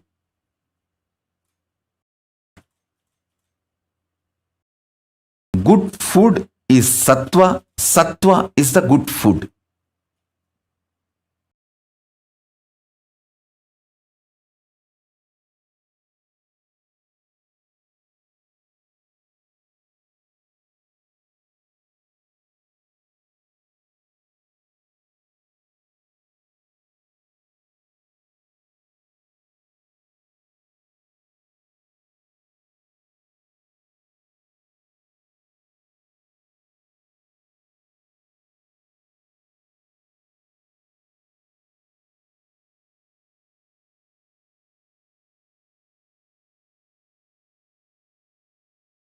I'm getting so many questions now, alive. The live questions. Bhushanananda is asking, dear Swamiji, what more can I do to keep the boat afloat? Bhushanananda, first drop all your fears, delusion. Go back to Adi Kailash. Decide your life is to keep the collective integrity. Sincere decision, intention to keep the collective integrity is enough. That will inspire everyone. Please understand, anyone who lives in my Kailasa, all over the world, whether it is a Adi Kailasa or Salem or Biddi or Tiruvannama, anyone who lives in my Kailasa, naturally, they have declared their individual integrity to me. They don't need to be inspired. They need to see others are also working for collective integrity. So let me also work for collective integrity. That's all. We just need few examples who are sincerely working for collective integrity. Then everyone will simply decide, yes, collective integrity is my life.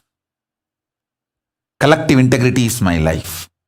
Collective integrity keeps the boat afloat, keeps the ship afloat. They just need few examples who are sincere to work for collective integrity.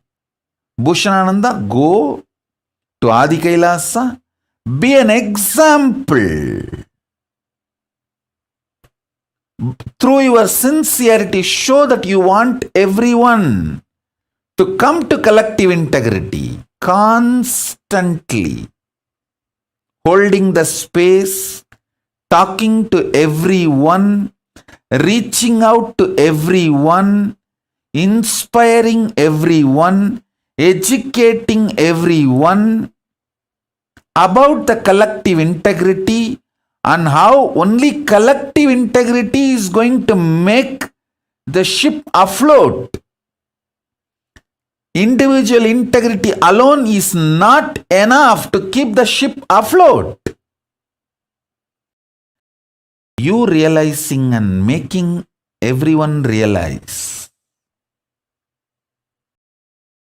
that will only make the ship afloat. Bhushanananda, I know you are integrated to me individually, but you need to work for collective integrity. That is what is the real leader. Leader is a person who works for collective integrity, not just individually integrated. As I said, I have many people who will just be happily ready to donate their kidney for me, but cannot go around and inspire others, ask others, work with others, and make others also integrated and make the collective integrity.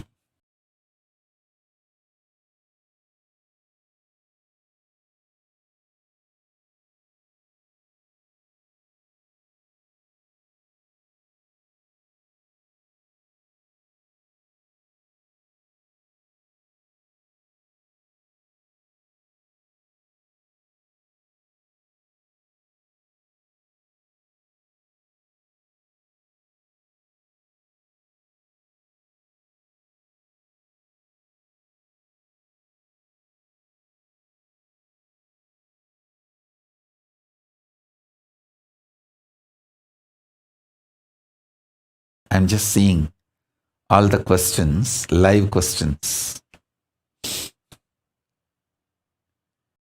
Everyone is asking, how can we make the collective integrity happen? Actually, there is no manual for it. You need to start working with people. You need to start listening to people. You need to start bringing completion with yourself and with people. You need to start building team. We have a clear process. Manifesting everyone's reality. That used to be the syllabus for Inner Awakening 4th level. We had Inner Awakening level 1, level 2, level 3, level 4, where everyone's vision, ambition is shared and everyone tries to help to make everyone's vision into reality.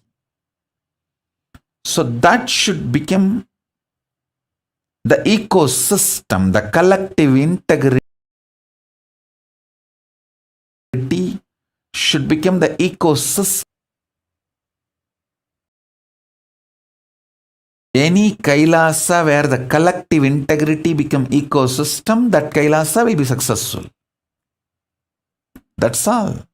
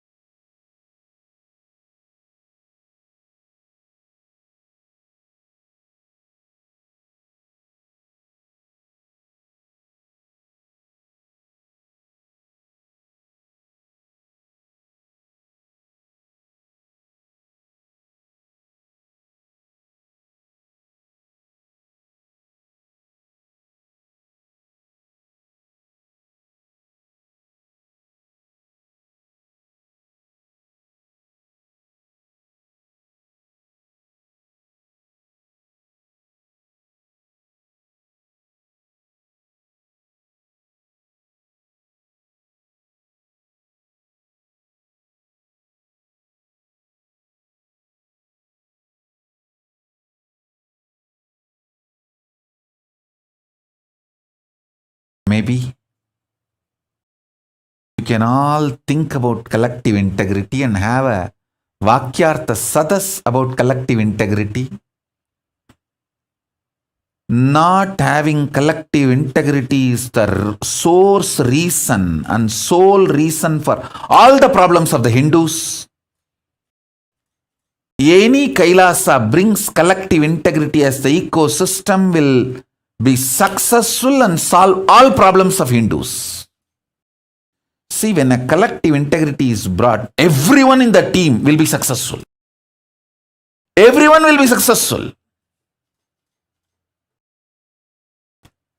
Simple, super determinism to have a collective integrity brings collective integrity. That's what I am doing.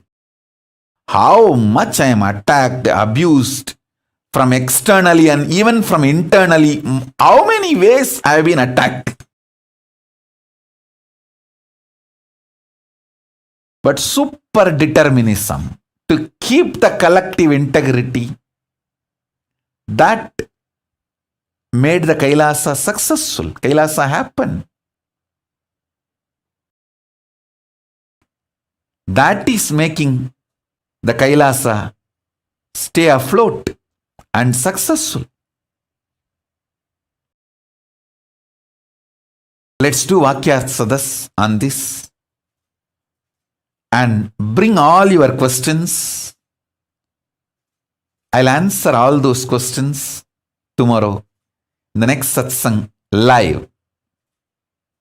The next live satsang. I don't want to say tomorrow. Next live satsang. And also we will start the Parashakti, Paramashakti, Devi Bhava Darshan and Akashic readings.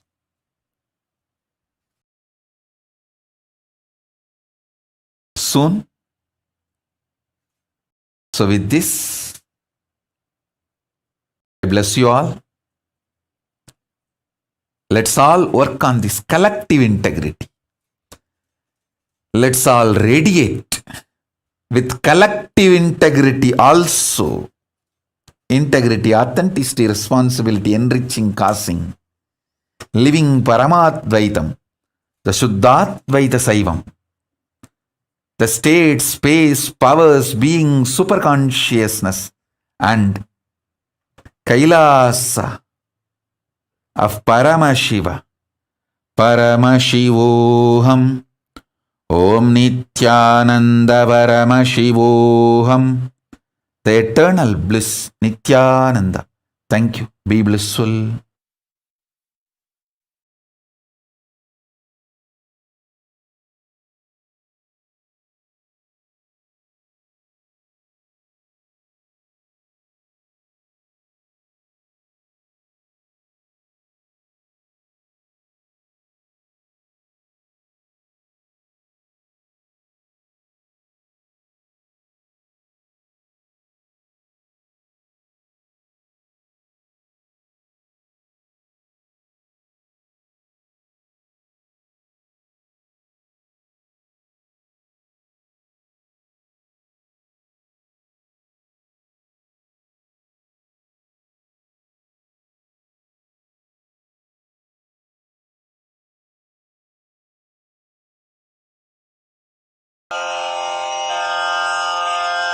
श्रीकैलासोन्नतद्वादशान्तश्यामलापीठारूढ श्रीमीनाक्षिसुन्दरेश्वरा भिन्नस्वरूप परशिवपुत्ररत्न Kumar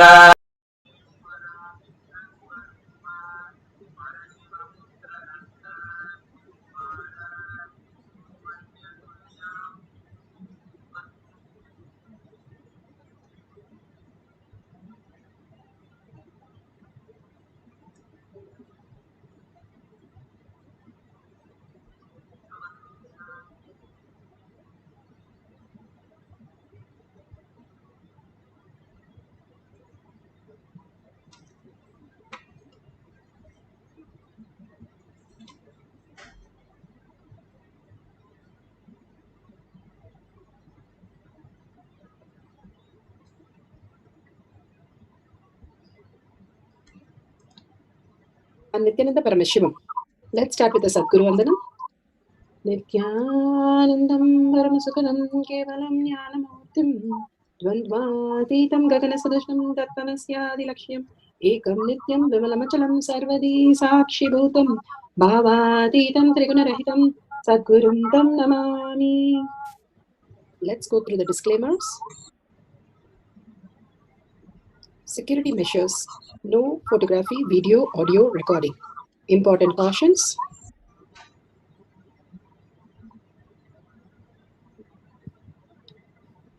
Please be aware of the important cautions.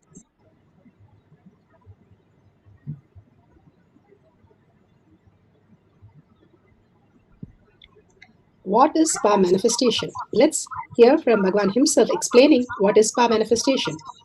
All the 25 states of consciousness, when they happen in you, due to your chemicals and hormones ups and downs, it is powerlessness.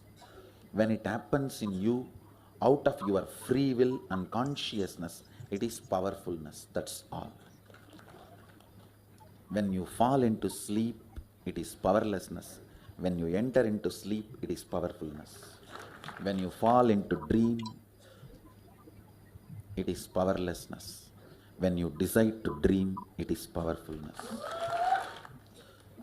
So I have added the ultimate powerfulness, Turiyatita, in your whole being and doing. Manifest all the powers. Understand, power manifestation is nothing but cognitive shift. It is not work. It is cognitive shift. Understand? It is just cognitive shift. It's not work. Work is a 4-letter word. Power manifestation is cognitive shift. Playing life. Playing with being alive. Beautifully, Bhagwan explains what is power manifestation. Power manifestation is becoming alive, being alive, and cognitive shift to make you being alive and auspiciousness and abundance. And here Bhagwan gives a science of power manifestation. It is a science because it is repeatable and all of us can manifest it. And science has all the evidences to manifest the superconscious space in us. All the human beings can manifest the superconscious being. The science of power manifestation is authentic, time-tested, scientific and foolproof. The scriptural references. Shastra Pramana, the eternal unchangeable truth revealed in the source scriptures, the Vedas and the Agamas. The Apta Pramana, experience and the results of the Aptas. Aptas are the Rishis, Munis, Ganas, Nayanamas, Alvars, Siddhas. All of them are authority of Hinduism who have manifested from human to superconscious being, manifesting all the powers of Paramashiva. Atma Pramana, account of His Divine Holiness Bhagwan Nithyananda Paramashivam, this millennium's avatars, personal experience of each power manifestation, Bhagwan's very own Leelas, mapping to the Shastra and as per the Apta Pramana, Bhagwan has manifested all the powers of Paramashiva. Shakshi Pramana, millions of disciple, devotees, followers all around the world manifesting the powers of Paramashiva initiated by Bhagwan himself. Bhagwan has beautifully said, whoever comes to the Kailasa courtyard, I myself will be manifesting the powers of Paramashiva. So beautifully, Bhagwan has given all the pramanas for us to understand that we can manifest the powers of Paramashiva. The Pratyaksha Pramana, the scientific study, measuring the effect of being in the enlightened state. It is clearly seen that in the superconscious space, your thoughts are completely zero and you are working from a different dimension, the conscious space, where manifestation becomes literally quantum space of manifesting the reality. Bhagwan has beautifully given the Shastra Pramana. Let's go to the Shastra Pramana. Shastra Pramana are from the Veda Agamas. This is from Vijnana Bhairava Tantra. Vijnana, consciousness. Bhairava, one who experiences consciousness beyond the mind. Tantra is the method. How you have a science lab, math lab. You have certain steps to manifest the powers, manifest the reality, whatever the science experiment is. Same way Bhagwan has given beautifully the Shastra Pramana for us to understand how we can become the superconscious being. All we know, it exists. Quantum entanglement exists. Mirroring neuron exists. And all these are possibilities. Now, how do we experience those possibilities as our reality? That is what Bhagavan gives as Shastra Pramana. Shastra Pramana, Vijnana Bhairava Tantra, Sutra 2020, Dharana 95. The Vijnana Bhairava Tantra, Sutra 120, Dharana 95. क्वचित् वस्तुनि विन्यस्य शनैर्दृष्टिं निवर्तयेत् तज्ज्ञानं चित्तसहितं देवी शून्यालयो भवेत् क्वचिद् वस्तुनि विन्यस्य शनैर्दृष्टिं निवर्तयेत् तज्ज्ञानं चित्तसहितं देवी शून्यालयो भवेत्. Bhagavan Paramashiva says, having fixed one's eyes on a particular object, Vastu, one should slowly withdraw the sight from that object as well as slowly eliminate the knowledge of the object with the thoughts and impression. And then, O Devi, one abides in Sunya, the state where there is nothing other than this exists, which is the state of all inclusiveness and infinity. That is exactly Bhagavan says, all inclusiveness. That is what we are, the collective integrity, understanding that everything that exists is form of Paramashiva, Parashakti. All that we are seeing, perceiving is only the forms of Paramashiva or Parashakti manifesting as reality. When we understand that everything is a blessing for us to experience the oneness and manifest our reality. Bhagavan says, we are driving like in a car which doesn't have a steering wheel nor a brake. And we are stuck not knowing what and how. Suddenly things just throw us out of the path. And then we realize, oh my God, what has happened to my life? And then we wake up to the reality. Why is things not fine? Why things are happening not fine for me only? And all kinds of negative thoughts starts settling in us and then destroy our mind, destroy our body. All the stress that we go through simply comes as a reaction in our body and completely destroys the body. While Bhagavan beautifully says how you can exist as the space of oneness, which will make you understand the higher reality. Sudama was a pure Brahmin who was completely not having food to eat. His children's, there's no food, there's no care, there's nothing. And he was always in the space of Krishna. So his wife packs up some flattened rice and in a small piece of cloth and sends him to see Krishna. But she doesn't ask anything. She only holds that space that Krishna will know, seeing him, how much in poverty he is.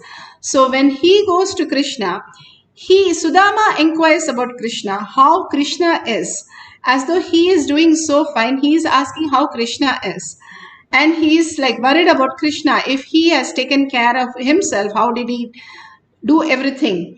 And there Krishna was overjoyed by the space that Sudama is, that he is only overflowing only with Krishna, forgetting even the body that he has or the cloth he has or the children he has, anything that is not part of his agenda. The only space he was in is Krishna. Krishna was so happy and he starts eating the flattened rice. And the more he started eating the flattened rice, more wealth started happening for Sudama's house. And Rukmani then stops. Enough, that's enough. What you have eaten, that's a lot of things you have already given. It is some small gesture of deep gratitude which brings abundance and overflows with all the auspiciousness. That is what Bhagavan again and again shows us when we are in collective integrity, that everything that exists is only the ultimate. Paramashiva, everything we look at it as matter, then everything will be only as matter and everything will be projected as incompletion, as impossibilities and all kinds of struggle.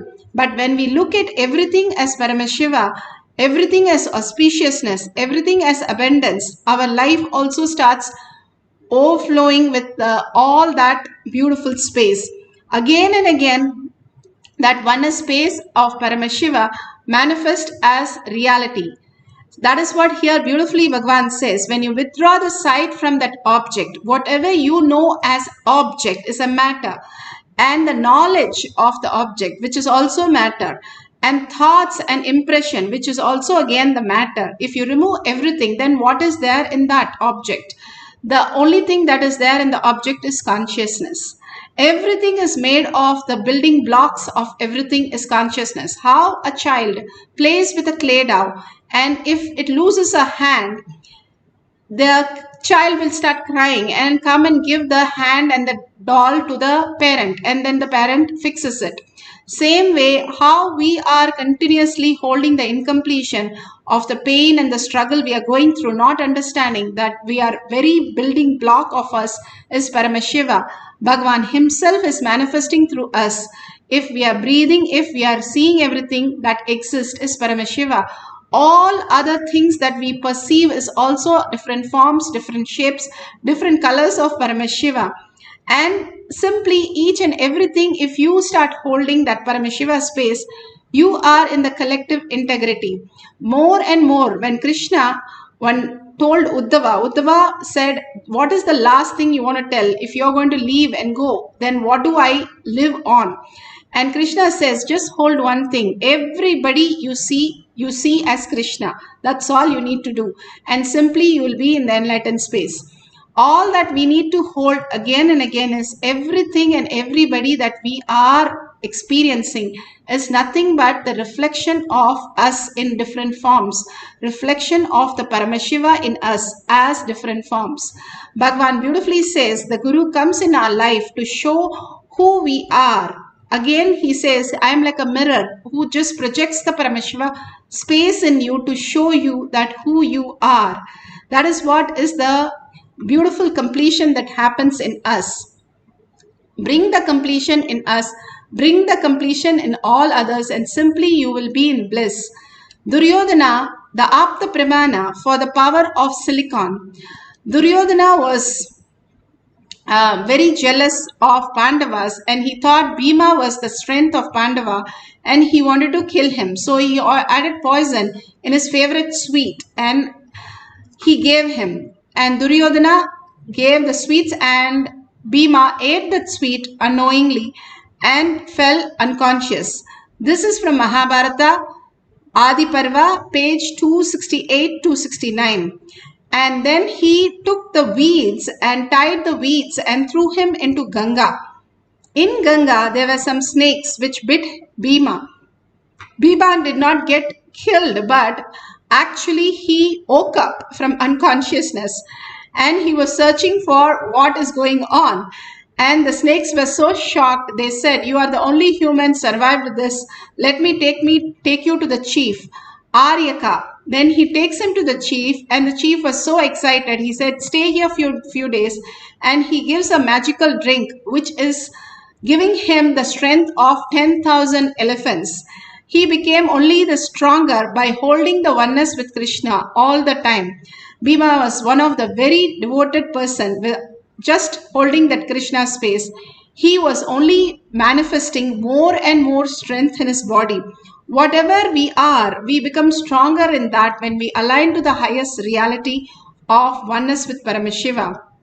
Bhagavan beautifully explains in the Kailash courtyard how we can experience all this bliss. Bhagavan himself narrates, our memory, hard drive, means laptop, iPad, cell phone, anything which runs by electrical and that electronics energy. Just 3-4 days before, I was just trying to play with my iPad, whether that is listening to me. I started just listening to me. I said, this app, switch off, it gets off.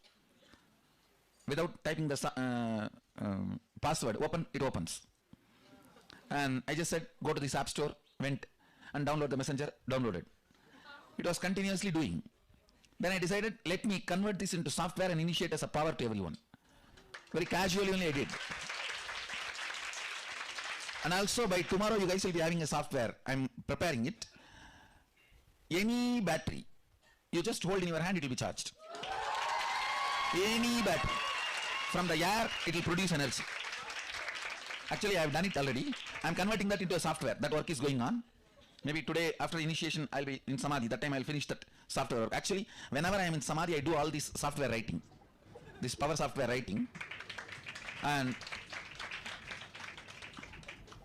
I have also tightened and closed all the loops, loose ends in this rain software. So rain is related to length, breadth, depth, all the three. It was too much for many of you guys to swallow yesterday. It was too strong. So I have completed all the, tightened all the loose ends. Today you guys will see. It really becomes 100% success. The rain power, the power over the Vatavarana, after tightening all the loose ends. That is one. Second, any gadgets which runs electrically, electronically, you will be able to control it by will. Operate it, do anything you want with will. Two things. This Jnananjanam I will send it, all of you have. And after having, I'll initiate you guys. Then, the first step, where you are supposed to bring rain, write that, keep it under the Krishna Shila, give instruction and leave it.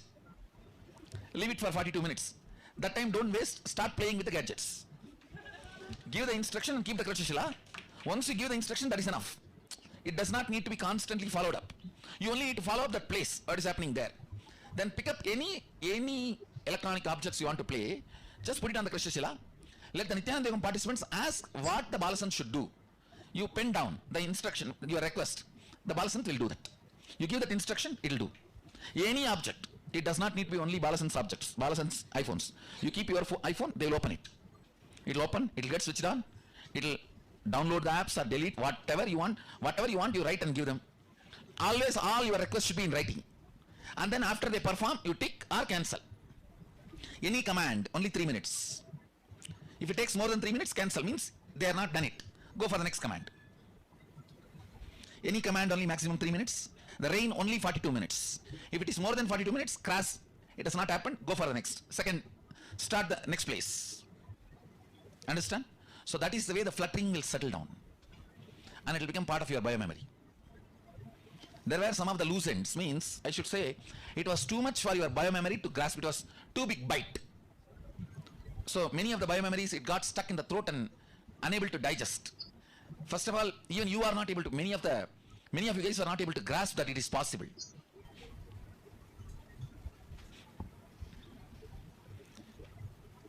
If you are integrated to that core, that's enough. You will manifest powers.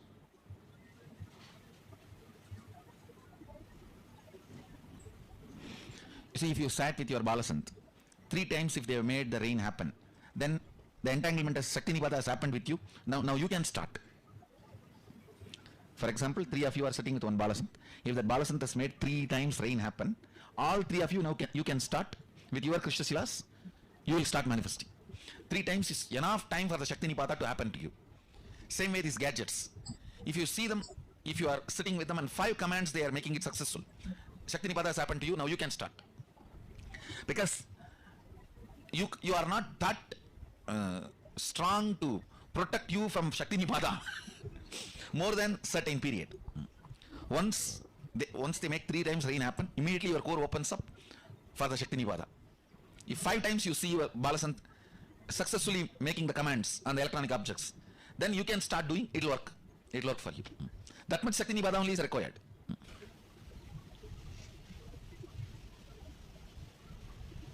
This is almost like a second Garbha Mandir.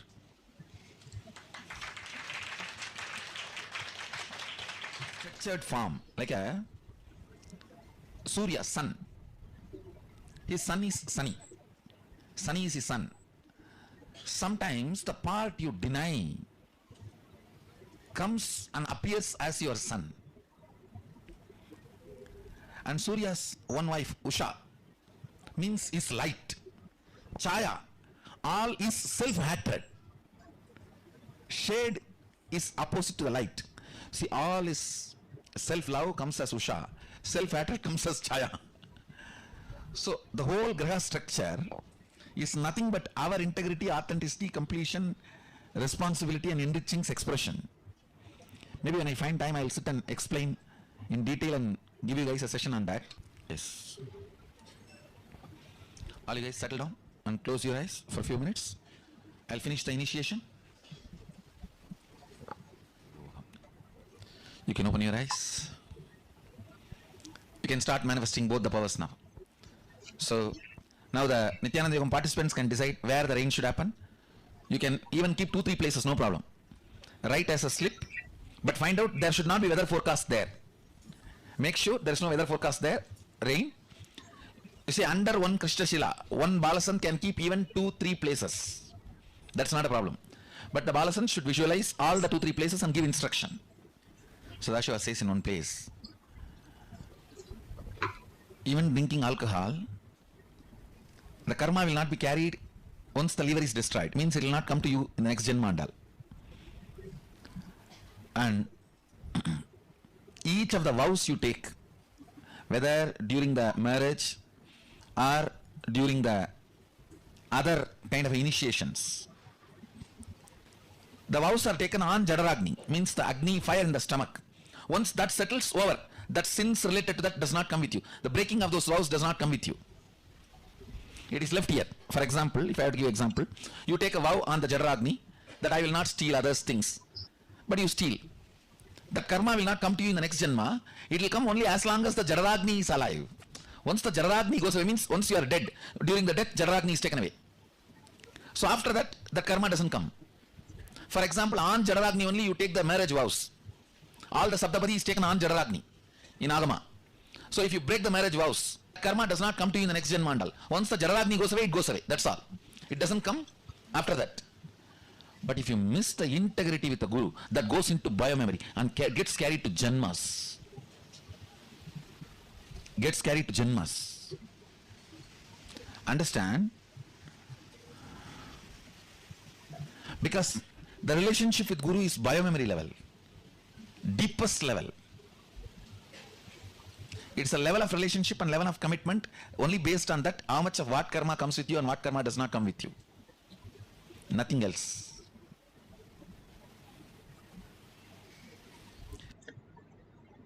Property means ownership is not recognized in cosmos. This is mine, that is yours. That is not recognized in cosmos. That is recognized only in the local law. Marriage is not recognized in cosmos. It's not recognized in cosmos. It's only recognized in your locality and in your society. But integrity is recognized to the cosmos. It is the spindle on which the lokas circulate. Lokas spin around. Understand? You all need to know, the Vedic tradition says, the whole, the universe you know is going around the earth. This is the sun, this is the earth. Earth is going around the sun physically. Means the timing you know. But cosmically if you see billion year, sun is also going around. Sun itself is going around. This is billion year, it is 1 year. That is why you always think about the 1 year and forget this billion year. Based on this only the yugas are counted. Understand? The whole universe, the spindle, Standila is planet Earth. Because only here consciousness is alive. The spindle, you guys know only about the horizontal universe. In the vertical universe, this is the spindle. Below Batala, Adala, Sudala, Talatala, Batala, Bhu. The whole thing you know is Bhu. The whole Milky Way, everything is Bhu. Above, Bhuva, Swa, Tapa. In this whole spindle, the spindle goes through the planet Earth. That is why the Upanishads and Vedas say planet Earth is the center and everything goes round. So the whole thing you know, end of the day, in billion year, goes round the planet Earth.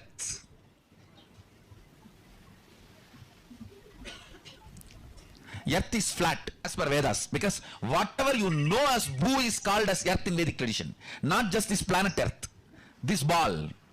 Whatever you know, the whole Milky Way is called as planet Earth, called as Bhu in Vedic tradition.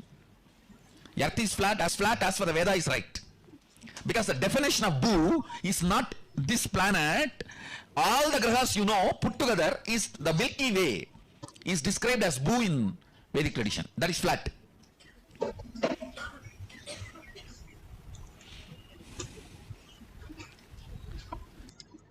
Beautifully, Bhagavan explains how we are structured and how the Bhu exists. Now, let's go to the manifesting of powers of silicon power. How? Shakshi Pramana.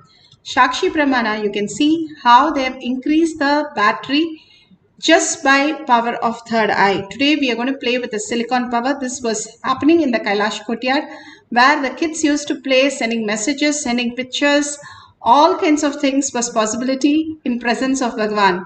Here in Kailasa courtyard also, presence of Bhagwan, all of us can experience why he is talking about the boo. The silicon is the sand, which is the beautiful energy of the Mother Earth. And simply anything you say, the Mother simply listens to us. So that is why Bhagwan is beautifully explaining how it all functions. If we know the higher understanding, how it is all related to the basic integrity. Integrity is not just doing things on time, but integrated to your higher self. That is what Bhagavan is saying. When you get integrated to higher self, you can understand these dimensions and these possibilities. We happen to be just as humans who just come, live and get bored, tired, get disease and die. And even death, Bhagavan says, death and birth is a delusion. Then what is the reality? Who we are? What is that? How we can perceive ourselves? Bhagavan beautifully says how we exist in multi-dimension. An ant can see only the length and breadth if a paper is kept, and the paper is moved to a file which is stacked on top of each other. The ant thinks it is disappeared into a different dimension because it doesn't know the other dimension. Same way, when something happens to us and disappears, we think that is gone into something else. What has happened, we don't understand. And because our mind cannot perceive it, mind if can perceive, it should be more than infinity. So mind cannot perceive the absolute, the collective consciousness, collective integrity. Only the consciousness, how you exist as Paramashiva and perceive everything as Paramashiva, we can understand this higher science, higher reality. For understanding these consciousness, Bhagavan says is a tapas. Every day doing the power manifestation continuously awakens us into the conscious space, bringing all the auspiciousness and abundance. It's we who have created all these space for us to manifest the reality. That is the very purpose why we came to planet Earth, having the human body. From all the tapas we did, we wanted to experience the consciousness. And only possibility is we entangle with Bhagavan, who is in consciousness. Our mirroring neurons understand the conscious space and start living that conscious space. Now, let's turn on the camera. And if you have the Jnananjan in your Kantamala, apply in your third eye and your temples. Take a screenshot of your screen in the cell phone or tab, and there should be no apps. Please close all the apps, and after you take a screenshot, please do not touch the phone after that. Just through the Mahavakya, you're going to increase the battery charge, not decrease, because decrease can happen. But you will have a doubt whether it is happening because of something else which is running in the background. So increase is the only possibility where you will not have any doubt. So increase the battery charge by 5 to 10 points. Then you have manifested the powers. If you just feel the Kundalini energy and you just feel the vibration or the heat or the cell phone getting switched on or off, simply playing the Mahavakya, all this has happened. If that is what is happening, you have started manifesting the powers of Paramashiva or powers of silicon. So let's get into the deep meditation. Few minutes every day when we meditate on Paramashiva, simply we start experiencing the Paramashiva space in us, which is the existential reality. Bhagavan says, even few seconds of power manifestation is worth than anything else you do in the whole day, because it's so powerful. It can change your perception, your reality, and bring you so much of auspiciousness and abundance. Bhagavan clearly says, suddenly somebody wakes you up and say, hey, you're $1 trillion kid. How would you feel? That's exactly how you experience the consciousness. You will feel such a gratitude that you've been showered by all the auspiciousness when you wake up to the reality. So let's experience that by sitting straight with the head, neck and spine in a straight line. Yes, don't use your gadget for a few minutes. Visualize Paramashiva, all his blessings, his powerful cognition and his boons and initiation. Just hold his words and Bhagwan's visualization, whatever you remember, whatever attire he's wearing, his gestures, his smile, his laugh, and all the intimate details that he's sharing for each one of us, and absolute unclutching from any other thought, any doubt. Oh, I should do this, this is not for me, I don't think anything works for me. Any thought, just put it away, good or bad, just put it away for a few minutes. Let us be in the deep meditative space, just melting in Paramashiva, nothing other than Bhagavan we know, just going on melting in Paramashiva, chanting the Mahavakya. When you chant, you can have any Ishtadevata and melt in that also. If you are comfortable with any of the Venkateshwara, Kalabhairava, hold that space in your third eye and chant the Mahavakya. It can be Om, Om Namah Shivaya, Mahavakya. When you chant the Mahavakya, simply you merge into the oneness space. This is the science. If you follow intensely, we start manifesting as powers. Start chanting from your navel center, intensely vibrating with it and listening to it. That is the most important. Becoming alive and experiencing the oneness with Paramashiva. When you're Bhava, when you're sitting as 25 heads and 75 eyes and 50 hands like a Devi, you simply become Devi and start manifesting all the powers of Paramashiva. So let's start entangling with Bhagavan in oneness space and start chanting the Mahavakya intensely and manifest the powers of increasing the battery charge of silicon. Let's start chanting. Paramashivoham. Om Nithyananda Paramashivoham. Om Nithyananda Paramashivoham.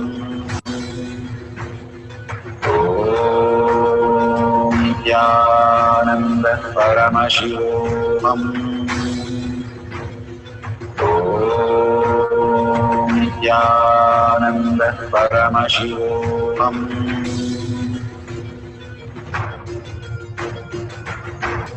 Paramashivoham, Paramashivoham.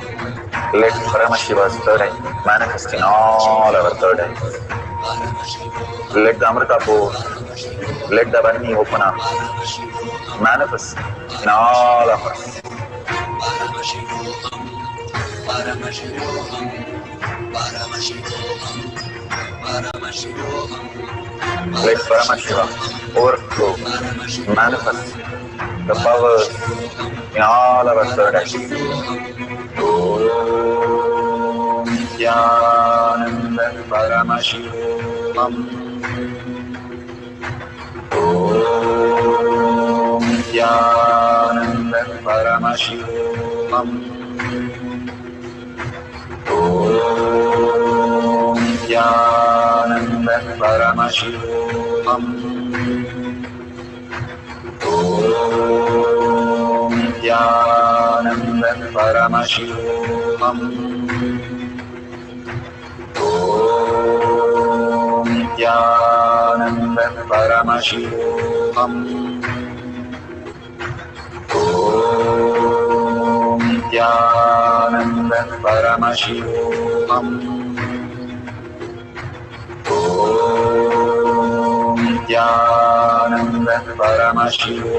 Om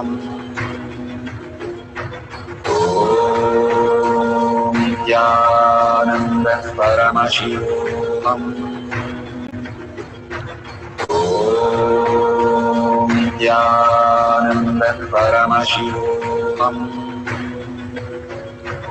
Om Nithyananda Paramashivoham.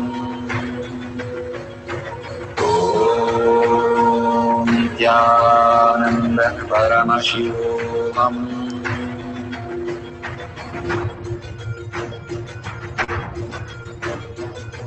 Paramashivoham, Paramashivoham. Let Paramashiva's third eye manifest in all our third eyes. Let the Amrita pour, let the Varni open up, manifest in all of us. Paramashivoham, Paramashivoham, Paramashivoham. Let Paramashiva overflow, manifest the powers in all our third eye. Om Nithyananda Paramashivam. Om Nithyananda Paramashivam. Om Nithyananda Paramashivoham. Om Nithyananda Paramashivoham. Om Nithyananda Paramashivoham. Om Nithyananda Paramashivoham. Om Nithyananda Paramashivoham. Om Nithyananda Paramashivoham. Om Nithyananda Paramashivoham. Om Nithyananda Paramashivoham. Om Nithyananda Paramashivoham. Om Nithyananda Paramashivoham. Om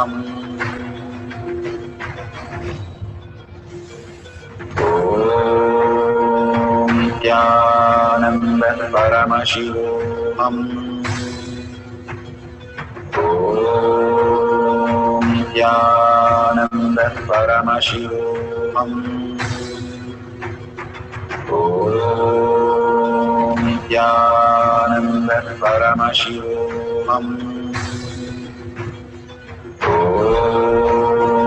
Nithyananda Paramashivoham.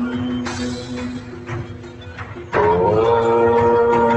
Nithyananda Paramashivoham. Om Nithyananda Paramashivoham. Om Nithyananda Paramashivoham. Om Nithyananda Paramashivoham. Om Nithyananda Paramashivoham.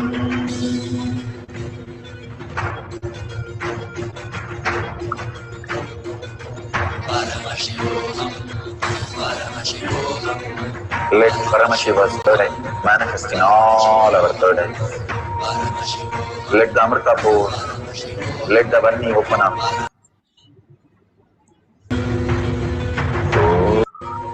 Om Nithyananda Paramashivoham. Om Nithyananda Paramashivoham. Om Nithyananda Paramashivoham. Om Nithyananda Paramashivoham.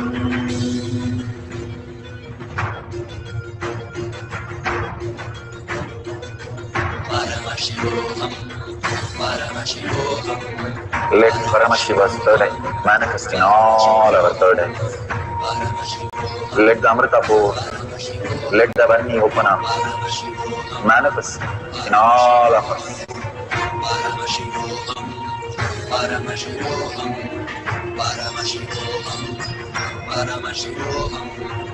Let Paramashiva overflow, manifest the powers in all our third eyes.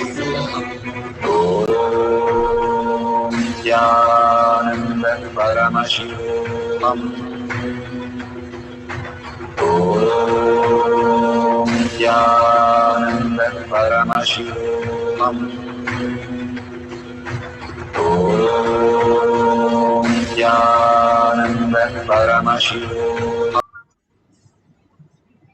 so beautiful. Whatever you have received as prasada, that whatever Bhagavan has manifested through you as reality. Please take a look at the screen, and if it has increased, the battery has increased, please take a screenshot of that. If you're recording, that is beautiful. All these greater truths is worth billions of dollars that you can experience all this just sitting at your home, entangling with Bhagavan, manifesting all this huge auspiciousness and abundance. Each and every time we are connecting to Paramashiva, getting into the space of oneness with Paramashiva is such a healing space and takes us more and more into consciousness. What we cherish, we become. Bhagavan beautifully says, what we eat, we belch. Same way, whatever you cherish continuously, that is what becomes as you. The more and more, how the worm continuously keeps seeing the bee. Maybe the bee will eat me and it becomes the bee. And beautifully Bhagavan says how the whole space in us, whatever we keep on cherishing, we that. Even in negative sense, actually in negative sense is faster. Saguni got enlightened when Krishna and others saw in the mirror who is that who's very always thinking of Krishna. And then the person comes up most who is thinking of Krishna is Saguni. So he becomes enlightened. It is very, very difficult to constantly think of negative, but it is the fastest because you become very, very intense in that space. The whole space constantly when you are in oneness with Paramashiva, whether you are having a cup of coffee or you're making a financial decision or just having a walk or a chat, you understanding that everything that happens again and again, that everything that exists is Paramashiva as frequency, as quantum, and simply understanding the higher space that we are. The more mature we are, the more manifestation in our life becomes auspiciousness and abundance. What we cherish is what we are projecting as reality. If we cherish more of the incompletion with others, then everything that is reflected is others' incompletion on us. When we cherish more of bliss in us constantly, that everything that happens is a Bhagavan's prasada, and surrendering to Bhagavan whatever we are going through again and again in deep gratitude, whatever he's showing us is ultimate space. Again and again understanding the higher signs simply will make us more auspiciousness and more abundance. Everyone is a reflection of us and everything is in a different form and different name. That's all it is. But our own incompletion and completion space, which is projected as everything. Now when we are in the Paramashiva space, then that gets projected as Paramashiva. Everyone becomes auspiciousness to us. Collective integrity becomes such a beautiful space for us to enjoy that oneness space and manifest the truth. So we'll have one more quick cycle of manifesting the power of silicon, increasing the battery charge. If you've already taken a picture, you again make sure there is no apps which are open. Close all the apps and take a screenshot, and after that do not touch the phone and or your tab. Make sure only through chanting and only through the oneness how you can manifest huge reality. Simply how your mother will listen. If you ask her to make something for you, simply she will listen. That is what the Mother Earth is also. She is waiting to take care. Even Bhagavan says, if you walk around the house, she will develop the plants with the vitamins that you need. She is so much in oneness with you. She is taking care of you. Same way, the silicon which is there is the earth element. If you connect to that in the deep gratitude, how your gratitude towards your mother, holding that beautiful gratitude space with your guru, simply will manifest as the highest reality. That is the integrity that we have with Bhagavan. Simple integrity, simple obedience. Simply the collective integrity will start forming around us. Let's have one more cycle of power manifestation. Let's sit straight, put away the gadgets. Only for manifesting, you're going to use the gadget today. And chant the Mahavakya intensely from your navel center. hold only Paramashiva, Parashakti, and the words that Bhagavan continuously kept on giving us the powerful cognition and the Atma Pramana, Apta Pramana, Shastra Pramana for us to understand the higher reality. Let's chant the Mahavakya. Om Nithyananda Paramashivoham. Om Nithyananda Paramashivoham. Om Nithyananda Paramashivoham. Om Nithyananda Paramashivoham. Om Nithyananda Paramashivoham. Om Nithyananda Paramashivoham. Om Nithyananda Paramashivoham. Om Nithyananda Paramashivoham.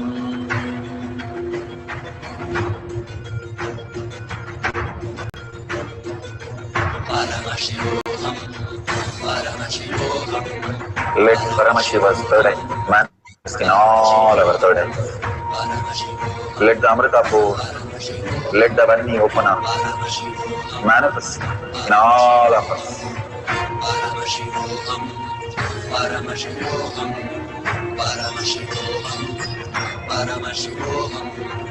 Let Paramashiva overflow, manifest the powers in all our third eyes. Om Nithyananda Paramashivoham. Om Nithyananda Paramashivoham. Om Nithyananda Paramashivoham. Om Nithyananda Paramashivoham. Om Nithyananda Paramashivoham. Om Nithyananda Paramashivoham. Om Nithyananda Paramashivoham.